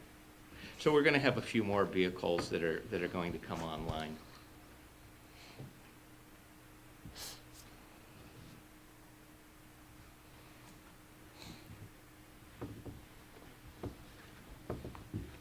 Okay, keep. All right, that was quick. Okay, item number, excuse me, this is going to be 5602, capital outlay, number A. I was requesting $40,000 for the creation of a 100-yard general purpose bay on the north side of the property, actually on the north side of the 360 range. It's been 21 years since the last major addition to the range, and that was when Mesa Verde volunteered and built 4 general purpose bays and the law enforcement 100-yard range. They volunteered to do that in 2002. That was 10 years after the range came online with the 3 original shooting bays. We're experiencing a lot of, I don't want to call it conflict, but congestion on that. We now have so many more users. It's time to expand the facility. It's going to be twofold. One is obviously it'll reduce the congestion. It'll also create, I don't know, a situation where we will be able to hold larger events, like regional size events. In May of last year, we had one of our top-notch independent instructors hold a vehicle defense class, and they were using the law enforcement range because of its seclusion. Out of the 13 individuals participating, including the 2 instructors, 11 of them spent 2 nights in Otero County. Now, obviously, the county doesn't really benefit from that. The city of Alamogordo benefited because they all stayed in Alamogordo and they ate in Alamogordo. But we figured that particular event with just 9 shooters brought about $3,300 to the area. That's just straight money coming in. That doesn't deal with the multiplication effect of the money being passed around. We're looking here to get some regional events here that are going to bring several hundred people at a time. So what we're doing is just looking to grow the range and increase its capacity for shooters. The other thing too is Project Appleseed is a national organization that's used our range. They use a 100-yard range. They were using the law enforcement range in the past. Right now that's not available. The 4-H group has come out and used our facility here last month. Yes, last month they did, for 2 of their disciplines, and that was for their volunteer coaches. So again, it's going to allow us to give back more to the community, have a safer place to shoot, promote safety, and eventually have more regional matches that is going to pump more money into the local economy. You already have 100-yard range, don't you? So currently, the range is set up, we have a 100-yard range, but it's reserved for law enforcement. I had taken the liberty 2 years ago to start utilizing it on the weekends when law enforcement does not use it for sanctioned qualification and training purposes. So I was basically leasing it out or loaning it out, and that ability has been removed from my capabilities. Yeah. Now, sometimes I do call them, and if I can work something out with the sheriff's department for weekend events, I can sometimes get it. But the problem with that is sometimes doesn't help instructors and events. Hey, I might have a 100-yard range for you. If they show up and people drive down here from Albuquerque, Santa Fe, Farmington, there's no second chance for a first impression. And quite frankly, the shooting range is the face of the county. People from out of town don't go watch Tom build a bridge. Well, maybe a few people do, but they're more like Sheldon. And so they come to the shooting range, and they like what they see. That's the face for the county. I'm assuming law enforcement doesn't use it every weekend. How many times a year do they use it? So law enforcement, this is kind of a, you're speaking to a retired Border Patrol agent who's used that range since 2008, 2007. That range was set aside so that law enforcement would have a place to shoot when they needed to. When the range was originally came into inception in the late 80s, it was going to be for law enforcement, and that's why the Border Patrol got the United States Army and the Marine Corps engineering groups to build the first 3 bays, which was a 50-yard bay, a 200-yard bay, and then for some reason a 500-yard bay. Military might use 500 yards, and maybe the National Guard was going to come down and use that. Civilian law enforcement is highly requested not to take sniper shots or long distance shots above about 100 yards. There's a different liability spectrum that we had to deal with. Once the range came online and was being utilized in 1992, the law enforcement used it for 2 days, Tuesdays and Wednesdays. It was closed to the public on Tuesdays and Wednesdays. So the public got to use it Thursdays through Monday. And that was fine. That worked for about 7 years. Somewhere around 1999, the person who was hired, Robbie Roberts, started mentioning that there's conflict of usage. Law enforcement would show up and kick the civilians off on Fridays or Mondays, because quite frankly, for any law enforcement organization, it's going to be very, very difficult to say, listen, all of you guys are going to go qual on Tuesdays or Wednesdays. The United States Border Patrol qualifies 4 times a year, every 90 days. We were lucky. For those of us who like trigger time, it was great. It was like a holiday. Sheriff's departments, local PDs, they probably shoot once or twice a year, whatever the minimum might be. So there was conflict. So at that time, Mesa Verde stepped up and most likely with their donation, most likely pumped about $500,000 into that facility by building the 4 general purpose bays and then building a specific 100-yard bay specifically for the law enforcement use. Now, when I came on board in 2018, there'd be weekends that nobody would use it. So a lot of times, a lot of law enforcement would just show up, bring their families, they would come up and do some practice shooting, or just kind of use it as if it was their private shooting range.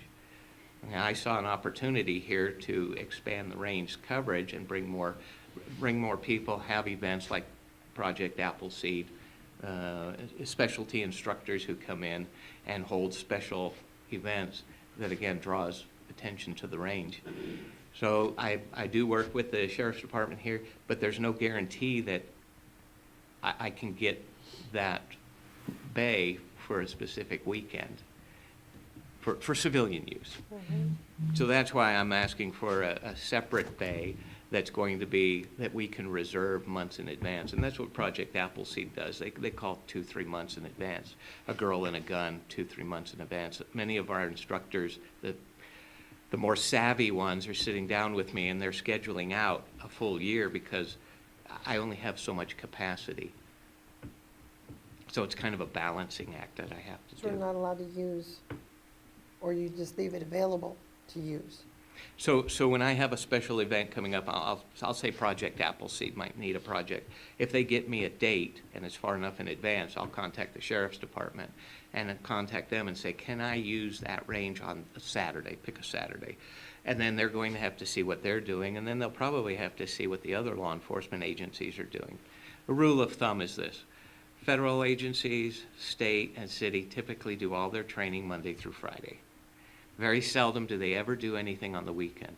The exception is typically for county and city level agencies where somebody gets off of sick leave, somebody gets off of injury, they're going to go to work on Monday, they need to qualify them prior to Monday.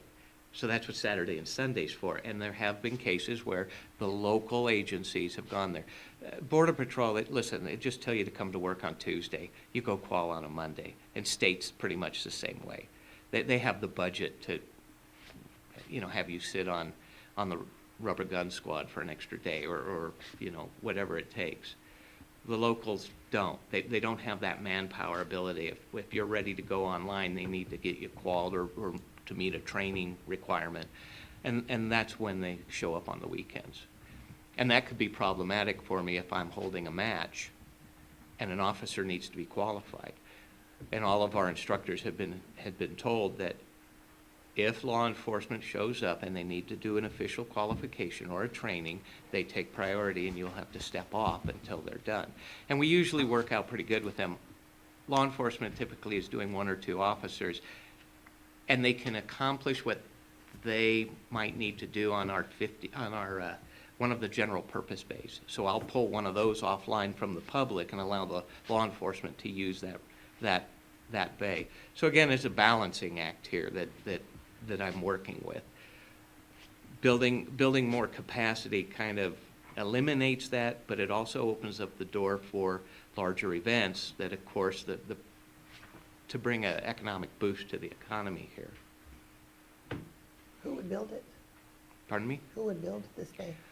So the new bays are going to be farmed out locally, and there's I've gotten some bids from La Luz Dirt came out, Blankenship, and I think it's Alamo Dirt Work last year. La Luz ended up getting the city contract for cleaning out all of the trash that came down scenic at Florida last year. So they had to bow out of the bidding contract. But now it's a year later. I'll get back in touch with them. But it'll be a local contractor who's going to be moving the dirt.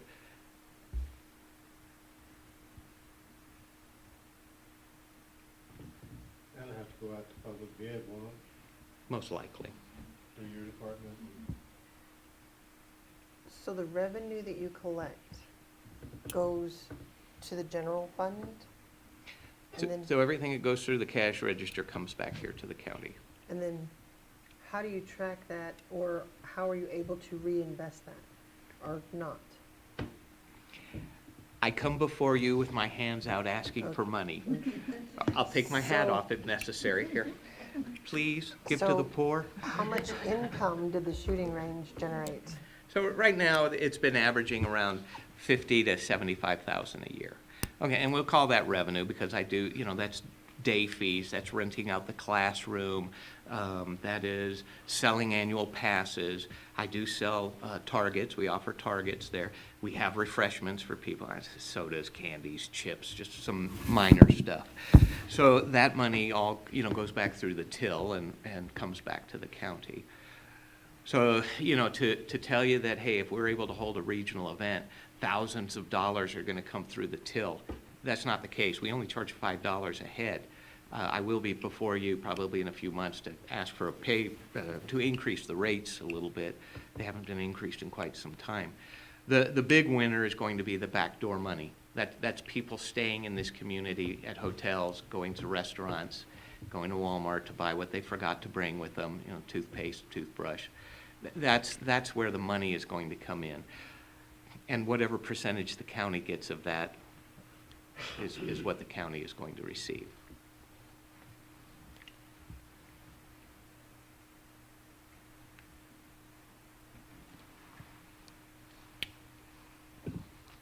The next item is B, a used tracked skid steer. That would be a piece of equipment somewhere between $35,000 to $45,000. That's what I looked at the auction sites to see what a 10 to 15-year-old piece of equipment is going for. This can perform many of the tasks that the backhoe cannot perform. The backhoe is a certain size. The skid steer is going to be a lot smaller and get into tighter areas. It will eventually replace the 1976 Ford 335 farm tractor, which has served the county well. That was stolen from Tom some decades back. The backhoe I was given generously by the solid waste department, which was wonderful. We welded the frame back together so that we could use it for our level of work. It doesn't get handled or worked like the road department does. It wouldn't live for that. For us, it works great. We have forks on it so we can unload pallets when they come. Well, I think you may have been there when a truck delivered our sunshades. We had to have a means to get that off of the truck, and that tractor saved our keister. So right now, we're looking at a backhoe, and right now it's over at the shop getting worked on, and hopefully it'll be ready to put in a new year's work here. So I'm asking for the skid steer. This is going to give me a lot more versatility. The other thing about skid steers is with certain attachments, you've got a multifunction tool. I mean, post hole digger, when the Booster Club Fuller came out, one of the members of Fuller has a skid steer, and he just went and rented a post hole digger. It was wonderful. It was so precise compared to the post hole digger that's on that Ford 335. It was precision work, and so they were able to get the sunshades foundations put in easily out there. So again, there's multifunction in this particular piece of equipment that I'm requesting. Last item there is C. I'm requesting money for a 550-gallon water trailer. This is not DOT certified, so it'll stay on the range. It's going to be used for irrigation, weed burning, and fire suppression when that goes into effect. Dust abatement to help keep the loose dirt on our impact berms, because once that dries out, that dirt blows away, then it exposes the rocks underneath, which now present ricochet concerns.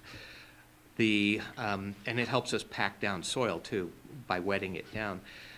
This allows us also to power wash the firing lines and the concrete shooting tables and the undersides of the canopies to meet OSHA requirements. One of OSHA's requirements is that the firing line, where people are shooting in a fixed area, that it needs to be cleaned periodically.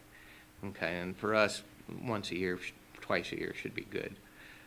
But that allows us to clean up the area, be able to reapply paint for the safety lines and things like that, the firing line. That stuff all wears off, and that's just a regular annual task that needs to be done. And what do you use now? We don't. I'm So- flying under the radar, trying not to get caught.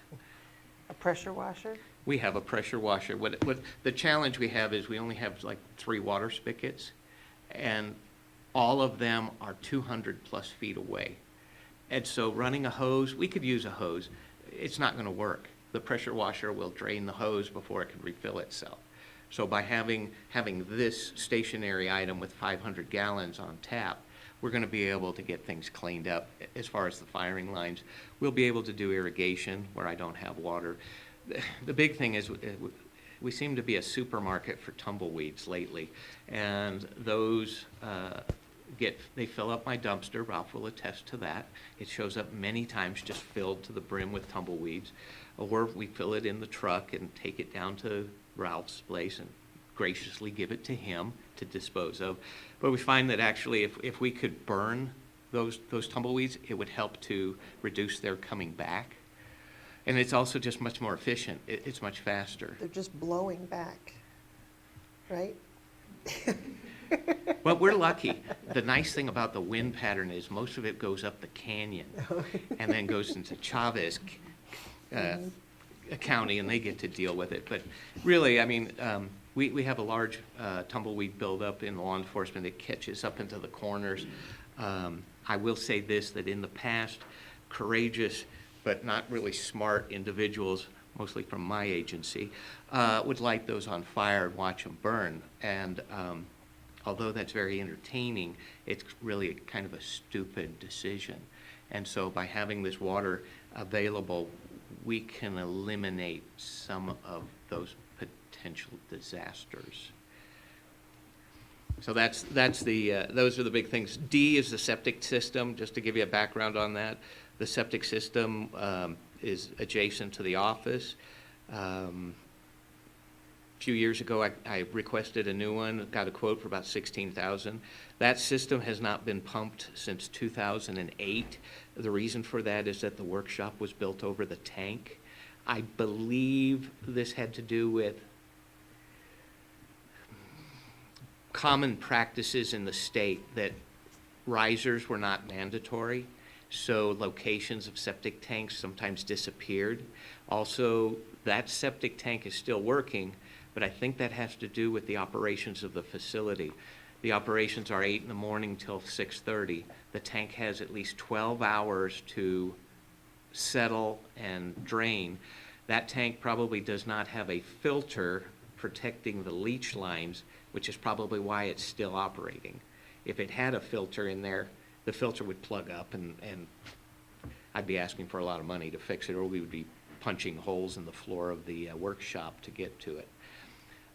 I was not involved in that debacle. I ended up with it. But eventually that septic tank will have to be replaced. E is, but right now it's working. E is improved parking for the 360-yard rifle range. That's not under consideration at this time, and we were waiting to hear from the Economic Development Department of New Mexico, specifically the Outdoor Recreation Division. And they, us and 4 other entities, they gave out here at the end of the year $470,000, maybe under $500,000 to 5 entities. We were one of the high-end recipients with $99,999. I'll probably pitch in $1 so I can just call it $100,000 and not get tripped up. That grant, once we get the paperwork and I come before the board at another time, is a majority of that money is going to go to building the 4 general purpose bays. And also to improve the parking at the 360 range, because right now that's a debacle. You've been there, you know what it's like. It's horrible. And that'll improve the use of that range, and that'll take some load off of the 200-yard range once the parking's better. And so that is it. It's a short 3-page budget request, and we didn't even talk about page 1. That's later. All right, Mark, here's my opinion on it. My opinion is still on the skid steer, as you know. Okay. Number 1, I'm trying to save the insurance claim, the skid steer, trying to get on those berms and stuff. Ralph knows, we've all worked this out, we're gonna turn it over. You've got 2 tractors out there to do any kind of pothole repair, cleaning up. The 100-yard range, I would love to see you have that, but I'm thinking right now that's a no. Your vehicle maintenance, I can do the 3,000 on that. The printing deal's okay. The fuel upgrade, that's okay. And I agree with you on the water truck. Okay. That's my opinion. Those are pretty much my exact thoughts. Okay. I don't know how you've gotten away with not having any kind of a water supply and something this long. It's because of avoidance. It's putting on the blinder and walking past it. And unfortunately, you know, as a contractor, that eventually that stuff comes to bite you. Oh, yeah. And I'm trying to avoid, I'm losing weight. I don't want to lose any more that I have, but I also don't want the county to take a vicious hit. And it could come down to something as simple as closing the range down for violations. And we understand where our federal level agencies' mindset is on firearms. So just, you know, I'm trying to get ahead of that wave. I actually want to see the 100-yard put in. I do agree that it would create some more revenue for the county and everything, but just the excitement of the people that go out there, and especially because we're one of the top shooting ranges in southern Texas, New Mexico, and everything. I know that you're bringing in extra competitions and extra shooting groups and all that, and I think, but I would want to see that along with a revenue increase. Yeah, and that'll be, the last time we had a revenue increase was the year 2011. And then in 2019, I was out skiing or doing something, and we gave our veterans a very healthy discount of like 50% off, already low price. That's been nice for them, but that has caused a 25% reduction in revenue intake. So I think that, you know, Chelsea, my chief range safety officer, who's putting in a lot of hours and helping me with this, you know, we're trying to go through and figure out a price increase that is sustainable here. Obviously, this is not a rich community, but we also have to think about, we haven't had a price increase in, here we go with math again, 12 years. So it's time, and that had gotten away. It just wasn't addressed. You know, people were busy doing other stuff. She and I are working on a schedule so that this could be done over a gradual period of time, over 3 or 4 years. And many people who come out there, they rave about it. Mm-hmm. They rave about what they're getting, and then when they see the prices, they're absolutely astonished. Mm-hmm. And of course, that means taxpayers are picking up the difference. So, you know, we want the shooting community to they're willing to pay their own. Many of them are. Some of them are willing to pay $15 a day. Well, at least that's what they say. Okay, when they open up their wallet, I'll believe it. Okay. Now, we do, you know, getting top-notch shooters to come to this facility is something that's going to help keep the range on the map. We had an instructor who came down to Albuquerque for an event with his family, but he was an instructor for law enforcement out of Washington State. Well, he actually caught wind of our range, and he put on a 2-day class dealing with handguns and red dot optics. And it was a great class. 6 individuals out of our class were from Albuquerque, Santa Fe, and I think the other one was closer to Raton. So there's about 5 or 6 people who came down. They own shooting ranges in Albuquerque, not ranges, but gun stores, and they put our flyers in their store. Not that somebody's going to drive down from Albuquerque for the day to shoot at the Sidney Paul Gordon shooting range, even though it is the best shooting range in all of Otero County, but it gets the word out there to them, especially as we start getting in the different events here to come to this facility. So do we want to go to page 1, Commissioner Matherly? We'll do all that later. Okay. Can we finish those up first? I'm just unclear, because we had 2 against the 100-yard range, 1 for. Is that where it stands still?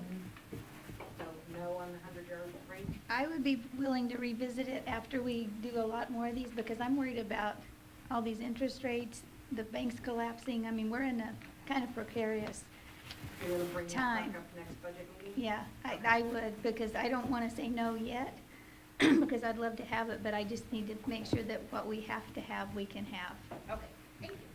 I'll put you down as a maybe then. Yeah. Okay.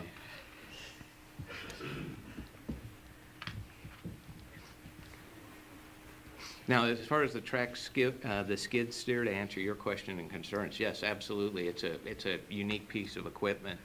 I'm not going to get, even though I have backhoe experience, I own a backhoe, little one.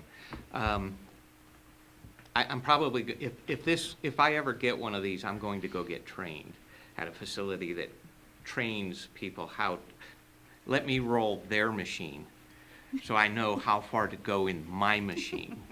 And get certified, get actually certified. I'm not going down to Tom's department and move dirt and flip a machine into the creek. I'm gonna go to an actual place, whether it's John Deere, Caterpillar, or whatever school, so that I know from the manufacturer what the limitations are.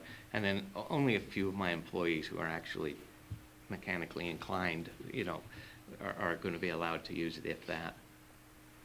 So that, I hope that addressed your concern, because it is a concern. The skid steer is actually going to be utilized to put dirt back on the impact berms. The Ford tractor can't do that. It just physically can't do that. The backhoe can go up to a certain degree, but the tail end of the backhoe stops it from going up a little further and dumping. When they did the lead abatement, they used a big front end loader. So the front end loader could get all of its tires onto the incline and then dump dirt up 12 feet up. But it had the ability to do that because that's how it's designed to be able to have that mobility. A backhoe doesn't because of the back end of the backhoe. No, you've still got you've got the bottom pivot point. You have an anchor that can't be moved as part of the frame. The boom can be lifted up and moved out of the way, but it's what the boom is attached to. That's your limitation, your limiting factor in going into like a creek or coming out of a creek or an incline. These things will turn over very easy. And for what you want to do with it, I'm telling you, it's not, you can ask Ralph, that's not even, I've run on these things for years and years and years, and believe me, you turn them over when you least expect it. Yeah. And that's where the training would come in handy, to know the limitations of the device. Usually you go to 80%. That's what we did with the Border Patrol. Push our vehicles to 80%, and we had about a 20% margin of safety. And I try to apply that. How are we on on C? Commissioner Mathley, you got a yes on that, the water tank. Commissioner Marquardt and Barella? Yes. Yes. Yes, okay. Yes.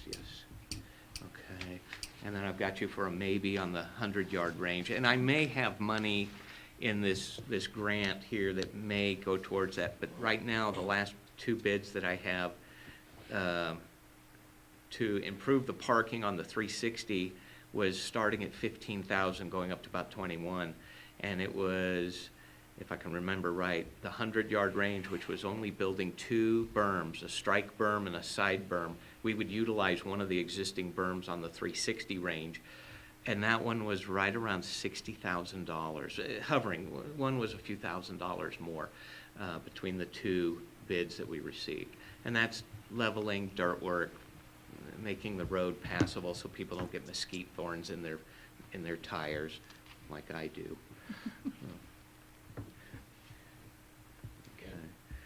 Vehicle maintenance, which is item 2, 5201. I think we were Good yes on that Okay. one. All right, I'm just putting all that down. Good. So you have 3 paid employees? I have 2 full-time employees and then 6 part-time employees. My one part-time employee, my chief range safety officer, who was hired originally as a range attendant, is actually taking care of all my marketing. So she's a marketing director, putting in about 6 to 10 hours a week off the clock, answering the Facebook, putting the posts out there, getting us out in front of people. And this is one of the reasons why I'm requesting money for the trucks, is she needs to go out and get sponsors and stuff to sponsor a lot of our events. And with only one truck that's viable, that becomes very difficult. How many volunteers do you have? So right now, the volunteer issue has to do with insurance and liability. Fowler, the Booster Club, has approximately, well, John was one of them until I hired him. There's about 5 or 6 individuals who are certified as range safety officers, which will allow them to participate and monitor, like our Women on Target event. Last year we had about 4 volunteers. So we're building that group up so that they can help us for these different events. And volunteers are volunteers, you know, that They show up when they can and when they want to and when the weather's nice. Okay, so it's hard to hold an event and then depend on those volunteers. So I have to make sure I have my paid staff that can fulfill that role. And if the volunteers show up, it's great. That's an extra safety margin.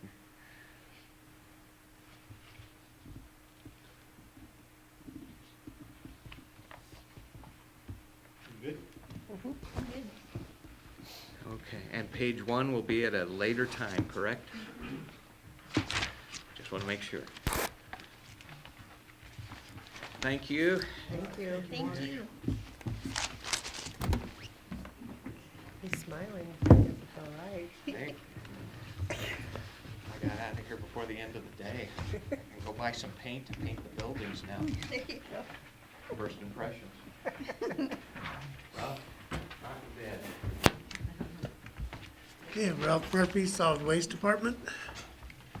I don't know where you want me to begin, so questions or? Page 85 in this one. 85. I remember Ralph, yours was pretty It was pretty easy. short and sweet. Only 3 roll-ups and something like that. Yeah, and 2 new positions. Kind of on these, stuff like these, this is just working on these roll-ups and stuff. You know, we kind of talked about on our ICIP money, instead of asking for these great big things, and we asked for more things like, It needs to be at a minimum of $50,000. So if you're just looking at 10 or 15, no. They do, it's recommended by our consultant as well, you need to have 50,000 or more. You know, they prefer anything between 50,000 and $1 million. That's that sweet spot for project. I'm sure we can make it. I was just gonna say, I The could thing is, when put a you- 1 in front of that number and, when you have 10 projects, and the ICIP, remember, it's not a request for funding. Let's say you have 10 projects on your ICIP, and you can only pick 5 to request for capital outlay. Is the priority for a roll-off more than a bridge? You know, you can put it on there, but you will at some point have to whittle down your request to the state. I'm just trying to figure out how we can utilize, try to get more of that money instead of just what the nose come back. Smaller projects. That's what you're gonna get funded.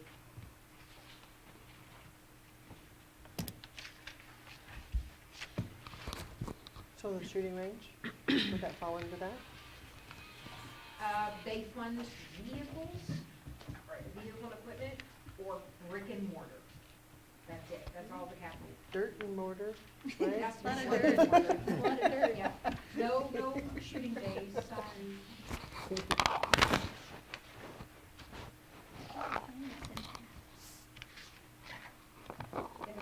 In the long book, it's 49. Well, I'm at page 47. I was getting there.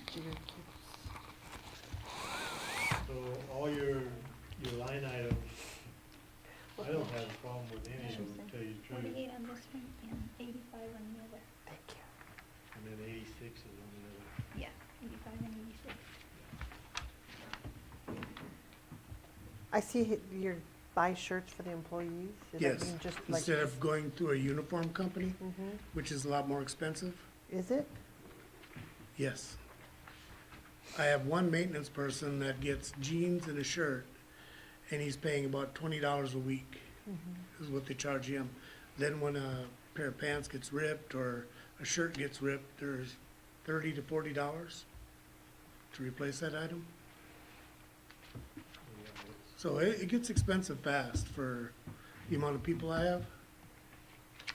I mean, I could be where I'm at now, or I could be $6,000, $7,000, $8,000 for a uniform service to come in and.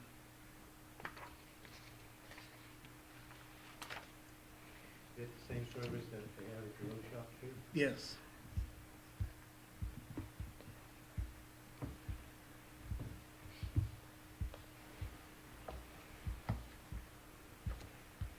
Well, the big problem was basically with the big turnover, you're gonna get, issues with new people getting uniforms, costs more to get them into the uniform company, and then 3 months later, they leave and we're right back at square one again. So I've been kind of holding off on even buying uniform shirts because the turnover's been great, and in the past I bought the shirts and then right after that they quit. Mhm. So I don't know what we can do. Well, the employee issues can be one that we're always gonna have, you know, with turnover.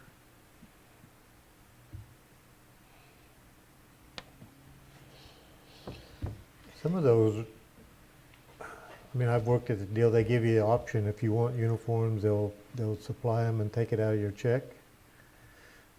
Or is this a deal that the county supplies everybody their uniforms? Shirt County and pants? supplies everybody for their uniforms. Because I know at other places that I've worked, that they give you an option, if you want, you can go through a program. Mhm. Or if you don't, just show up and you know, most everybody took it because they didn't want to have to clean all the. Right. I can switch over to going with the uniform company if that's what you're wishing, you know, I mean,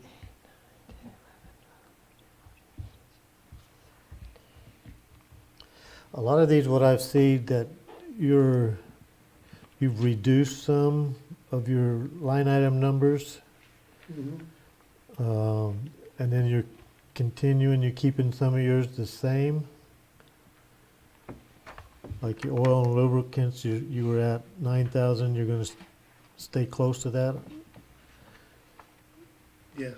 Your supplies, which is at 6,000, so you're gonna stay close to that, or you reduced that one down to 6,000.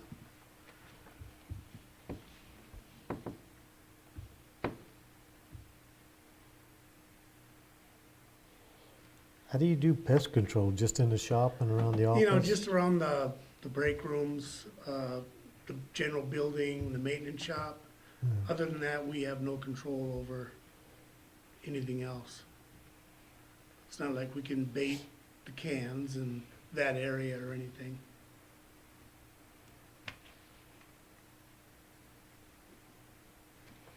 So 16 employees, broke down 5 shirts a week, that's $36 a shirt. Is that right? Did you go with that, price that out, or? No, what we did was, in the past, we bought shirts, you know, and I quit buying them this last year and a half because of COVID and everything else going on.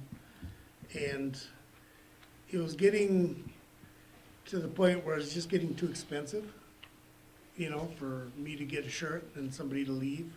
Right. You know, I have a large turnover, so now if I can get back up to, actually I'll have 19 employees, and if I get the two new positions, that'll be 21 total, including myself.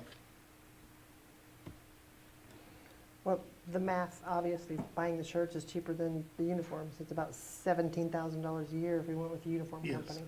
And, but the shirts, I think we could either buy double that amount, so you Mhm. have extras for loss, and then, or find a cheaper source. It should be around $10 a shirt. It's hard to get them for $10 a shirt. I Okay. mean, we priced some in the past where they're all about $20 to $30 a shirt, but then you have the embroidery costs and everything else on top of that. There's even some law enforcement officers on the side business that do that. So you Okay. can.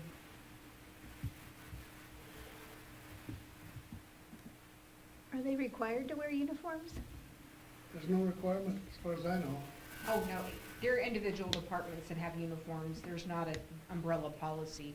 If a department head wants their employees to wear a uniform, that's up to them. The reason we buy the shirts is because we want everybody to be the same, so the customers know who to ask a question to. Right. Yeah. And then, the $2,000 in case somebody brings something to the site that you have to dispose of? Is there no control over what is Yeah, coming in? there is control, but you have a large trailer that comes in, they hide whatever they're gonna hide. on the bottom of the trailer. Person in the gatehouse doesn't see it, and we don't have anybody there watching them offload it. And once they get off the property, it's yours. Like a battery or something that they. Oh, can it could put in. be anything from, solvents, things like that. We're a solid waste facility, but people still try to sneak in paint, sneak in solvents, sneak in other hazardous waste that, once we see it, we have to dispose of it. And sometimes in the past, I've had drums show up where I've had to pay $1,000 to get rid of that drum.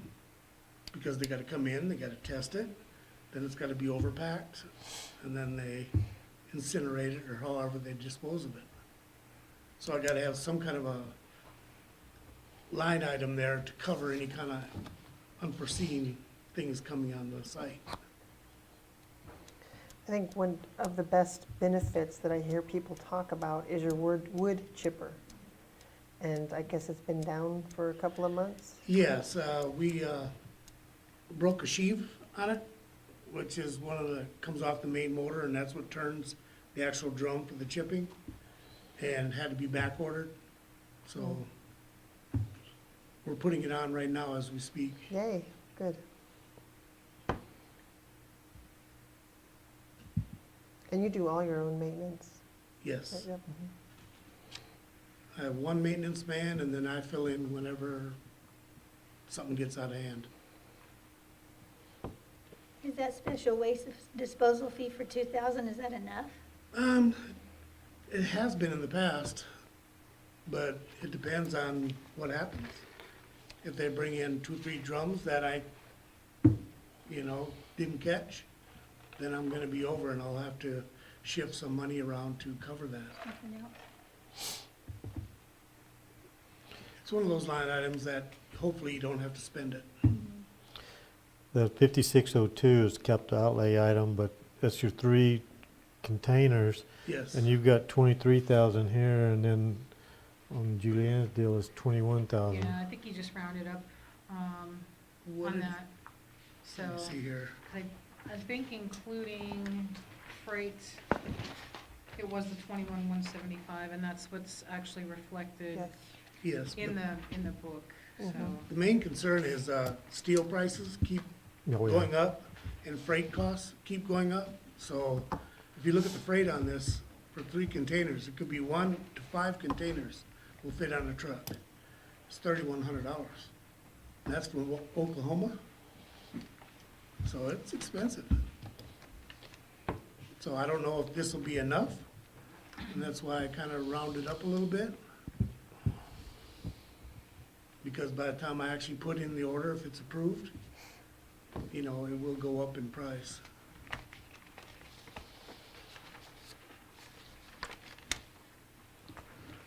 What are y'all's thoughts on all these other items?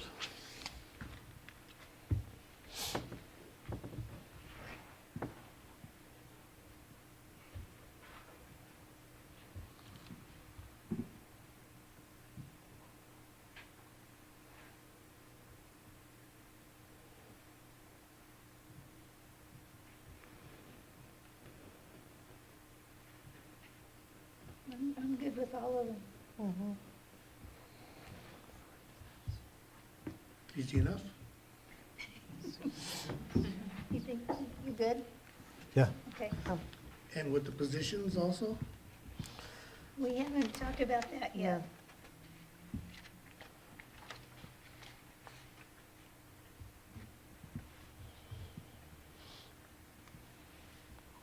You're wanting to add a position, correct? 2 positions. One's a mechanic, Oh, and then the welder, other.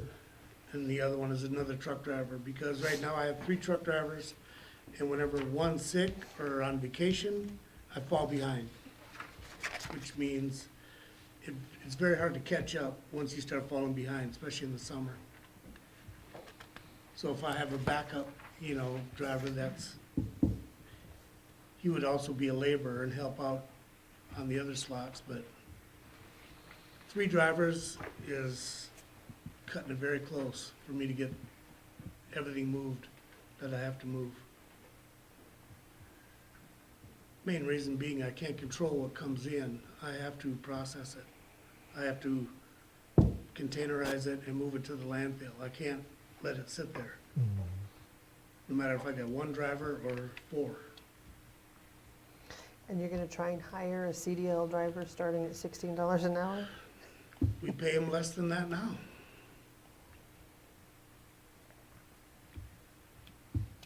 That's always been an issue. Because just competing locally, we're not competitive. And then you add in, we have, our retirement, and that's 10% right off the top, and then you add in insurances, and a lot of these other companies don't. So people are taking home more per paycheck, and that's That's all usually they what they're see. looking at.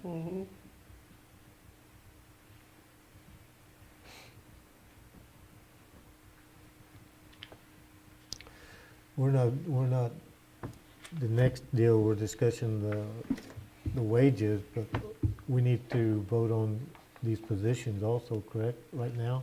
You don't need to vote on it, I mean, because you're or not approving decide. the budget, but you need to give us direction if you want to, you can tell us now if you want to move forward with positions and just wait for salaries later. It's totally up to you what you want to do. See, the maintenance helper position and welder would help me out greatly because that's me, besides my regular duties. Right now I'm pulling 3 days a week of welding and maintenance, and then I take work home because I can't get everything done during the day on the other 2 days. And we do have a lot of equipment and vehicles. Well, I don't have a problem with either one of those two. And you collect revenue on tires? Tires, selling cardboard, paper, plastics. And that's aluminum, white goods, which is sheet metal, tin, things like that. And that, it's usually between 50 and 100,000, somewhere in there, per year. You have to take that to El Paso? No, actually, we made a deal with a company, A1 Recycling, where he sets trailers at our facility, he sets at the road shop, all our different sites. And then when they're filled up, he hauls them off to El Paso instead of me having to send a driver all the way to El Paso and then wait in line. Because usually it's an all-day affair to get it offloaded and get your weight slip and then come back.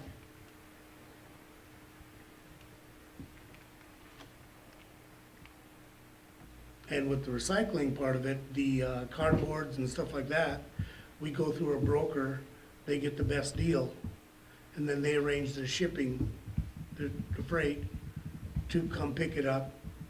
We load it or they load it, and then they take it to market.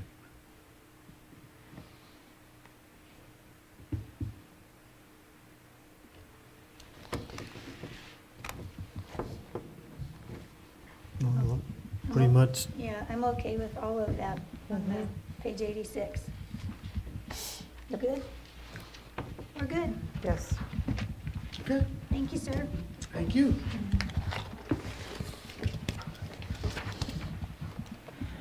If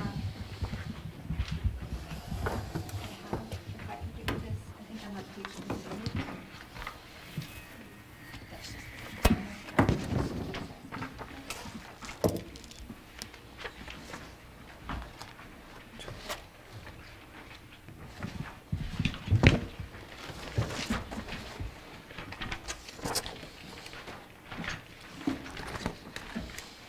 now what page are we at?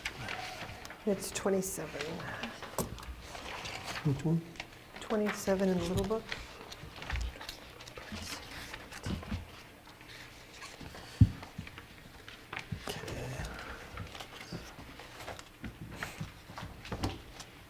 Julianne, what page are we at in the big book?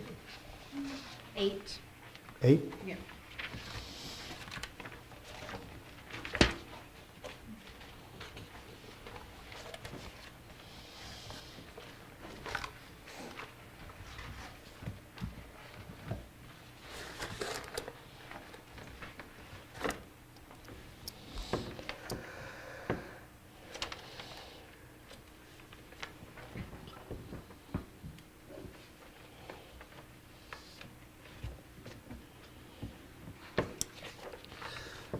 Okay. I finally get to use one of my sticky notes I put on here. So your budget last year was 198, this is on the salaries, on the full-time salaries, it was 198,777. You're at 71%, you're at 142,068. So you're requesting this year for a 185? Well, that's Part of that is because, because Ginger's salary was in there, and there Yeah. was some crossover between Cynthia and Ginger. There were several months where they were both, like, she was training with her. So that's why last year's original budget was higher than what it is now also. She had a couple people retire, and so the new individuals who came in were paid a little bit less. So that's the reason for that. So you're saving us money? I was saving you money. There you go. Okay. I think you're Because the my first other person notes to say that all don't day. read that Yeah. way. Okay, thank you.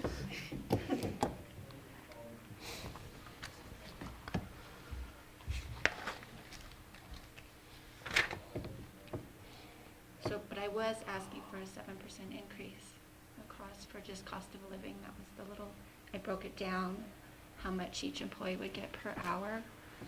We can negotiate that, for an extra 3%. We can clean your bathrooms for you. What about the other buildings? 3% would be a deal for us.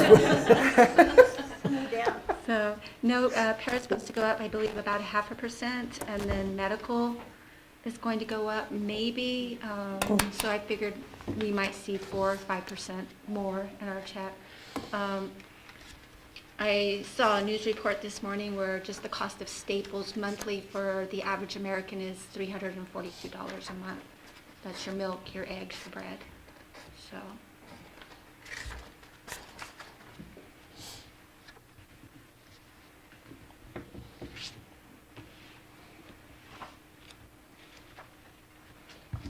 As far as the travel and training, I just copied what Ginger had done last year. I haven't been there long enough to see how much I would actually need for the training, and I have 2 girls that are totally brand new, so they have a lot to learn. As far as the chairs are concerned, I found a good deal, so we can take those off. So I was able to just move funds around in my current budget and get the chairs, so I can take the chairs off. Take the chairs off? I was asking 600 for them, so. The 3 office chairs? Okay. The computers that I'm asking for, currently, they're running about $1,300, but I feel by the time I get to buy those computers, they'll be up another 100. So that computer's John keeps says- going up, yeah. John says 18. Yeah. 181. Yeah, So you want to change that from 42 to 45 then? yeah, that would work. If you're ordering 3, I would run it at 6,000. If you want something that's gonna last you, I'll replace it in 2 years. I would rather do that than buy stuff that's not gonna make it. I would be willing to. Buy sit. better? Mhm. When, Okay with you? when all the departments buy computers, I'm sorry, go ahead. No, I was just asking. Mm. Gerald, is that all right with you? We up that to 6 for the computers. Do what? Is it all right with you? Did you? Yes. Okay. When all the departments buy computers, do they go through tech to say this is okay to use? Or are they just on their own, like me, just buy a computer? You would have to ask I personally go through IT Okay. and get quotes from them. Mhm. I tell them what I want and let them get the quotes, then they place the orders. I think some departments take it upon themselves to do it. Mhm. I know the laptop you gave me when mine went out, it was a 20-minute startup too. I didn't order it. I didn't make a recommendation on it either.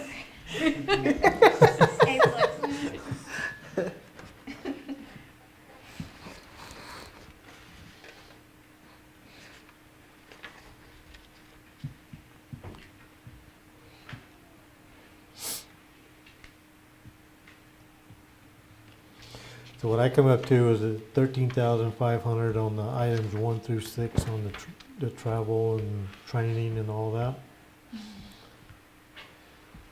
Am I looking at this right?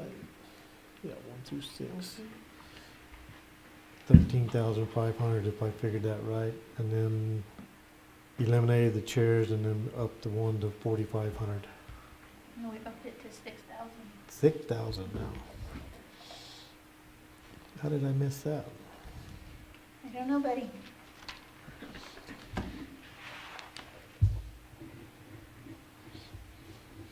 The difference in the Ruidoso training, is it just because more employees? For the Ruidoso, it's the addition, it's the cost of the $200. I didn't know if Ginger had budgeted in there last year, so I budgeted in there this year. It was Because it's something 500. we're gonna be doing annually, so, It was 500 last year. yeah. I don't know why she put 500 last year, but it's $200 each for 4 of us. Okay. So, okay.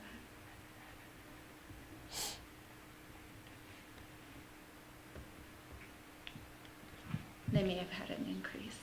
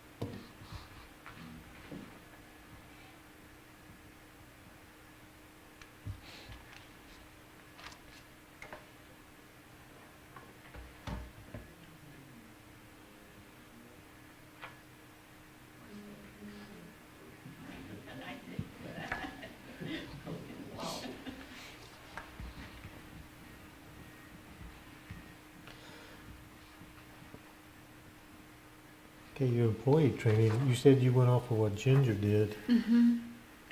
I copied what she did last year. I do have an employee. I needed a CPO backup. I need somebody that can back me up, and to do that, you need the Chief Procurement Officer certification.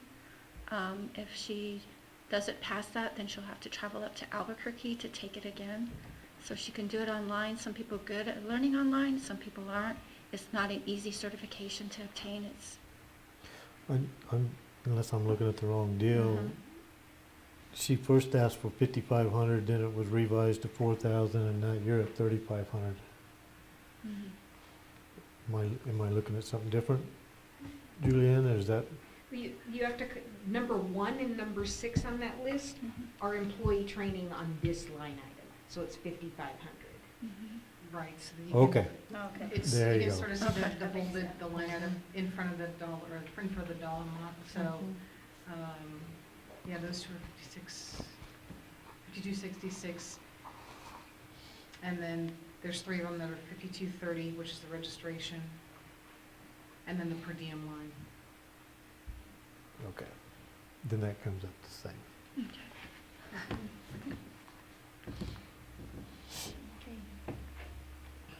You got anything else? You good with the 1 through 6, and then, Good travel and capital, yes. yeah, took up, added the computers, took off, or not added, but okay, the computers and took off the chairs. Okay, that's it. Okay, Yeah. thank you.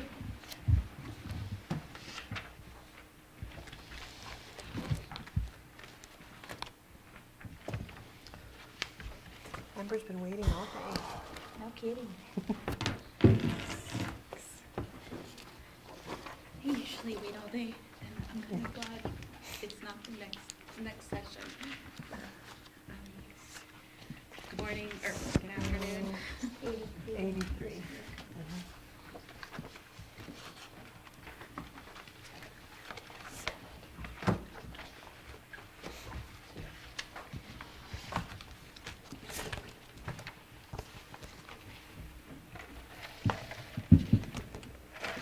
So just so you guys know, this is a separate fund from the general fund. So, but my budget is relatively the same as it's been every other year. There's actually 2 items that have changed. The most important one would be the line item 5318, so that's the disposition program. House Bill 407 passed the House and Senate. It should be on its way to the governor to sign. That essentially increases the required cost for what we pay for cremation and burial services. I haven't checked, but there's potentially other services that we would be able to provide as well. So that increase reflects that statutory requirement to be paid. Did you say that we would not be able to provide the services anymore? Or did you say we would have to? We would have to, Okay. yes. So, and the other line item that I reflected an increase is for the employee training, and that's 5266. In past budget meetings, Commissioner Matherly did indicate that you would support my professional development and other education as well. So I would like to take you up on that to potentially get my master's in public health, so that I can continue to grow in this position and be beneficial and an asset to the county. Most counties do not have an individual who is a master's in public health. I think Otero County would definitely benefit from an individual who is qualified and trained in that specification.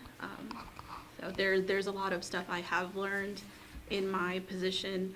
My position is certainly changing since I was first hired as a part-time specialist. And I think the county certainly would need someone with that qualification and educational background. Can we just hold that thought until after April's meeting? Sure. Okay. And I will let you know, we do have a policy that allows certain reimbursements for school, not everything. An agreement would be put in place with her between the county. She does have to keep a certain GPA, and it does have to directly relate to her job. Yes, which an MPH does directly relate to my job, and it also directly relates to the amount of growth that I am trying to contribute to the position. I can't control what classes are required for a certified MPH program, but yeah. So, but yes, there's the tuition assistance program, and that's what I'm basing this off of. Of course, we would do it that way. Is there a requirement for them to work for the county for a while after that? That is part of the agreement we would negotiate. Okay. Similar to, like, currently we have, when we bring on a new director, within the first year, if we send them to any training, it is in their contract that if they quit after that year, they have to reimburse us that training. So it would be similar. But I've been a director for longer than that. So You're not going anywhere? I hope not. I would like for you guys to get several years out of me, so. Well, I think the presentation that's going to be put next month during the commission meeting is going to allow access to free education for county employees in many capacities. So I just want to wait and see if this passes or not. So okay. Are we talking about the Just- Grand Canyon? Yes. The only thing with that is it does not have a certified MPH program. I was going to Yeah. go up and look. I already looked. My preference, if I did, it would be to apply to NMSU. It is technically a top tier school for MPH education, and it is online. So what else do you do? What is your job description? Because you're everywhere. You see me everywhere. Yes. I work with a lot of the medical health providers in providing certain input and stuff like that. I wish I had something written down for you, but it's twofold.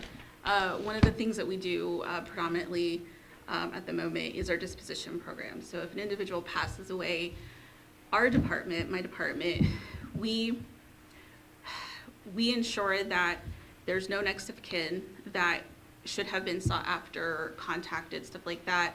And we have to ensure that identified next of kin has an opportunity to take on the response and expense of disposition, so burial, cremation, otherwise. Because in the state of New Mexico, via case law, decedents, they are technically quasi-property of next of kin. So there's a hierarchy we have to go through to ensure that everyone has due process to obtain the decedent and what they need to do. Not everyone has the funds, not everyone wants to do it. And there is no law requiring that an individual has to bury or cremate a family member.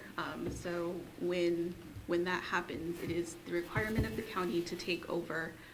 The only issue that I am working on is also getting other counties involved. Is we are required to pursue the assets of the decedents. They are required to reimburse the county. I have minimally improved that, but there's a lot of issues involved with getting the estate to reimburse us, because a lot of that's hidden from us. We don't have access to bank accounts. We don't have access to what vehicle an individual owns. It's certainly something I would love to see changed in the statute to make it easier for us. But what we can do is we can see real estate property, and we do pursue reimbursement from real estate property. So we will actually have something next commission meeting that will kind of outline what we do there. The other side technically is our healthcare assistance program. We have an open contract with Presbyterian, so for certain services that are in-lab services, primary care services, if an individual does not have health insurance, or Medicaid or other health insurance, we can assist with that expense.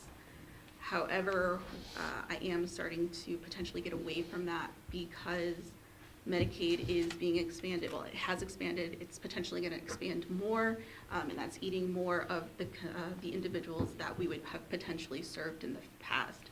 I've slowly changed this program over time. There's a lot of legal reasons for that, primarily the Affordable Care Act, which did expand Medicaid. It did assist most of the residents that we generally served. There were some threats to that, and the most recent threat was Texas versus California, which threatened to actually overturn the entire Affordable Care Act because the Trump administration reduced the tax penalty to zero if you don't have health insurance. And if that was to be decided, it would have completely gutted the Affordable Care Act, and the system in which we had in place had needed to be there. It needed to be that safety net that was there as healthcare has increased. But we're changing it, and for the most part, our primary goal, that our focus has been in behavioral health. So, which is why we did the Mobile Crisis Response Team agreement. I'm trying to improve the data that we collect, ensure that it's relevant and stuff like that.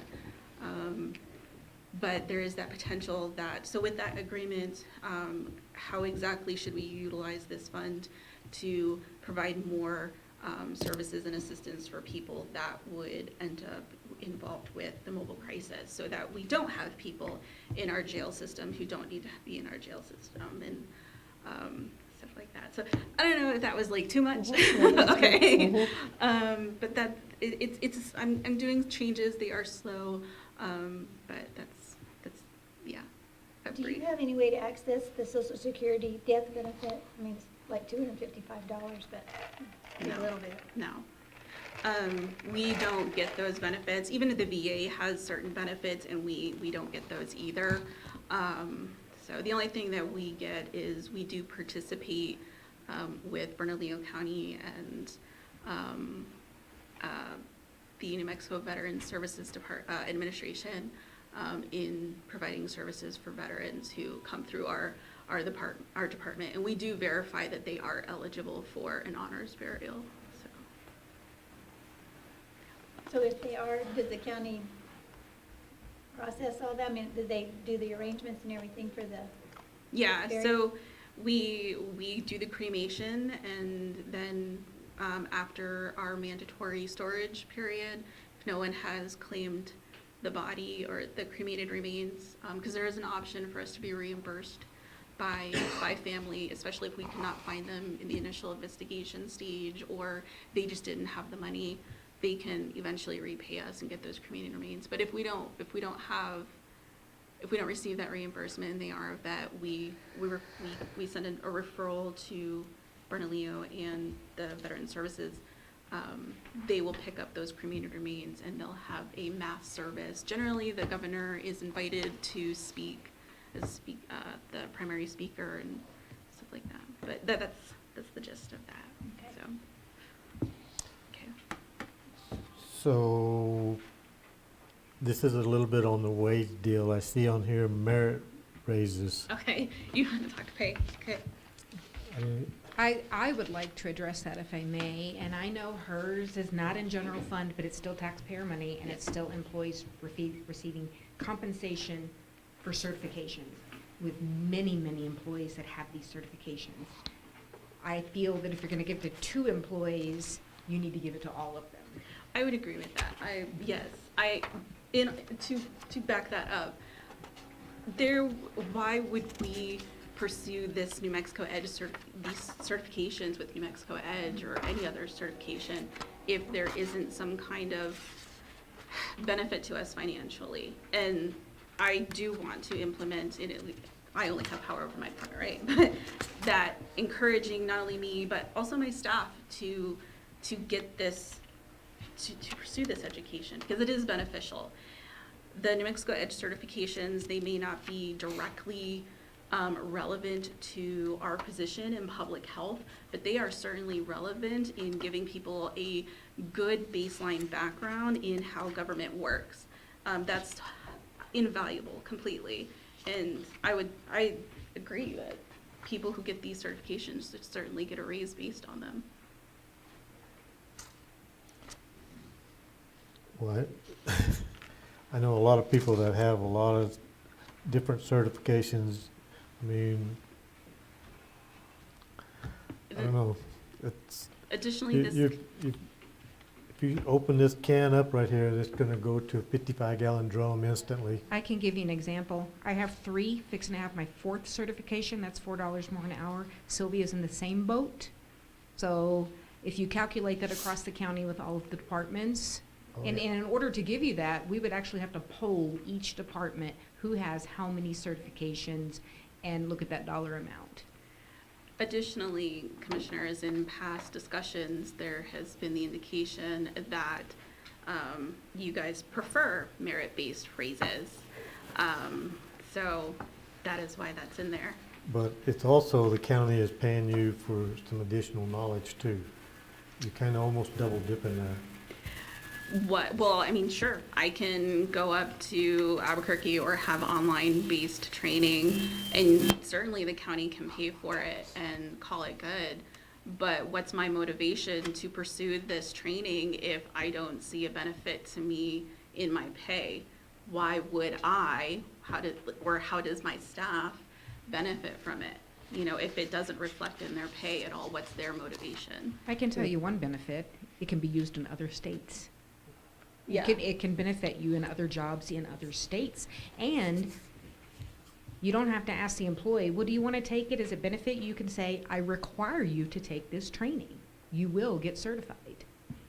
Because it benefits the county. Yeah. From what I understand, with the CPO, the CPS, those are only recognized in the state of New Mexico.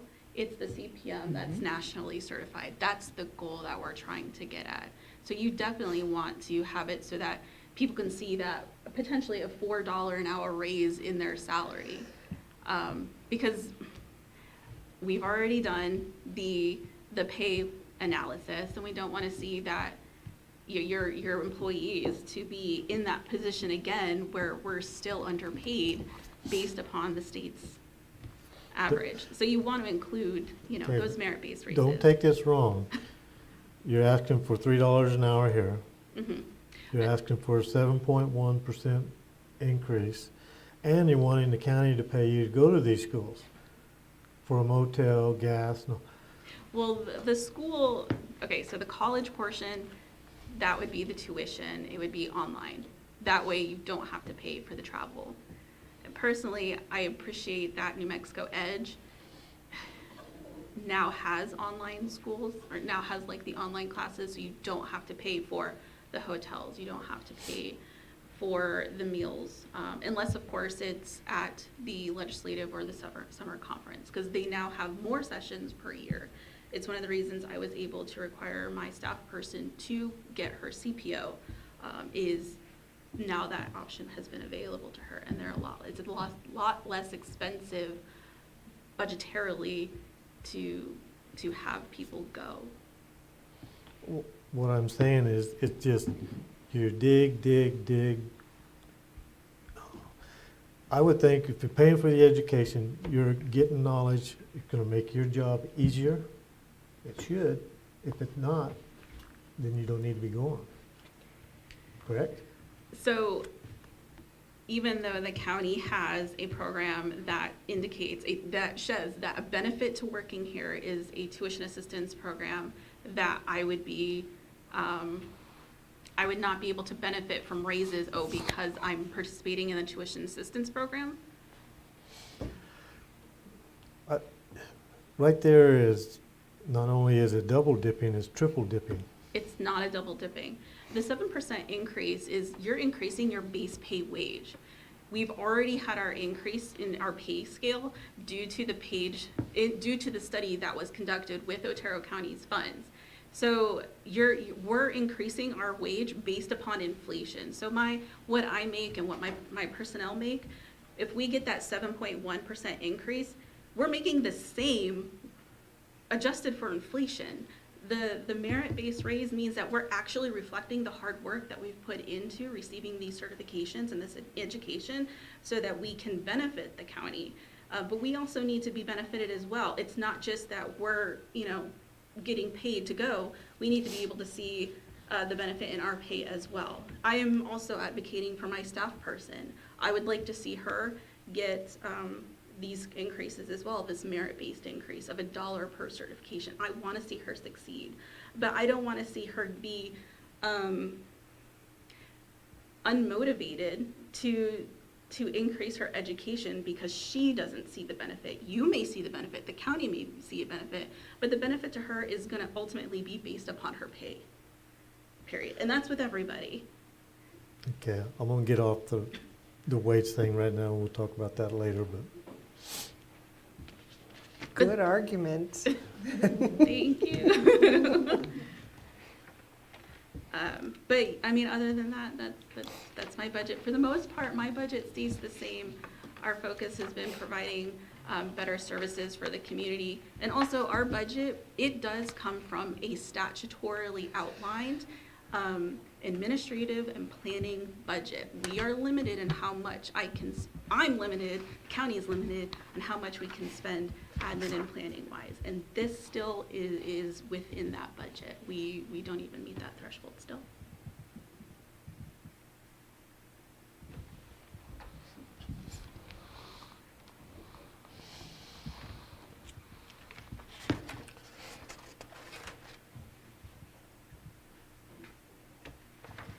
So really, the only thing in your budget is just pay raises? Yeah. Yeah. Especially since our budget it's statutorily set what we get, and what I can set aside for admin and planning. I've already calculated that, it's already there. Everything else gets utilized for the safety net care pool, the county Medicaid portion, and then the healthcare assistance and disposition. It's all there.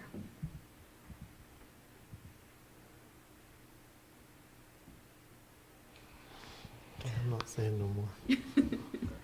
I just want to take off the word merit off of it, and just if we see that we can afford the raises, it's not going to be merit-based, it's just going to be cost of living based. That's what I would think. Okay. And commissioners, if you would like, I can poll all the department heads, how many employees they have with how many certifications from New Mexico Edge. We can get you a number of what that would cost. Mm. Would you even be interested? Okay, I'm gonna open my mouth again and say something else. The whole problem on this is, okay, this is fine, if we had a just increasing income in our tax base every year, I have no problem on this. The tax base number is still down here, and this number that you guys are wanting is just going like this, so where does it come? So if we go to the election deal and we say we're gonna raise taxes 2% or something like that a year, you think that them voters or those people are gonna care whether or not you get, well, you're getting, what is it? Anyway, 7% and another $3 an hour and somewhere, and you got 7% last year and you I got, did not get anything last year. well, the rest of the county employees did. It went across the board. We didn't, I don't think we got a raise last year, our department. I don't know. I don't I know don't if you think our- requested it. Yeah. I don't know. No, our department didn't get a raise last year because my pay stayed the same. You would have to check with payroll. I don't know what you requested last year. I didn't request don't know. anything last year. No, she So- didn't request Yeah, anything I last don't year. So, It yeah, wasn't we across the did board not. for everyone. Some departments did not request anything last year. But I will say, I Last year understand, you I did understand not your position. Request any, I'm sorry? you did not request any salary requests We last did not. year. Yep. I understand your position, you know, that the county receives so much in their tax funds, so much revenue. And yes, every year we are going to be requesting raises.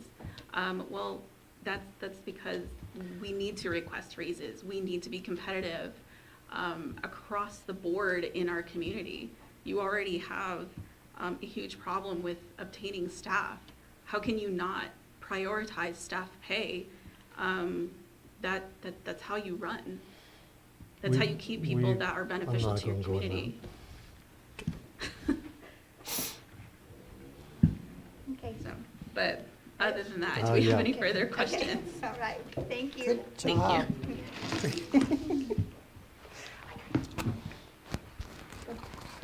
We're gonna take a super short break.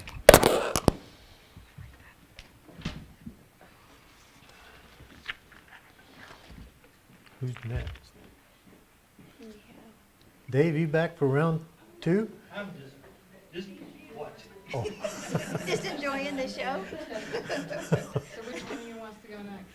Eve or Lori? Dave's first. I'm sure you'll be faster than Dave. I had to shut up. So Abe, you're here This sort is of for the just- duration just anyway, a- so for- let Lori go. Just $1 now increases 2,000, that's 4,000, $4 increase tax. And that's just at $1 now. Yeah, and it, that's what.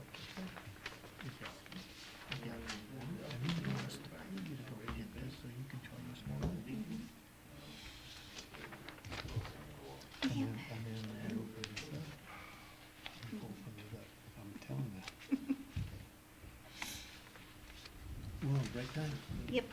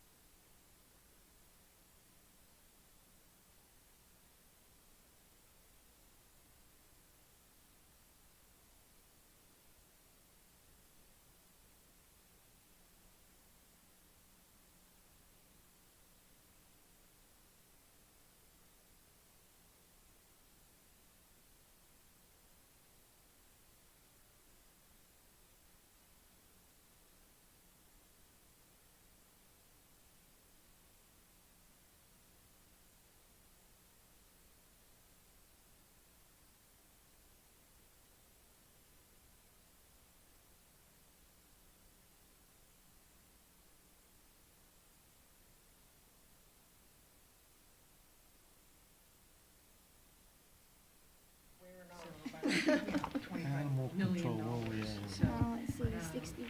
and, you know, because we're Yeah, our 65, beginning. and 55 in this paper.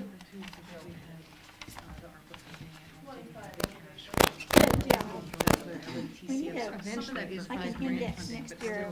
Worried about it right now. I don't know when, if there's no negative. I'm not amount for 65 everybody. in this. More balance, yes. For COVID, that's when I was so worried. And I mean, it's hard to know too, even them not so much, but they don't get close enough. There it is. Yeah, there it is. It's height. Okay. Thank And you. then 25 in this. You know, if you brought puppies, if you brought a puppy for everybody to hold, That would how do it, could huh? everybody say no? That's right. Now, you don't have puppies that got over there right now. Now, they're sick again, so. Hmm? And I'm just missing my apple right now.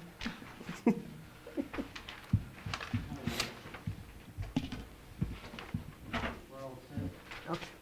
Ready. Okay. Where's yours? I don't know, just whatever I've got on there, it's pretty basic. We're just asking for the same budget, basically. If we can get a raise, that would be awesome. And we did print out on the truck, we didn't have it the other day, we haven't heard back from them. But this was to give you an idea, because we'd asked for a new vehicle. And we're looking at the cheapest one on there, it's more basic, we don't need anything really fancy. Yeah, we're waiting for the guy to get back to us, because I guess they're probably really busy this time of year. But, yeah, or unless they've got a hand-me-down that's in the department that isn't falling apart, so. So, David, how many trucks are you getting rid of? Yeah, we're fine with that, we just need something that's not, yeah, ours is about ready to die, so. There's a possibility I'll have 4 that I can have you down. Great. We got one for Yeah, see, that's fine, we just need something, yeah, because I could, put it on there, you know, because we haul the pallets of dog Right. food, and when we empty the freezer, and sometimes we have to euthanize that day, there's a lot of weight in there, but the one we got now, it's like, she'll come back with a pallet of food, and it'll be like rubbing on the wheels, and, so, yeah, so we didn't want to put any more money into it until we saw if it would be possible to And get I- another hand-me-down, it's fine. And I was just wondering, because I knew that's what you were doing with them, the trucks that he had, if he had something that would work for you. Oh, yeah, yeah, we don't use it a lot, it's like if we go to, yeah, it'd be nice to have the extended cab, only because that way, we have that little van they gave us from Buildings and Grounds, but it's kind of on its last legs too, so we kind of just parked it.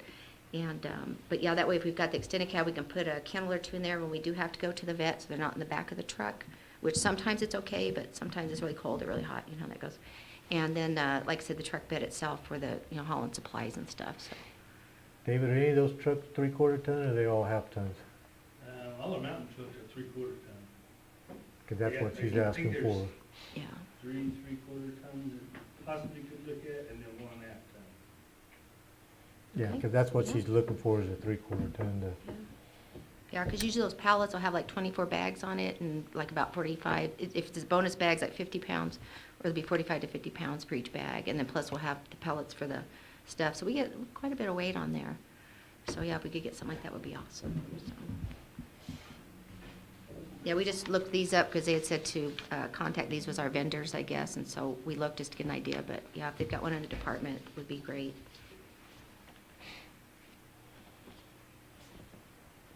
How many volunteers do you have?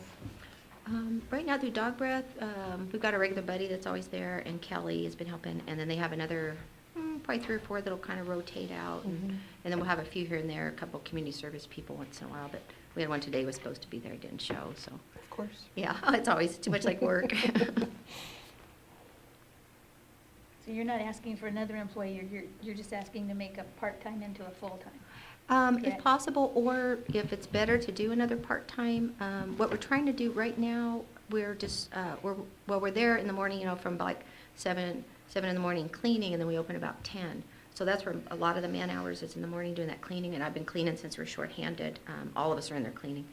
And so yeah, if we got another person in the morning would be great. The reason I put a full-time, because if we had that one in the afternoon, we could extend more to 5 o'clock, like the other shop, we have a few more open hours. A lot of people are like, why do you close at 3? It's like, well, because we've been here, you know, since early in the morning, and we don't break for lunch, we just work, you know, we're always there. But then we wanted to do that, maybe go back to having some Saturday hours as well. So that's why we were kind of looking to maybe get a full-time or even another part-time would even be, we could even move that around if necessary. Last year you requested $3 an hour increase. Did you get that? Mhm. Yeah, they're at 15.60, I think now, something like that, 15.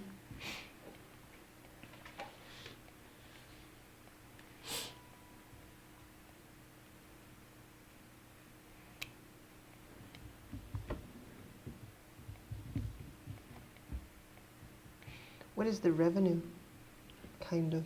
I know you probably don't have it off the top of your head. Last year, I think we finished about 50-something. I don't know if you had that report for I you. was gonna look it up. Yeah. Because the one that we put in, that's not, because that's like including everything, because a portion of that in those things, because we had that large donation that came in, so we're using that right now for a lot of stuff.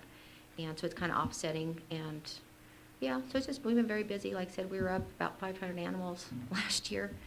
We started out, when I first started doing this, when we started, and it was just me and another person, and we started out, we were hitting about 1,000, and then it slowly went up. Last year was about 16, about the last 3 years about 1,600, and last year was at about 21. And with that, we've had, some holds in there, like we've got a couple on protective custody, and so we have some long-terms that end up coming, and with the spay-neuter program, we've got a lot of people coming in for vouchers, and just a little extra, but, revenues-wise, though. I can't find 2022's, but 2021 on adoptions, it was 29,500. Reclaimed, we brought in 1,059. Donations, 8,223. That was in 21. I can't locate 22 right now. Because last year we had the 60,000 donation that came in from Bonnie Brooks Foundation, and then we've been getting them in pretty regularly.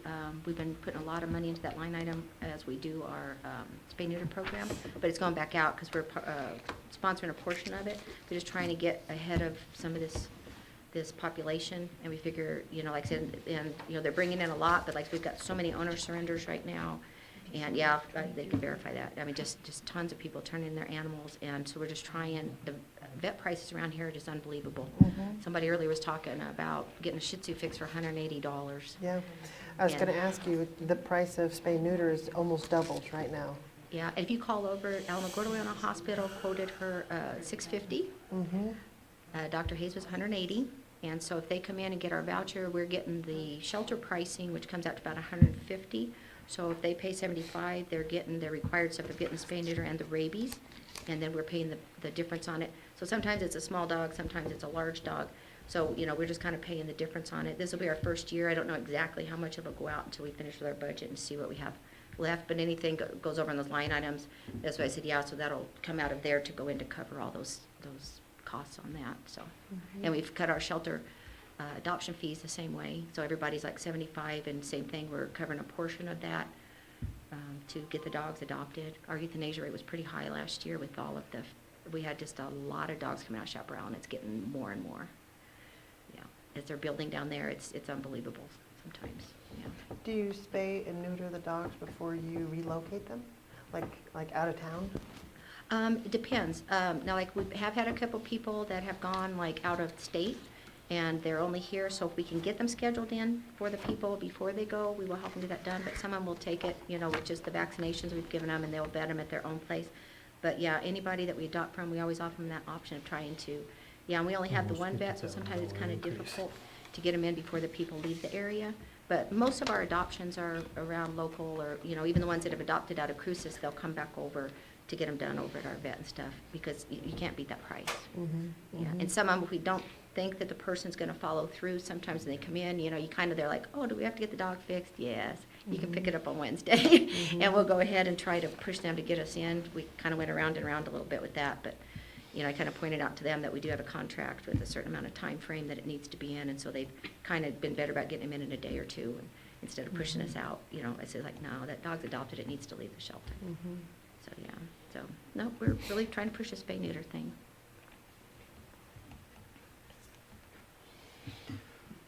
So your salary increases from last year to this year, what you're wanting is $46,000 increase. Am I reading that right? 46,000? I wouldn't think it'd be Your that much. 2023 original was 91,088. Your 24 request is 137,1117. Well, they're probably factoring in if that's a full-time position. I think they're probably figuring all that with benefits.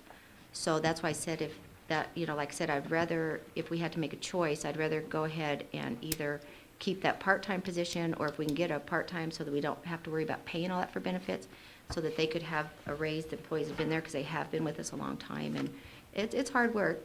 As a family- I've done it. It's Yeah, hard. it is, and it's getting worse. We've had a lot of sick dogs, which causes a lot. Yeah, my staff has definitely been taxed, and we're short of persons. Like I said, I'm right in there with them every morning, cleaning kennels and poop and all that, And yeah, we've had a lot of sick dogs and just bad shaped dogs and stuff coming in, and cats, and so we're just trying to do the best with it. But yeah, I guess that's probably what it was with turning that into a full time and having that. Would it be Raise that for much, everybody. Julianne?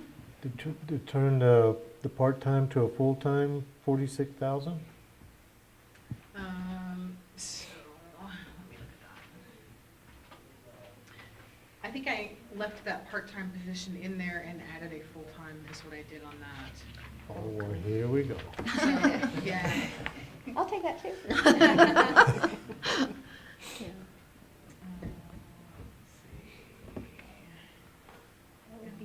It should be a,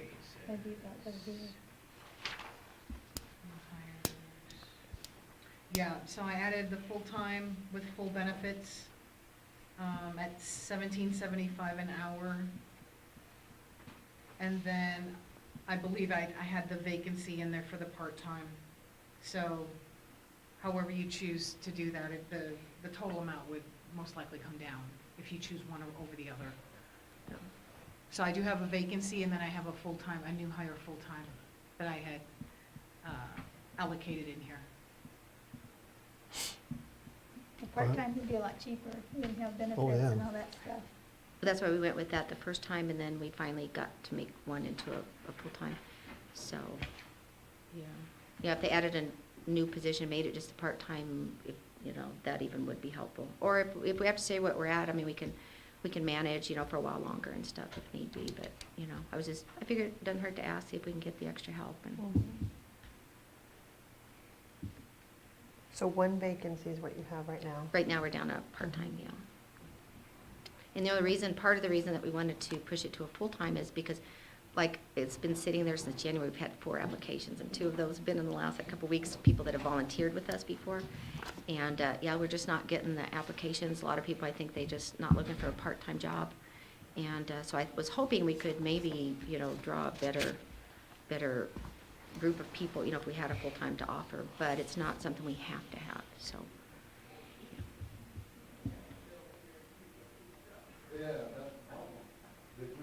Because my other people have been with me for a long time. When they come, they stay pretty much. They do seem, so it's not a bad environment. It's just, it is a lot of work, and it's just not for some people, so.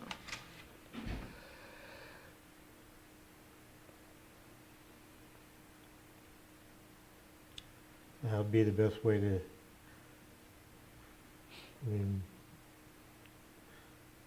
you made one a full-time and then you created another position with that number, correct?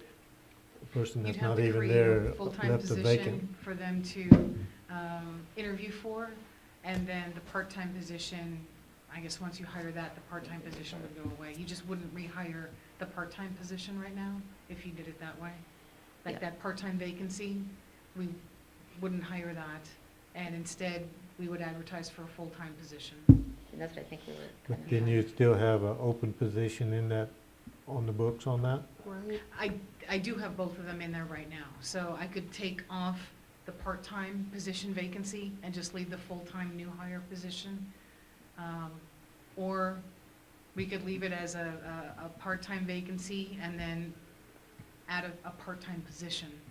We could do it that way as well, instead of doing a full-time position. Yeah, because what I could do on that then is I would have, like, my one person, like right now I'm missing one of my morning people, so that's why we're in there with the kennels.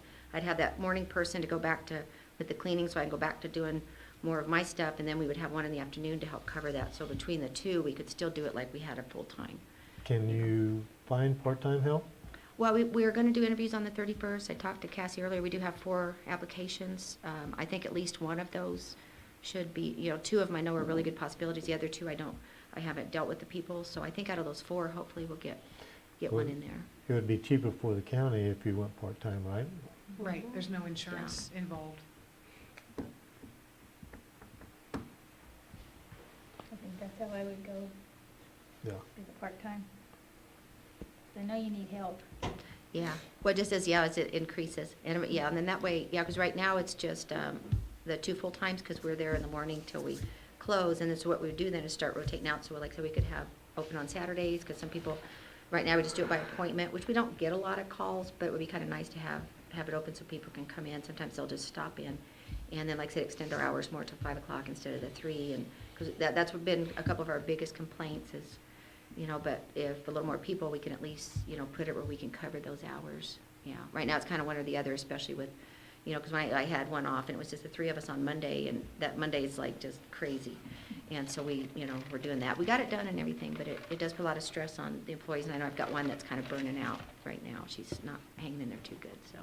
Could almost hire 2 part-timers and be less money than, Yeah, we could do that. It would be without benefits and stuff. Mhm.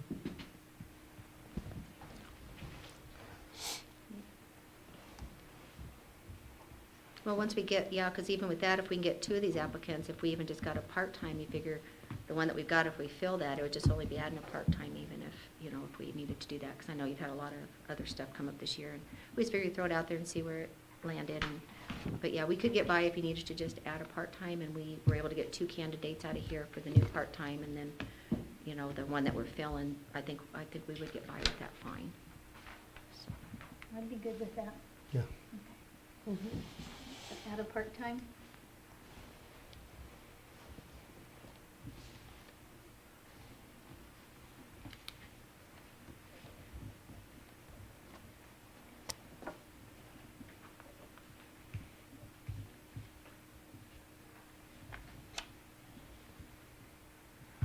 Okay, so we decided on, we're not talking about the salaries yet, but on number 2, we're gonna add another part-time. And then on number 4, we're gonna possibly see if we can get a truck from the SO. Great. Okay, that sound good? Mm-hmm. Okay. That would be awesome. Do you have anything else? No. Anything else? No, David, when will you know on these trucks? Not that I'm rushing you, but I'm trying to, Figure it out. We just got 5 new Tahoes in the other day, so they're starting to get upfitted right now. And then next Friday, I'll go to Albuquerque and pick up 5 more.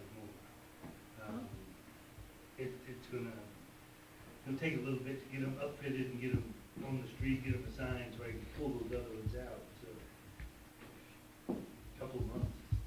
can you get by for a couple of months? Oh, yes, yeah. Yeah, Okay. we were hoping, I figured everything wouldn't be until the new budget. Yeah. But I figured we put in to see if, like, sometimes people, like, said they train in, that'd be perfect. That's what we got before, was one, I think, from the state, that we got those in that little van from the Buildings and Grounds. So, Okay, perfect. Thank you. okay. Thank you for everything you do. Thank you. Okay, where's Abe at? 14.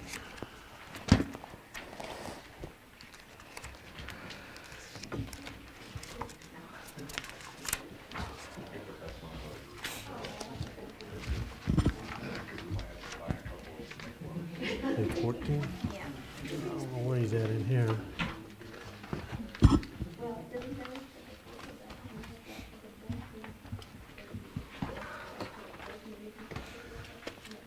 Julianne, you know where Abe's at in the big book?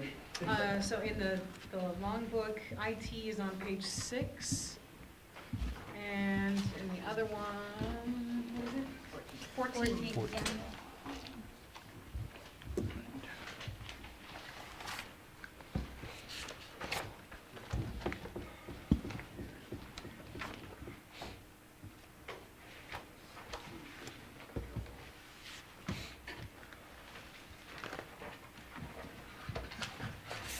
Shuffle, shuffle, shuffle. I know. It's all lined up.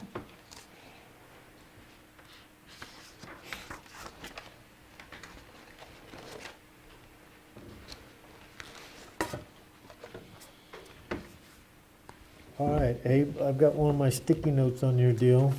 Sure. It's the opposite of hers, the one we just talked about. So you budgeted for 23, 179, 478. Okay? You've used 65%, which is, anyway, you're asking for,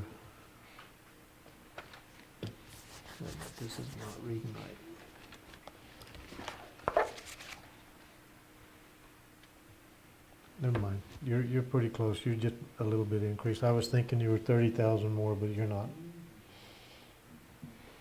Because your actuals, what you are right now is, well, wait a minute. I have travel Also, increased Commissioners, 2,000. his actuals might be a little bit low because we had budgeted for that fourth IT person for this current fiscal year. And she didn't start until, there was a few months that she wasn't, I can't remember what month she started in, but, so there was a little bit extra budget because we budgeted for the full year, excuse me, but we didn't hire her until actually, I don't remember, September maybe? Yeah. October, something like that.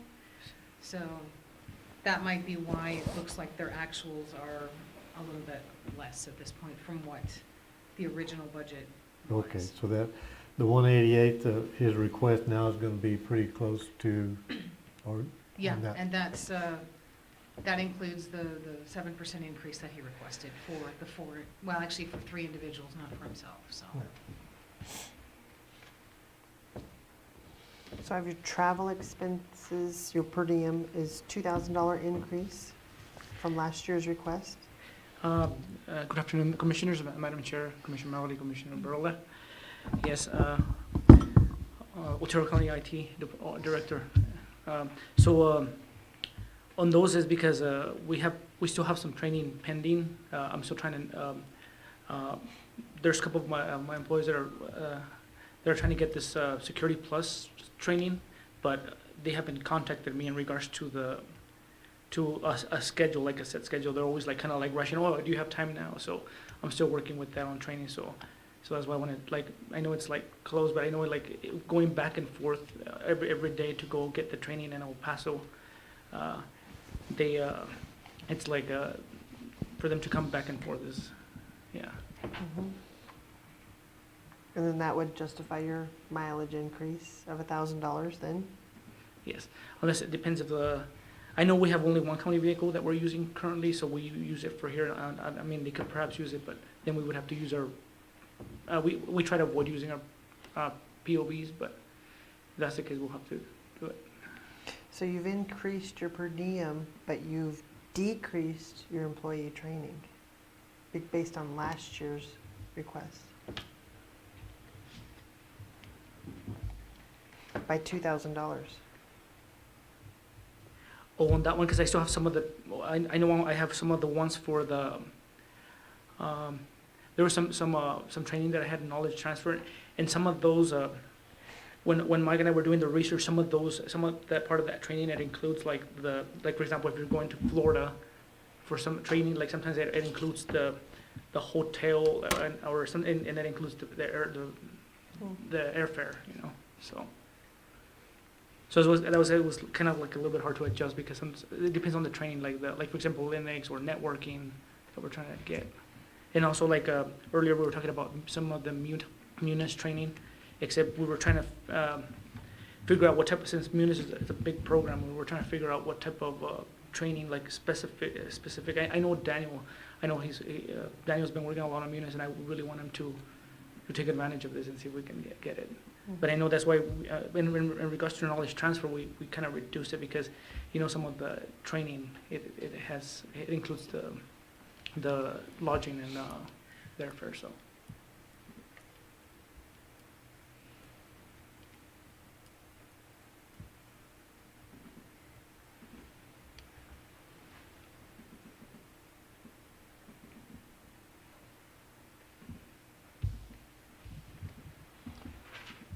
Okay, I'm a little slow and I'm catching up, but I see where you're coming from, where you reduce your registration fees and increase all your We're playing with numbers?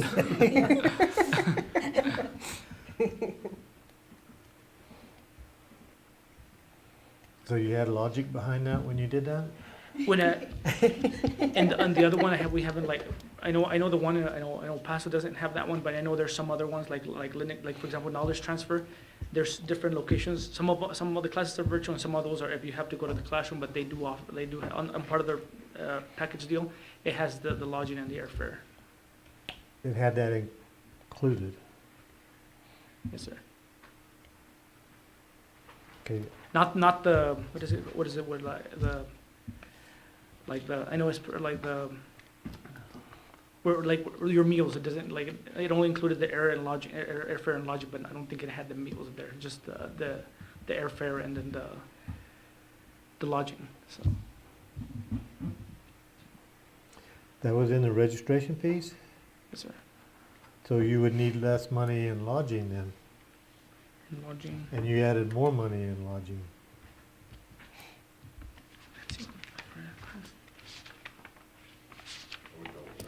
Or travel, where am I? Do what? They're not paying for that anymore. You might want to double check your last bid on company on that. The latest one won't even pay for lodging that I registered for. Yeah, well, I'm using a different company, but most of those companies now for these boot camps for this training, they don't include lodging and or hotel anymore. Even though it's hosted at that hotel that you're gonna be staying at, but they do get the government rates or package rates and for the hour. But they're not paying for the airfare or less lodging per night. Right, the state's per diem rates for out-of-state lodging, the per diem rate is the exact same as in-state. So, you know, you can go to, I don't know, Roswell, and it would be the same cost or the same, if you do per diem, you're gonna get the same amount as if you go to Washington DC, which is why if you go out of state or to, the only high expense designated area in the state of New Mexico is Santa Fe. But anywhere else where it might be more expensive, you're just gonna get the regular state rate, even if you're out of state in a higher expense area, so.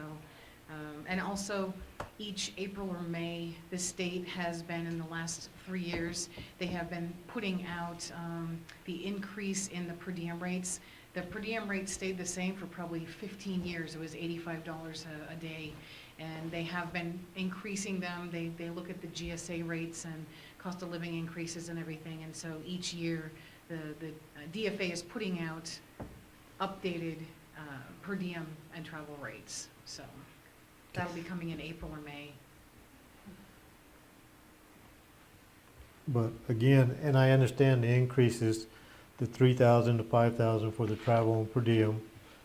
He increased from the mileage from 1,000 to 2,000, but he decreased his registration fees. So he's telling me he's gonna go to less schools or less training, but he wants more money?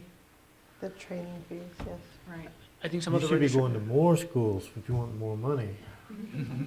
Some of the registration fee is for like some of the conferences, but I think they're on there is just like the enrollment fee, I guess. I guess I could have added their registration fee. So the registration fees stayed exactly the same. It's the employee training that went from 12,000 to 10,000.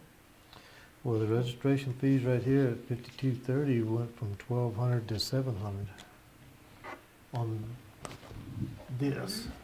Okay. The original budget was 700. The 1,200 is the revised budget, Mhm. meaning that we probably had to move some money in order to cover some expenses from another line.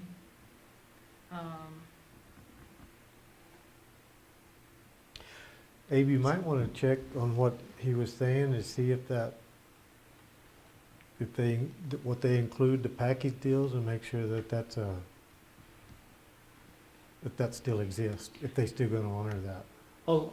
I can verify that, yes. I can check for that, because I know last time when Mike had got me a quote and then he verified with them, but maybe it might have changed, so I can definitely verify that, yes, sir. With how everything's going up, I doubt they're gonna include that anymore. Right. I'd be surprised.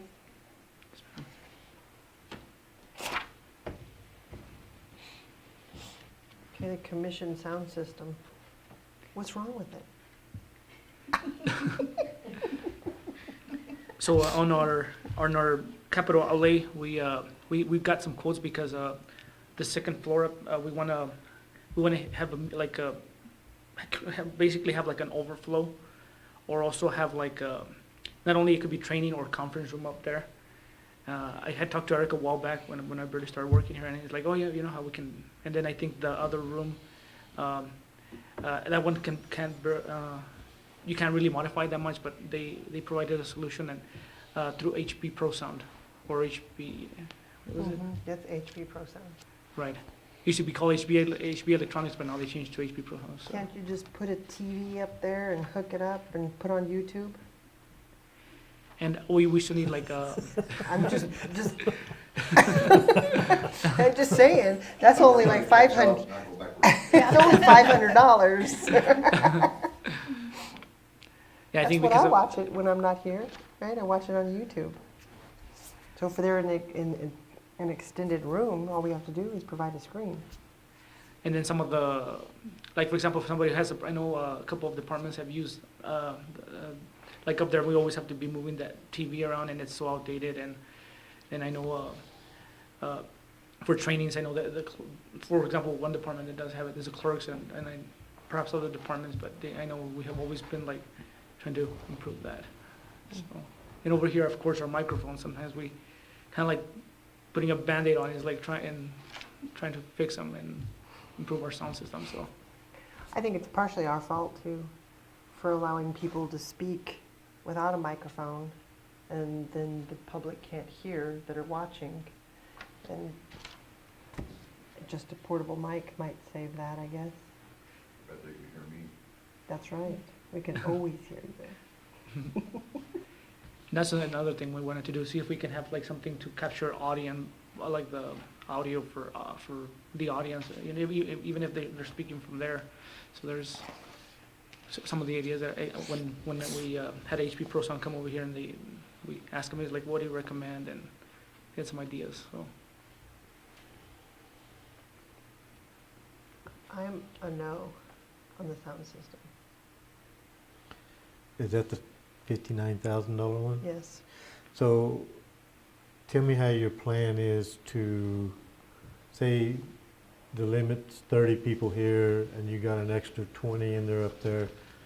They'll be able to talk and that's the goal of an overflow, and that's one thing I can talk to HP Pro Sound, like basically be able to participate even from up there if we don't have enough room here, or you know, that was the idea of the overflow. And then how would we communicate with them here off of that TV? Out of course, with the new sound system, how it's going to integrate with our with the sound system here, and then of course over there with they would have like their system up there to be able to communicate. The short answer is yes. And like for example, there would be a camera up there too, so that they can see everything. So, and then you would be able to see them over there too, like the people from up there. And I think even that room, from what I remember him telling him, there's I think it was Logitech Connect, or it's on that quote that they gave me, where you can connect all the rooms. Well, I'm really interested in this because one of the biggest complaints that I get from people is our commission room is too small. If you could, I don't know what number you could add for additional people up there, but if it would be way cheaper than a remodel of this room, knocking out walls and stuff like that. So that's why I'm really curious how you could do that to make it work, to where if somebody's up there, we would be able to communicate. I mean, I'm really curious about this. That's why And that's one of the things that when I was talking, when HP, one of the reps from HP Pro Sound came in here, that's one of the things that, of course, like improving our sound system and everything. I did tell him, but one of the things I told him is like, oh, you know, we want to have this room available as an overflow. We want to use it as an overflow, and where users can use it as a conference or training if they're up there, like if they're up there. So that's one of the things that I did tell him about. the conference and training, I don't care about that. What I'm worried about is if we're in a commission meeting and there's people up there and they're asking questions, how is it going to work? How am I going to sit here and answer their question? Or how am I gonna hear their question, or how am I gonna see is it, that's why I'm trying to figure out what kind of system you've got here. So it's like a Logitech system that will connect this room and then the room up there. And from what the guy told me, like even the room that you can connect all three rooms are the ones that we have in mind and upgrading. Those are the rooms that you can connect. But of course, the one that we thought about of an overflow was this one, right above us. So couldn't it be set up kind of like legislation has it, where it's a webinar based and you push a button and allow them to speak whenever they have a hand up or something like that, or sign up for public speaking, and that would lower the cost on the smart TV. Then all you need is just a microphone and a camera. TV, microphone, and camera, right? The concept, the idea of that is great. I'm trying to figure out how you make it work for the 59,000. What she's talking about is $2,000. But Honestly, 59,000 is kind of cheap for what it sounds like what they're doing compared to what we just spent for the EOC and the PSAP for the new conference room equipment. We're well over 120,000 between the two buildings. so how would that work do you understand what Yeah, it how- sounds like they're just gonna tie the two systems together, so it'll be a live feed on this monitor for you guys, as well as they'll be turning on the microphone upstairs. If somebody's standing in line and you call on, they'll turn their mic on so you can actually hear them. And it'll be live feed versus if you just turn on YouTube upstairs, you wouldn't be able to communicate back and forth, and you have a delay. So, at least 5 second delay. Yeah, exactly. It would basically just be another room. It'd be like, you knocked this wall out and went backwards. And I think only 45,000 of that is allocated for that system. The other 14,000 is for other system upgrades. So of the 59,000, he's just looking at 45,000 for that. But just listening to what you just said, all you need is a TV and a microphone. You still gotta tie the system together, so it takes a little bit more work than that. It takes a little more equipment. I just turn on my computer when I want to speak at legislation and speak. Then you're relying on network speeds. I don't know if you noticed, the network speeds around here are a little slow sometimes.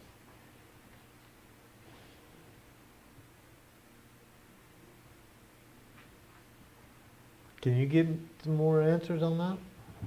Or something we can look at to see what you're really, I mean, I'm sure if there's people trying to sell you this, they've got a little video that shows you how, or like a display that shows you people doing this and how it's working. And because this is a big deal in the county. Many people griping about this room too small. So you would want to see, I mean, I know when we were talking about it, he was gonna, I said, present me some solutions, and then of course, since we were trying to get quotes, but I can definitely see if we can get like a presentation from him or of the system that Logitech that he's trying to, like, and then the new audio system, how it all ties together. We can definitely ask him for a demo. Yeah, I'm not sure I'd understand it anymore, but if I can see it actually work, then I could probably understand it. Sir. Yeah, because other than that, I just want a TV, a camera, and a microphone. Yeah, this sounds like a great idea. Mhm. I never even thought about that. All I've thought about is tearing this apart and making it bigger. But it would be great. That's why I'm really interested in it. If you can show me something. Sir. Show me the fundamentals. Sir. So I'd say let's put that on. I don't know how quick you can get something put together. And what's the other equipment? The other one is like for server upgrades, or like especially if we always like to have something available, like for example, if one of our servers goes down. I know on last time I was a little bit down for our upgrade because I know we did the Office 365, and I know Daniel was working on, we only had one server available, and we went over. So every time we have like upgrades or outages, we always want to have like something available for upgrade. Or I know on this system that we just got, it was like 13,000, but we were able to have our our new system, our Munis system in there, and then also the Azure AD Connect server that we need to be able to synchronize our accounts for our new email system. So I know last time I was short and I was like, I kind of bumped that one up a little bit in case we have an outage or we need a new, like an The upgrade. 14,000, is that the one you're talking about? Yes, sir. The 45,000 was for this upgrade, Yes, yeah. and then the other one is for in case like a server outage or upgrade. So for the 14,000, that's this 48 port Champion, I'm assuming? That this is your department? It says switch 48 port Champion. Oh no, that's for our micro. Like I know the other one for my minor capital outlay, I budgeted for like a micro, like for example, extra microtics because as we're doing this phone upgrade, I talked to Daniel about this and he's like, we always want to. He recommends always having extra switches in case one of them goes out. So that's why I put that in the budget.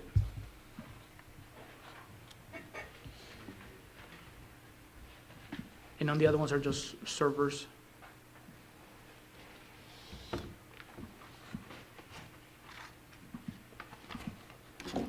And these servers kind of go with like the cybersecurity development that you're working on? Or, It goes like with if one of our if that server goes out, like or even if there's an upgrade, we can always like have available to upgrade the servers, like any server that we might need for. so like if our system got hacked, these backup servers would get us back in business? It would be basically if Essentially, in IT world, one is none. You always have to have redundancy for everything. Okay. So if you have one server that's managing everything here for the county admin, you better have a backup for disaster recovery. And that's what this is? Yes. Okay. And really 14,000 is not that much for a server. No, that's actually kind of cheap. The last Yeah. time we did a round of servers, it was a little bit more than that, so Yeah, that's because not bad. we just had to replace them at work and they were spending a lot of money on them.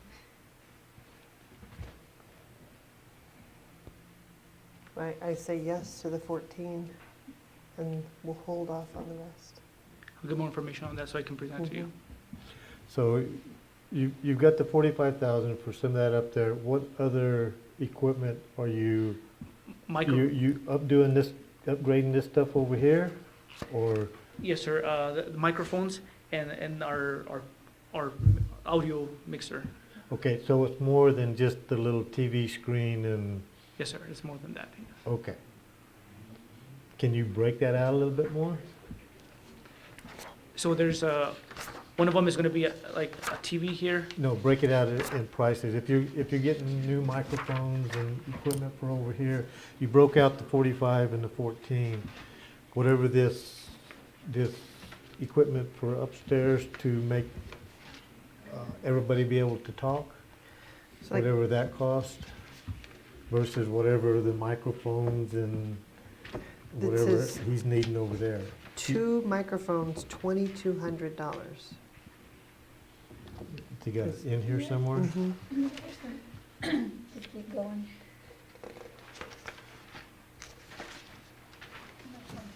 Collaboration system, what is that? That would be like the What connects it?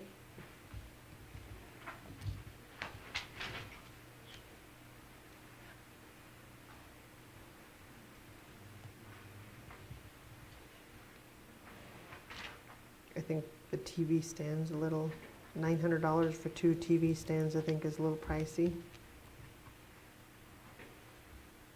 I'm assuming the 65-inch TV is a smart TV?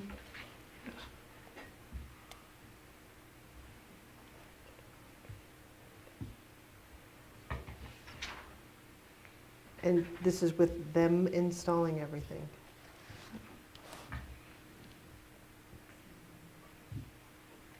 What is a Sennheiser EWD wireless set So right now we currently have Sennheiser, so it's the microphones. for $7,600? That's for 8 of them. Mhm. Especially good ones. Sennheiser's good.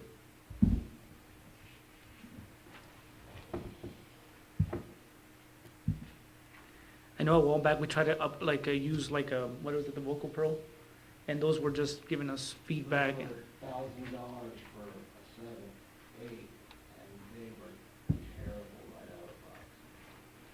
They pop, they hit us, they couldn't use them.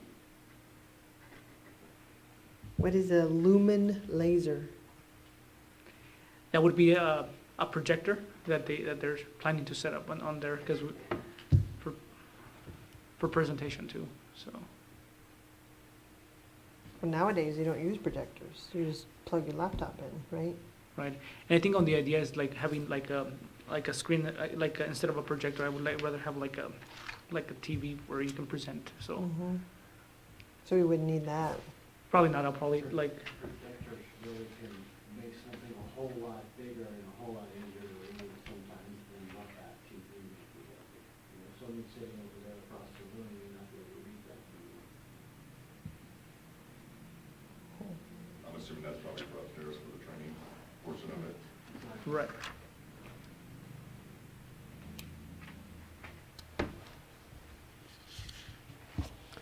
You know what's handy at the city commission room, they have a TV that's kind of like, that one's basically for all the people to sit there and look at. And then they have another one that's straight out from the commissioners, that instead of sitting here trying to do this, looking through two heads Yes.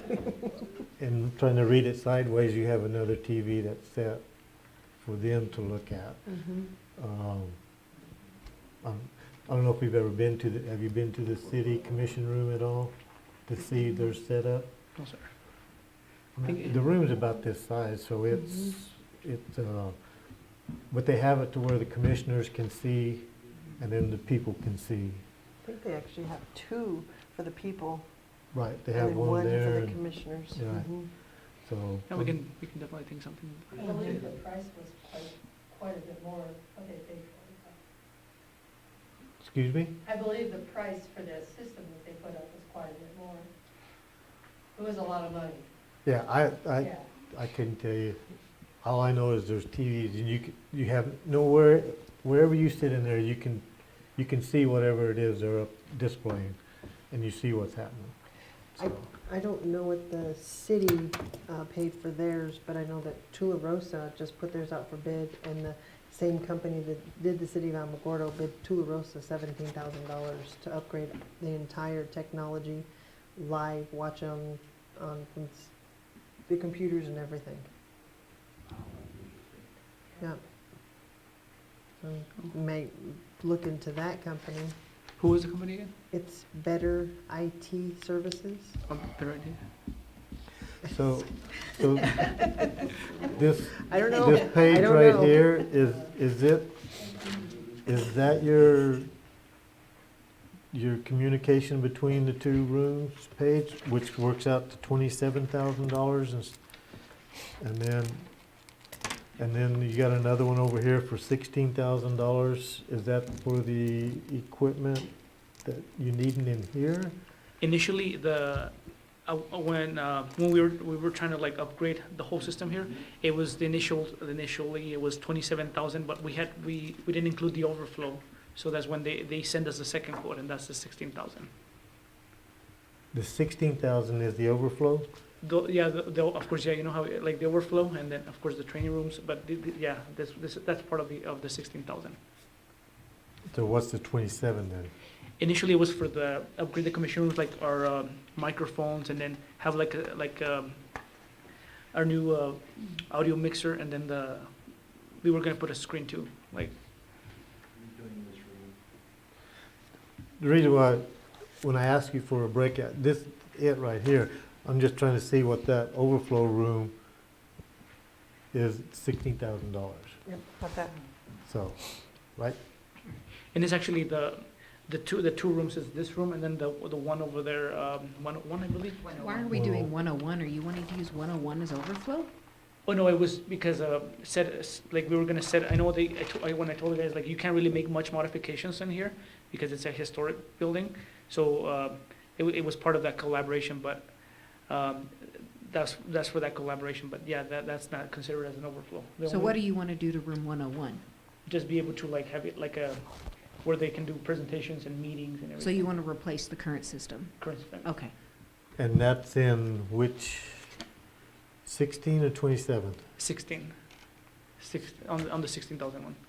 So the overflow money and room 101 is 16,000. Yes, sir. So, okay, back to my next question then, what does the overflow room cost? You have to take out room 101 and just what does overflow upstairs cost? Or that one I would have to talk to the HP Pro Sound to see if they can re-quote me on that if I take out room 101 for as an overflow. Okay. All right. I mean, it's broke down right here, which of these items right here, you got it all, everything broke down, which of these pieces go for 101? Can you tell me that?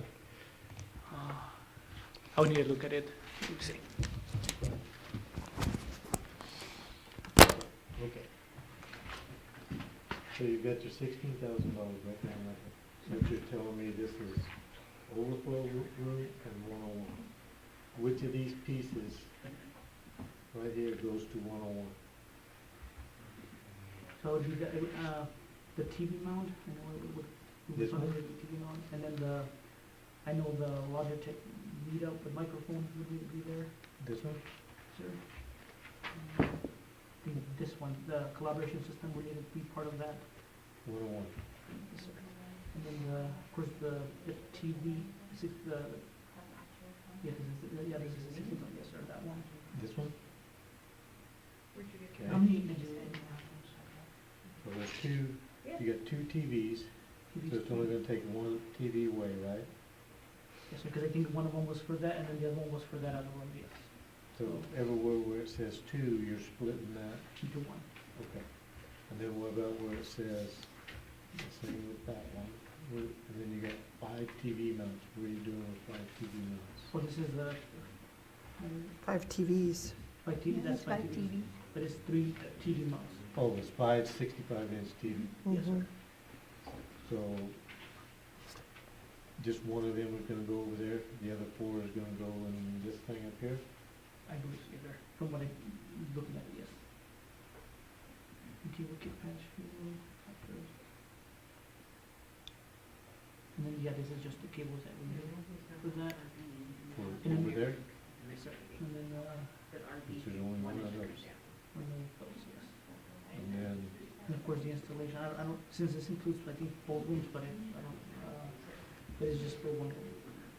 Because I know this is for both, for that, for those 2 rooms, but, yeah, so I know he included those 2 for that installation part of it. okay, so this is half and half, probably. Okay. It's getting cheaper, Amy.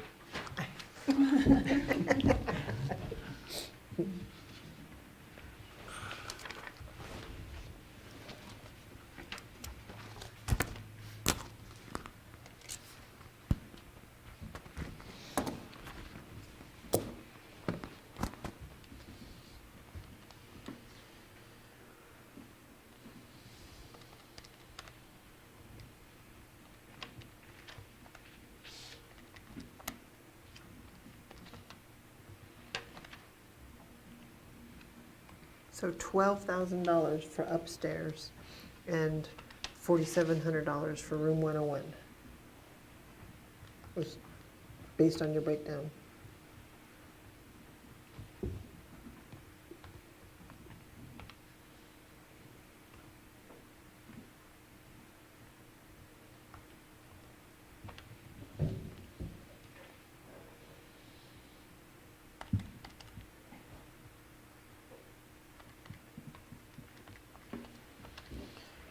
I'm coming up with 101 probably being around 6,000, a little over 6,000. Commissioners, if I can address the conference room, because I know how often it's used, we reserve it in our office. I personally, I didn't know they were looking at doing 101. I can't justify spending that much in that it's not used every week. We do interviews in there. I think the current system would last another year just to do Skype interviews. It worked out for our legislative hearing just fine. And we can't have a permanent system set up in there because of early voting. We'll have to find something that's mobile. So, if just what I added on here, the stuff for up there is gonna be somewhere around 10,000, is what I'm coming up with. If you take the stuff away from 101 that you just told me. Well, that's getting better. That sounds way better than 45,000. Yeah. 11,000, yeah.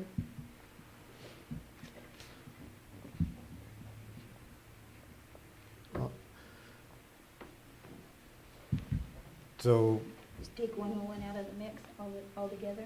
that's kind of what, I didn't even think about the voting deal. You'd have to tear it all completely down, remove it. Yeah, I would. That system worked good. There was like 6 or 7 of us in there for the Yeah, it works just legislative deal, and fine. that, I would replace the mic in there though, because you guys sound horrible when you watch it from the other side. oh, really? So. It's working good. Logistically, we have an overflow room upstairs and 50 people walking all over the building while we have this overflow room during our commission meetings. Does that mean we have to have more security? Possibility. We're also gonna have to admin staff to sit up there and make sure whoever's next, and you'll have to have IT up there as well. Right. So we will need 2 additional staff up there. I think all that will be controlled from here still. No turning on and off of mics, that can You'd all be be able to controlled control here. the console over Okay, here. well, you're still gonna need somebody from admin, Mhm. because Sylvia and I are down here, so I don't Mhm. know who we would have up there. Like nose goes.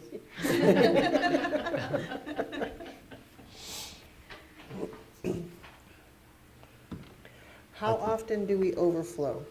We overflow when there's hot issues. 2, 3 times a year? well, there for a little while, I it was know. on a regular basis. Kind of calmed down, for knock on wood, for a while.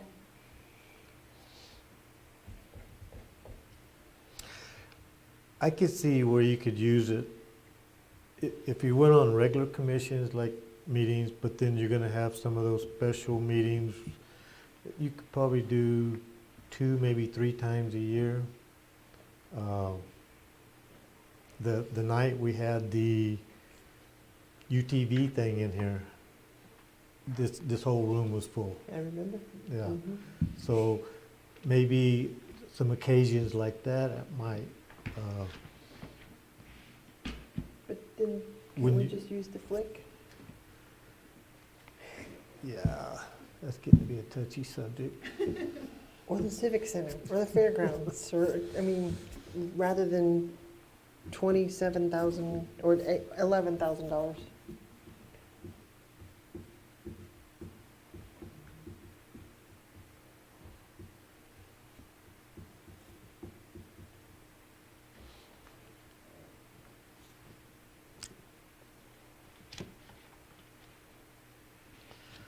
So when you have trainings and you have other deal up here in this room up here, is that's not a charge thing, that's just a, If it's within our departments or other government agencies, they use it free of charge. But we don't have people renting out our spaces anymore, not since COVID. Before COVID, we had it regularly, but not anymore.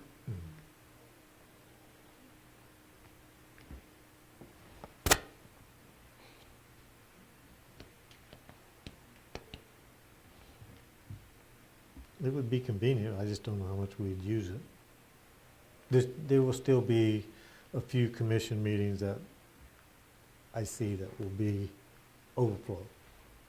But like I say, here lately, everything's been pretty,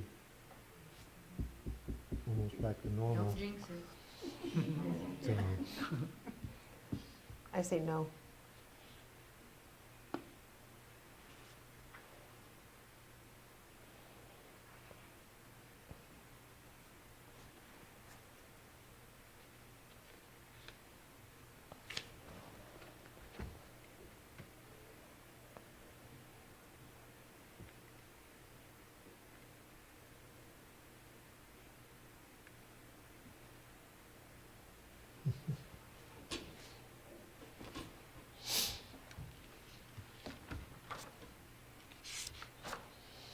Man, if I could just look in a little crystal ball and see how much you could really use it if it would come in.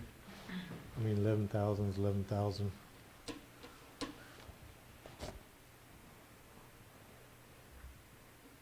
And they install it? That's installed too? That's the install. It's part of that.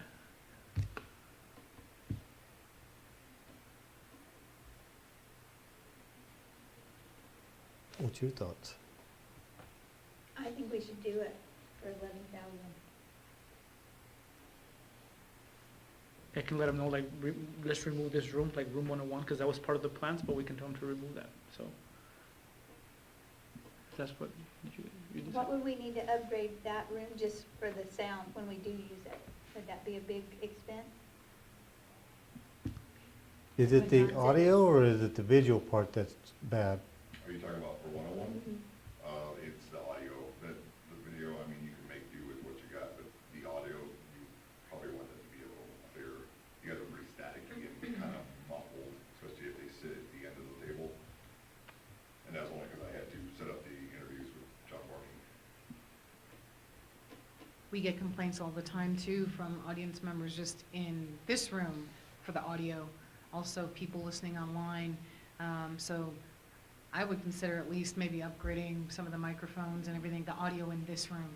Well, That might be a thought. that's on this page over here, right? On the The 27th. microphones and upgrades for,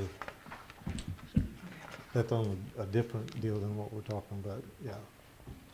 And 101 could be fixed with our phone upgrade project. If we put a conference phone in there, that might solve that solution as well.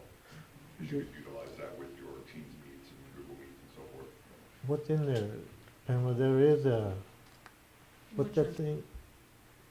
When we talk on the, when we do on the In videos, 101. what, is it just coming off the microphone, off the Yeah, that one's old, TV? it's bad. Oh, Yeah, okay, That's why you guys sound bad.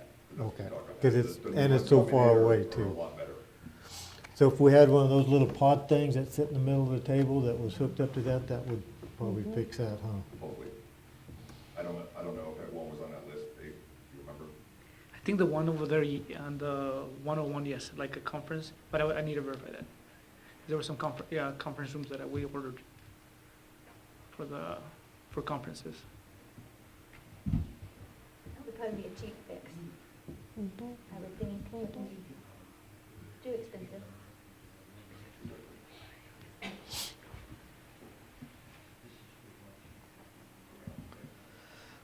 Well, honestly, like I say, I mean, I hate to spend 11,000, but I would like to have that because I know there's gonna be some meetings come up. This 3 to 5 commissioner thing is gonna come back, and that's gonna be 1 or 2 big meetings right there, I can assure you. It might alleviate some of the discussion if you can prove that you do have an overflow for excess audience, that Yeah. you have made accommodations. Just a thought. Can see a presentation on how it works. We could always go out to bid on it too, and check out other companies doing our other conference rooms, see if they have a better solution for what we need that meets your expectations for cost. Yes, I like that. And I like that because So, yeah, I'm in agreement with it, just like if we can get some kind of a demonstration or somebody come in and really see what we have and then say, this is what you really need. Sir, I can definitely put that for you. But no 101, Yes, sir, I'll tell them not to include that. yeah. Except for another microphone or something. We've probably got one of them laying around. Dig through Daniel's room, he's got tons of stuff in there. Yep, you can find anything you want. Okay, so we're okay on the per diem? Go back to the basics. Yep. And then the mileage, we're okay? Yeah, now that I understand all that a little more, what he's And got. registration fees, employee training, and then the capital outlay, we're doing the 14,000 on the server upgrade, yes, but we're putting the rest on hold for right now, or more investigation, right? Yes. Well, okay, the 45,000 had this other page in it that we, Yeah, it's got all rooms together, the 45,000. yeah, it was this Oh, the other 45, yeah. the 27,000 or whatever it was. Mhm. So we cut 101 out. We want a demonstration and talk about the overflow room. This is the other stuff. What is all, the $27,000 one? That's your upgrades in here, your Yes. microphones. Mhm. Microphones, yes, sir. The microphones, the system. I think there was a monitor yeah, that was, I think we're gonna get rid of the projector in room 101. But yeah, it was, I think a monitor there too, and, because that was one of the problems that we addressed, is like having problems like where you have to turn, and so there was like a screen there, but the 27,000 is part of the commission room. That was our first quote, as a matter of fact. So the stuff that you're talking about for the commission room, is it gonna jive with the stuff that goes upstairs Yes, sir, that's the idea. from the same company? Yeah. So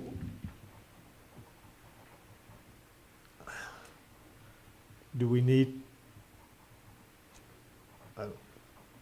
well, I don't know, you need to tell me. The stuff that we have to have here, is it gonna be part of the other stuff to make the room here work? Is what I'm asking. Do we need to wait and talk to somebody before we do any upgrades in here to do a whole complete system? Oh, no, I mean, if we tell them just to remove 101, because that was part of the collaboration, we can definitely, because that is part of the system, and then, like up there, it'll tie to here. But none of this stuff over here for the 11,000 would be in the $27,000 package? No, sir. It's just, the 27,000 just includes the commission room. The 11,000 is to make the overflow room work with the commission room. But That the is correct. 11,000 has 4 TVs on it. Has 5, but we eliminate one without doing 101. It has 4 TVs, so I'm assuming 1 TV would be for upstairs, One TV. and then 1 TV for in here. I think that was the initial quote, yes. And then, so we still have too many TVs, and that's in that $11,000 package. Yeah. I don't know if it was gonna replace, one of them was, I don't know if one of them was gonna go in the back, and then, There'll be at least 3 in this room, more likely. Mhm. and then that one's gonna be replaced. And they could be double frames those up, taking So- the hard frames off around and double them up to make one big TV.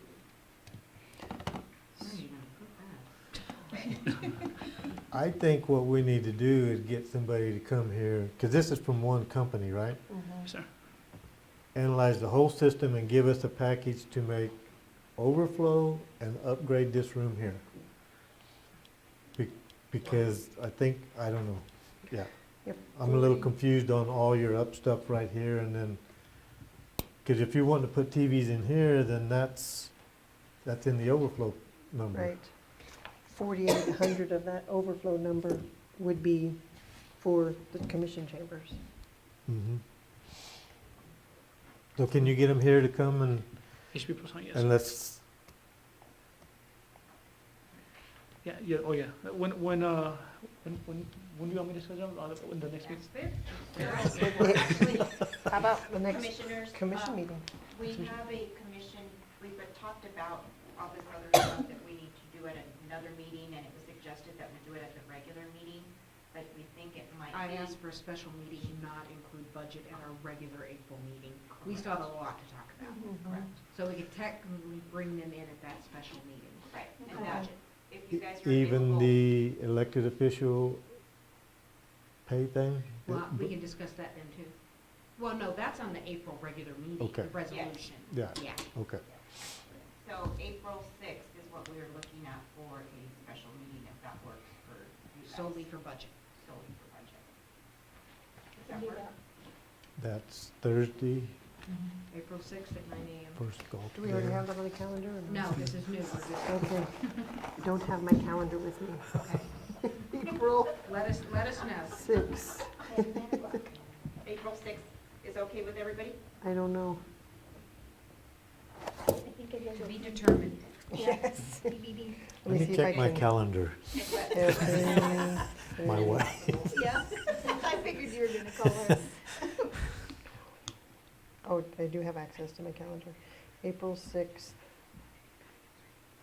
Yes, April 6th works. Okay. That way I can get it advertised.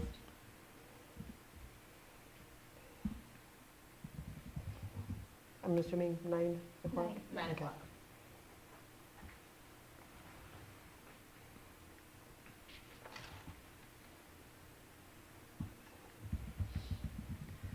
So April, you want me to schedule HB Pro Sound to see if they can come here April 6th? I think so. This is really confusing to me, so that's why I would like to get one bid for, make that an overflow room, work with your upgrades, what you want to do here. Yes, sir. Because I agree with Amy, it looks to me like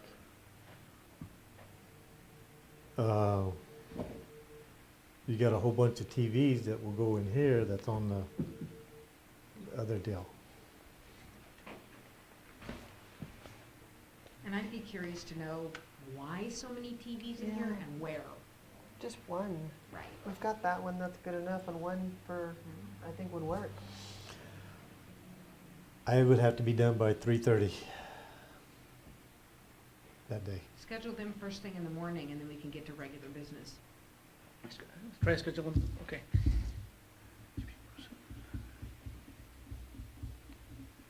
Right, April 6th.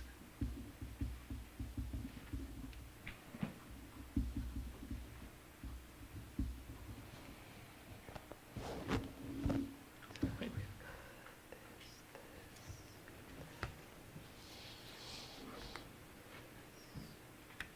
Okay, so where are we at on the? We went through all the others. Yeah, so we're still okay on the server for 14,000? Right? Mhm. And then we're gonna hold off on that other. And then, is this 5,000, is that included in holding off, or is that totally separate?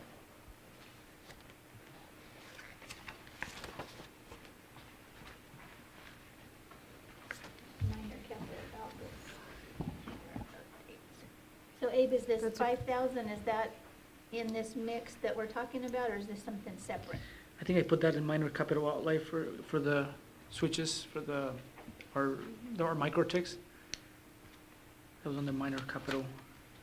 Okay, so that's different than this stuff that we're talking about? Yes, ma'am. And that's different than the server cost? Yes, sir, yes, the 5,000, they're different, yeah, separate from that. So that's this 48 port Champion is what you're talking about, in that $5,000 budget? Yes, ma'am. Is Yeah, it- because that was like $1,000 per switch, the microtics. The ones Yes, that I and you put need there. 5 of them. Yes, ma'am. Okay, so, is they okay to that? Are you okay with that? Mhm. You okay with that? Mm-hmm. And those are our PoE switches that we're doing during the phone upgrade. We need PoE switches, and talking, like I was talking to Daniel, he's like, I recommend you get an extra ones in case, if they go down, Mhm. so.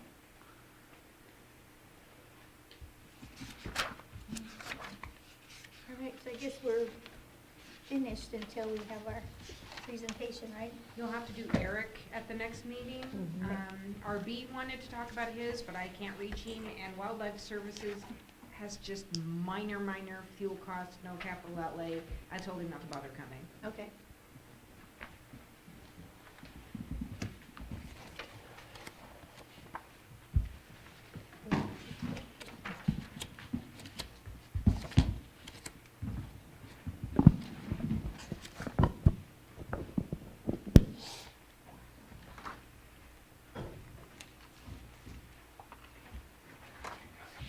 I don't even have Wildlife Services. What page is that in the book?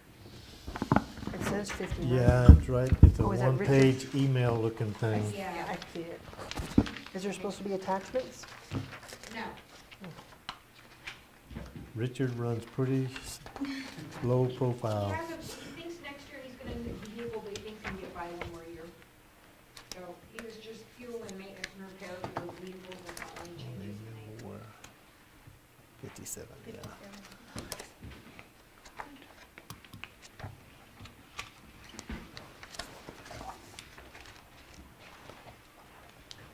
I say okay on him.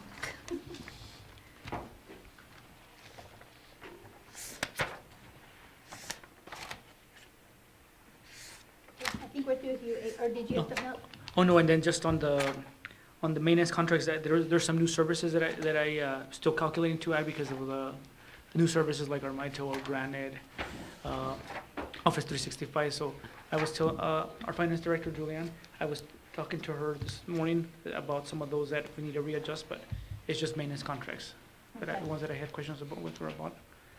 And then we just need to add in there, but other than that, that's what I had. Okay.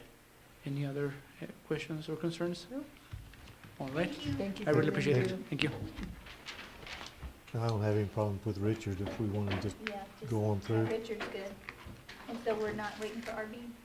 I can't reach him, I texted him. RB was only a $500. I don't know, he texted me this morning, let me know what his problem was, so. Well, he was here earlier.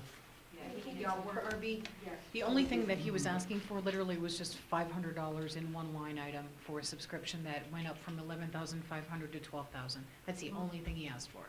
Yeah, the research deal. Yeah, the Yeah, research it's line. And Okay, okay. I don't know with if that? he wanted to discuss He something else asked me about this morning, Okay. when it's his turn, so I made the assumption he wanted to, but we can discuss it next time if he wants. Okay. Well, I'm good with this $500.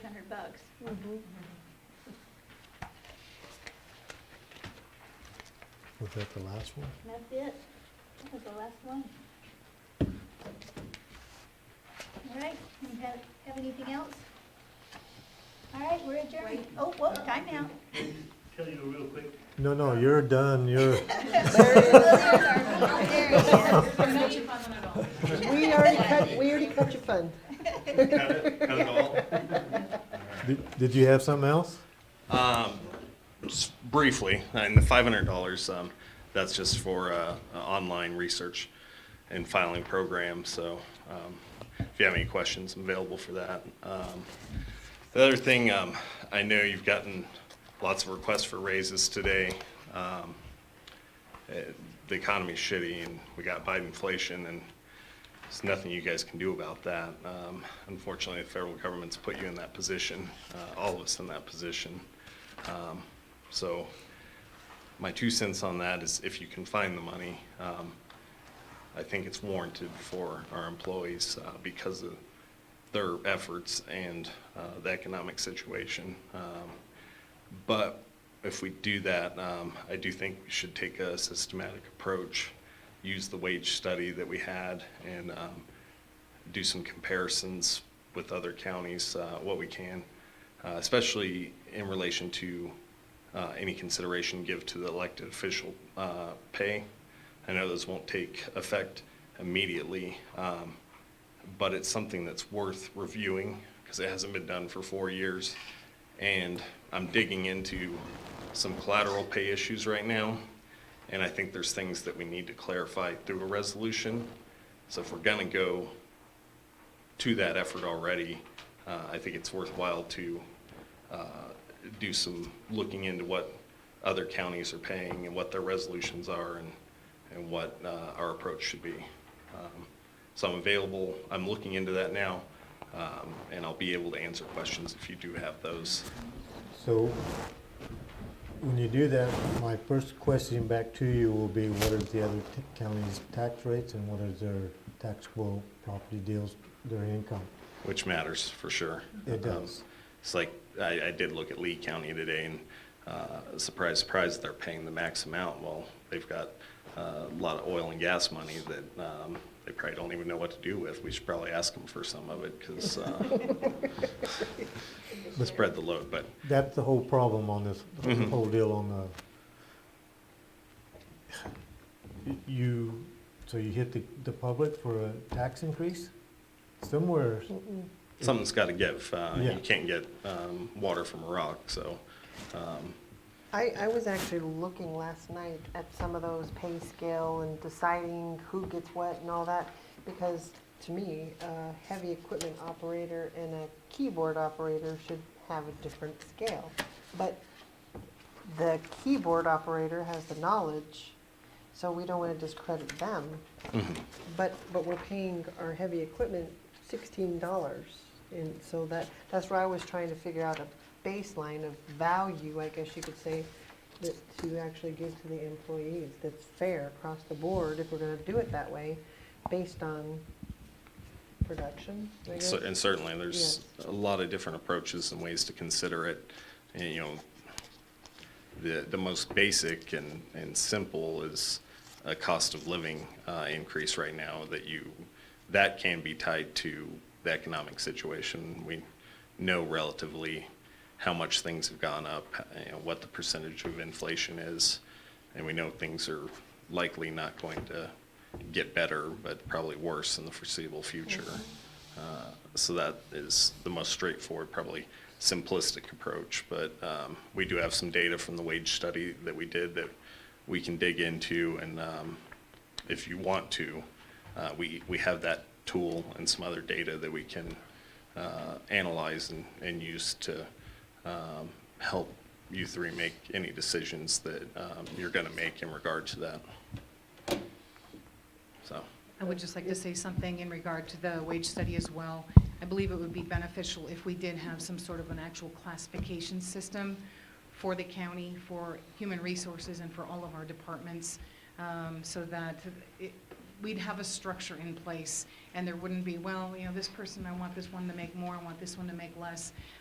Depending upon their job skill and where they are and number of years, you would have a classification system where each individual level of employees' skill would have a range of pay. And then if you increase by a cost of living adjustment, then all of those scales go up a little bit. It's not necessarily like a federal step program per se, but it would be an actual classification system based upon our current positions. We don't really have that in place, and I think it would be helpful to consider something like that.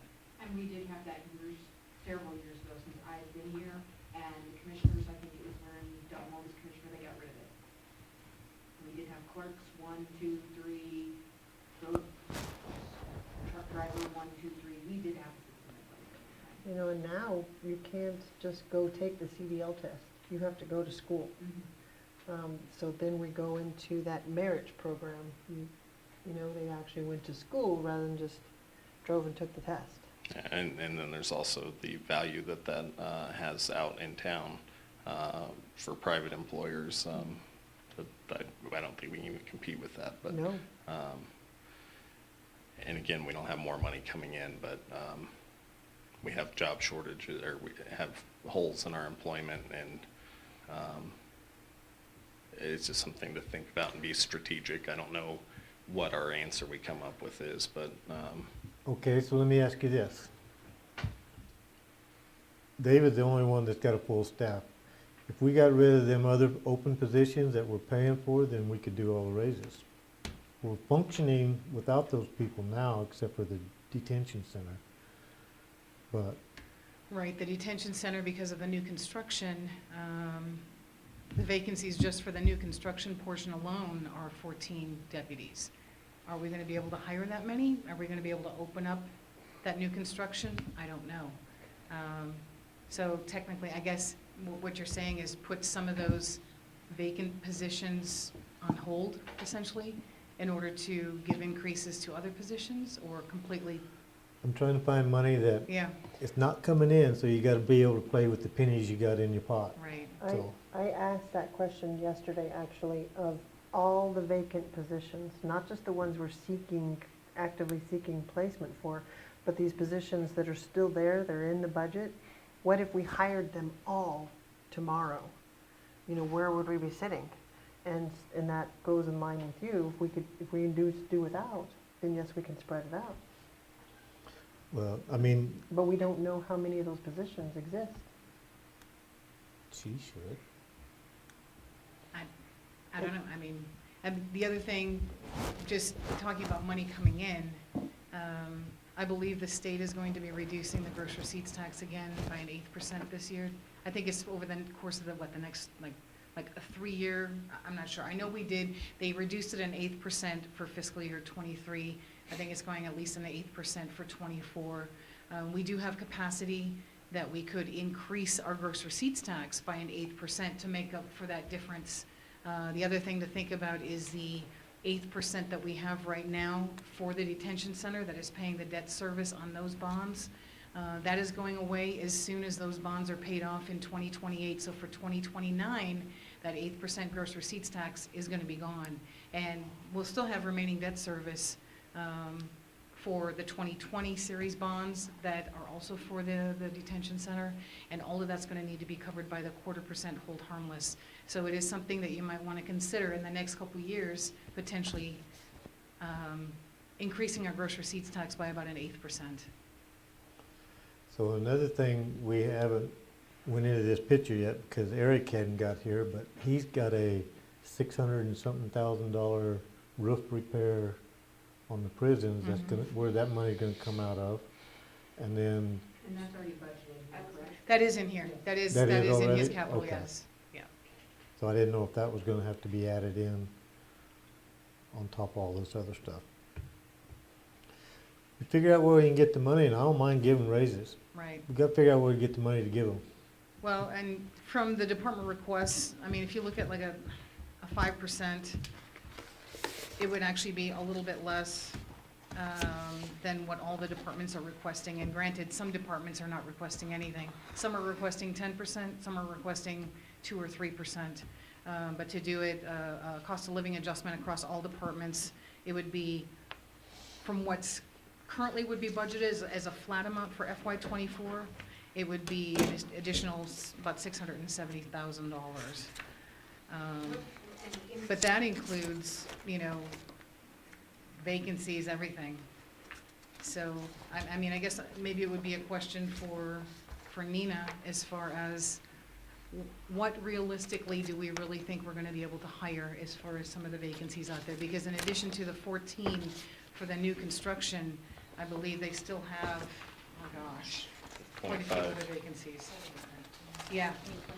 Yes, 29. Well, I've been here for So- 5 years, and And she's it's all- been it's- 20-plus people right. short for my whole time here. Now she's almost 30, but that's, so for 5 years, it's been rolling along. The entire detention center vacancies alone are almost $3 million. It's $2.9 million for all other current vacancies. That includes the new construction portion.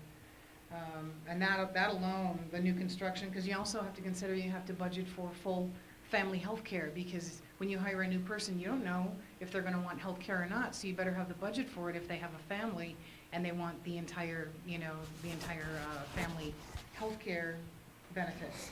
So just for the 14, for the new construction, with the benefits, it's gonna be almost $960,000. So close to $1 million right there just for the new construction portion.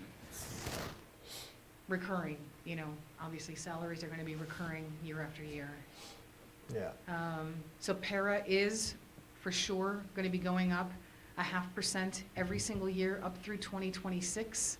And that's for the employer's cost as well as the employee's cost.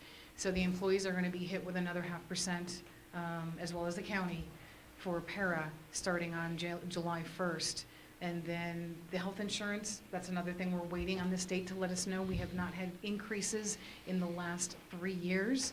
So we're expecting that most likely it will increase this year, and we're hoping that it's not some ridiculous amount because of the fact that they haven't increased it over the last 3 years. And then the last thing is, I know that the consumer price index, year over year, basically 12-month increase over last year. At the end of February, it was 6%. So, I mean, Now granted, you can't take all those, get rid of all those positions because right now we can't even use our addition on the detention center because of the manpower. But how many positions would you have to delete to be able to do your cost of living increases? well, like a 5% at 670,000, I mean, 14 positions would cost more than that, like for the new construction. And also, just remember that the detention center cannot support itself, and the general fund has to transfer funding in every year to cover their expenses. And what's budgeted for this year so far, because I included all those vacancies in there, it's a very large amount. It's $7 million, over $7 million in transfers from the general fund just to cover, just to balance the detention center budget. So, We could reduce the amount that the general fund would have to cover for the detention center and be able to give like at least a 5% cost of living adjustment to everyone.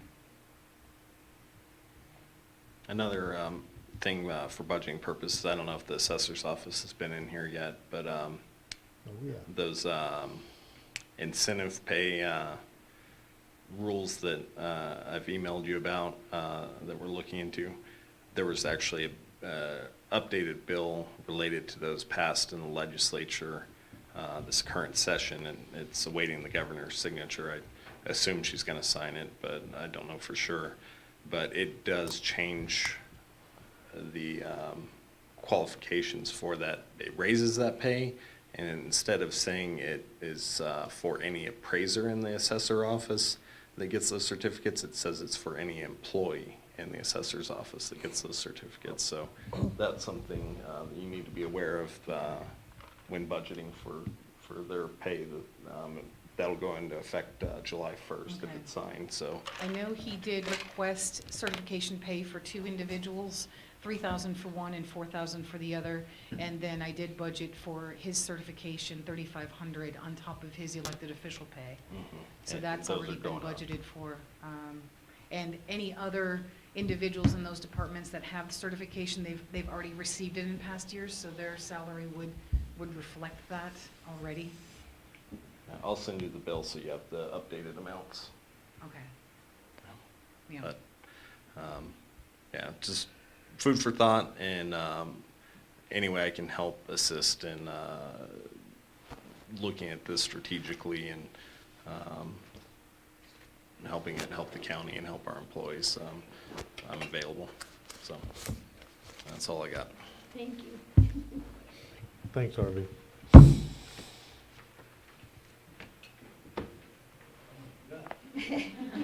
Just real quick, on those vehicles we talked about, I checked with the salesman that has a quote for the jail. This quote is for vehicles that are currently on the lot. There's 6 of them left. If she buys them before July 1st, she can get them at that price. If it's after July 1, he said they're gonna be gone. So, I just asked him to give me a quote for the 2023s that are hitting the ground right now. That will be available right, after July 1.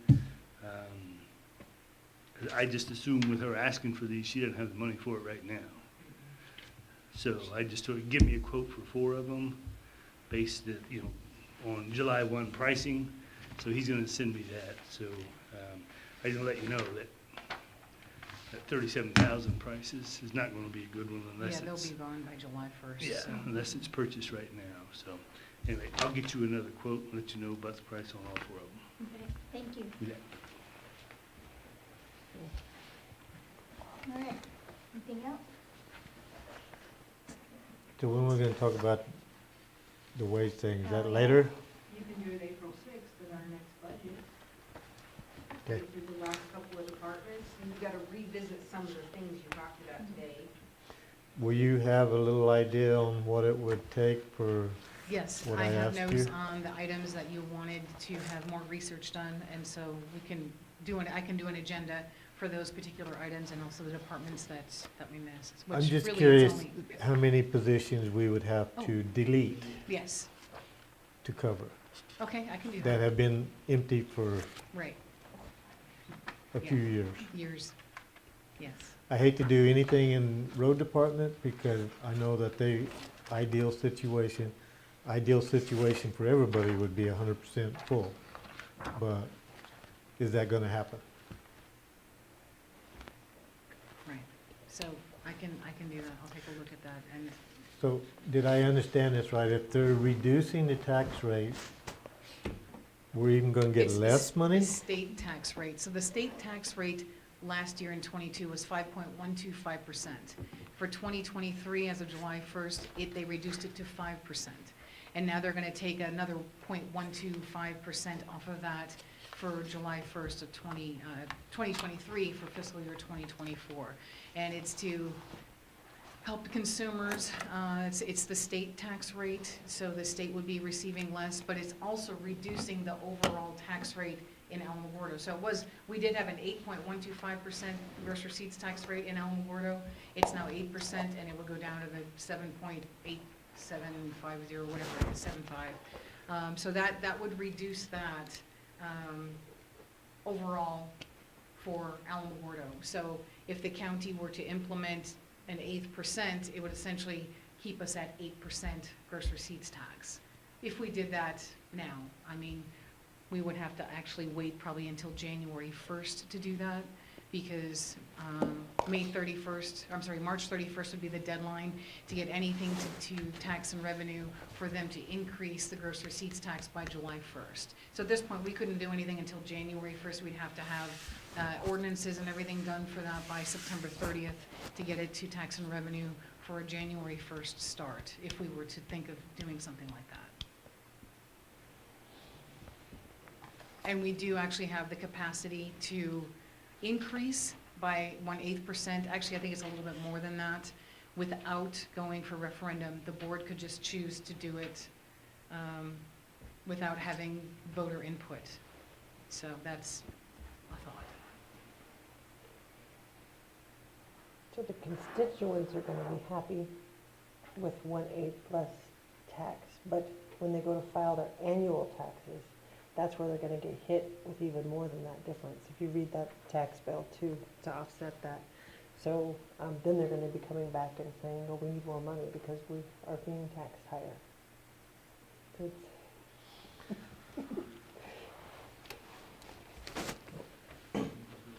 Well, the whole thing is, they can ask all they want, but you gotta find some place to get it. So what, okay, taking me off the record. If you raised the county rate 0.5% or something, or 1%, how much would that? So an 8%, that would be county-wide, would bring in approximately $1.5 million annually. 1.2 to 1.5 annually in revenue. And that would be our net that we would receive. 0.25% would be essentially double that, you know, $2.6 to $3 million, depending on just economic situation, the cost of goods right now, because everything is so much more expensive, obviously, that people are paying more tax on it, which means more revenue for the county, for, you know, municipalities, anybody who receives a portion of the gross receipts tax. So, but yeah, an 8% would be approximately $1.5 million, and then 0.25% would be close to $3 million, so. So if you was to raise the tax rate up, and somebody asked me, why'd you do that for? And I tell them to give the employees raises? Because we're gonna be sunsetting that 1/8% after 2028, for one thing. We have debt service on the detention center. That's gonna have to be paid regardless of the fact that we're losing that 8%. So essentially, it would be replacing that 8% that we're gonna lose in 2028, but you might be doing it a little bit early, just to make sure, you know, that our cash basis, especially in the general fund, does not go too low. I mean, that would be one way to consider it. Cost of living adjustments, I mean, that's, I don't know what the city is doing this year. I have no idea. I'm not sure what other counties are doing. But it's something that's always going to be requested every single year. It's something to think about. You know, our employees are very important. Without the employees, we got nothing, basically. Yes, we need the equipment. You know, we need to be able to provide services to the community. But you have to start with the employees. And we have to remain as competitive as we can. And it's difficult, especially since we are required that, you know, the employees' portion of the para is, I believe, 11.15% right now. The county's portion is a little bit less.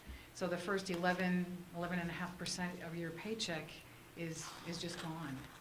And that makes it difficult for some employees to want to work for the county. But then again, it's also a benefit because we have that defined benefits retirement program that other places don't have.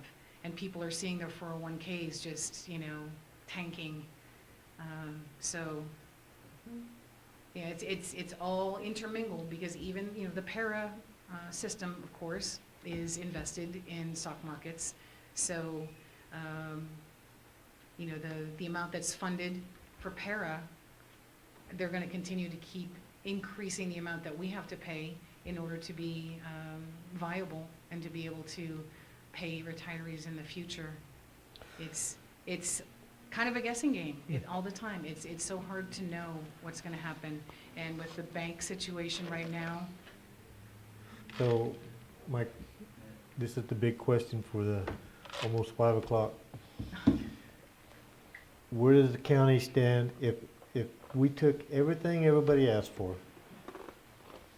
Where does the county stand? right Is that now, even the very first page feasible? of this book, if we did everything that everybody asked for, and of course, these are numbers from essentially the end of February, okay? So it's going to change, things will change, this is an estimated amount, but the budget is currently balanced. And we are showing an ending cash balance estimated as of June 30th of about $67 million.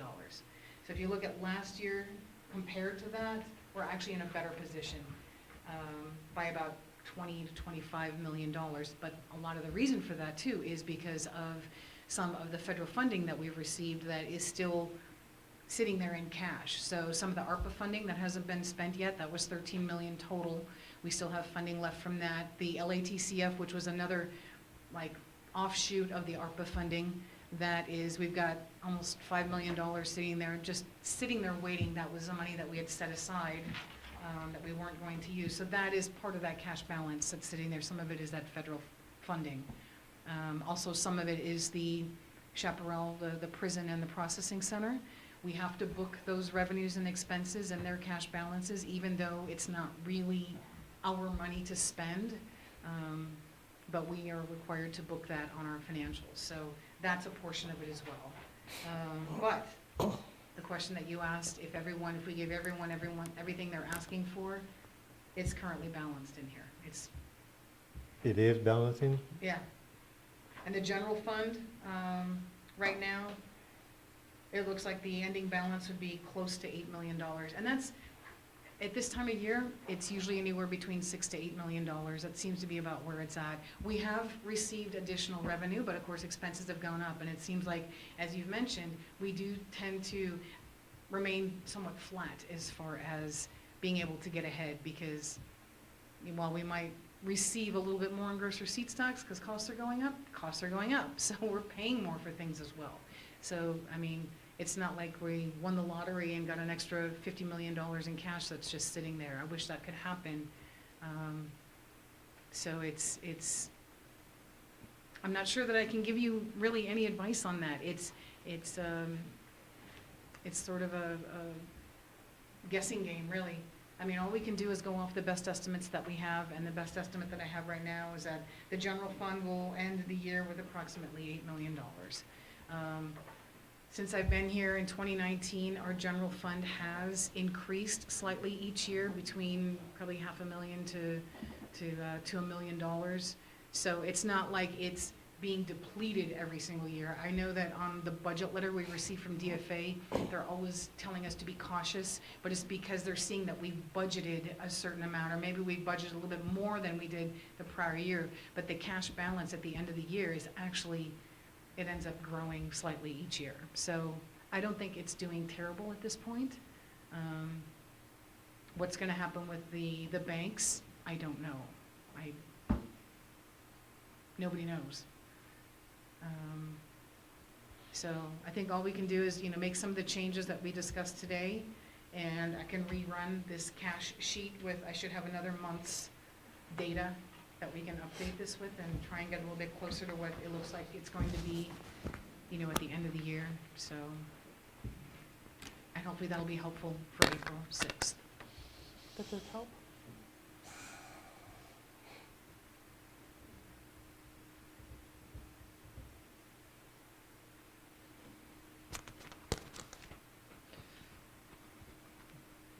me feel a little bit better that we can.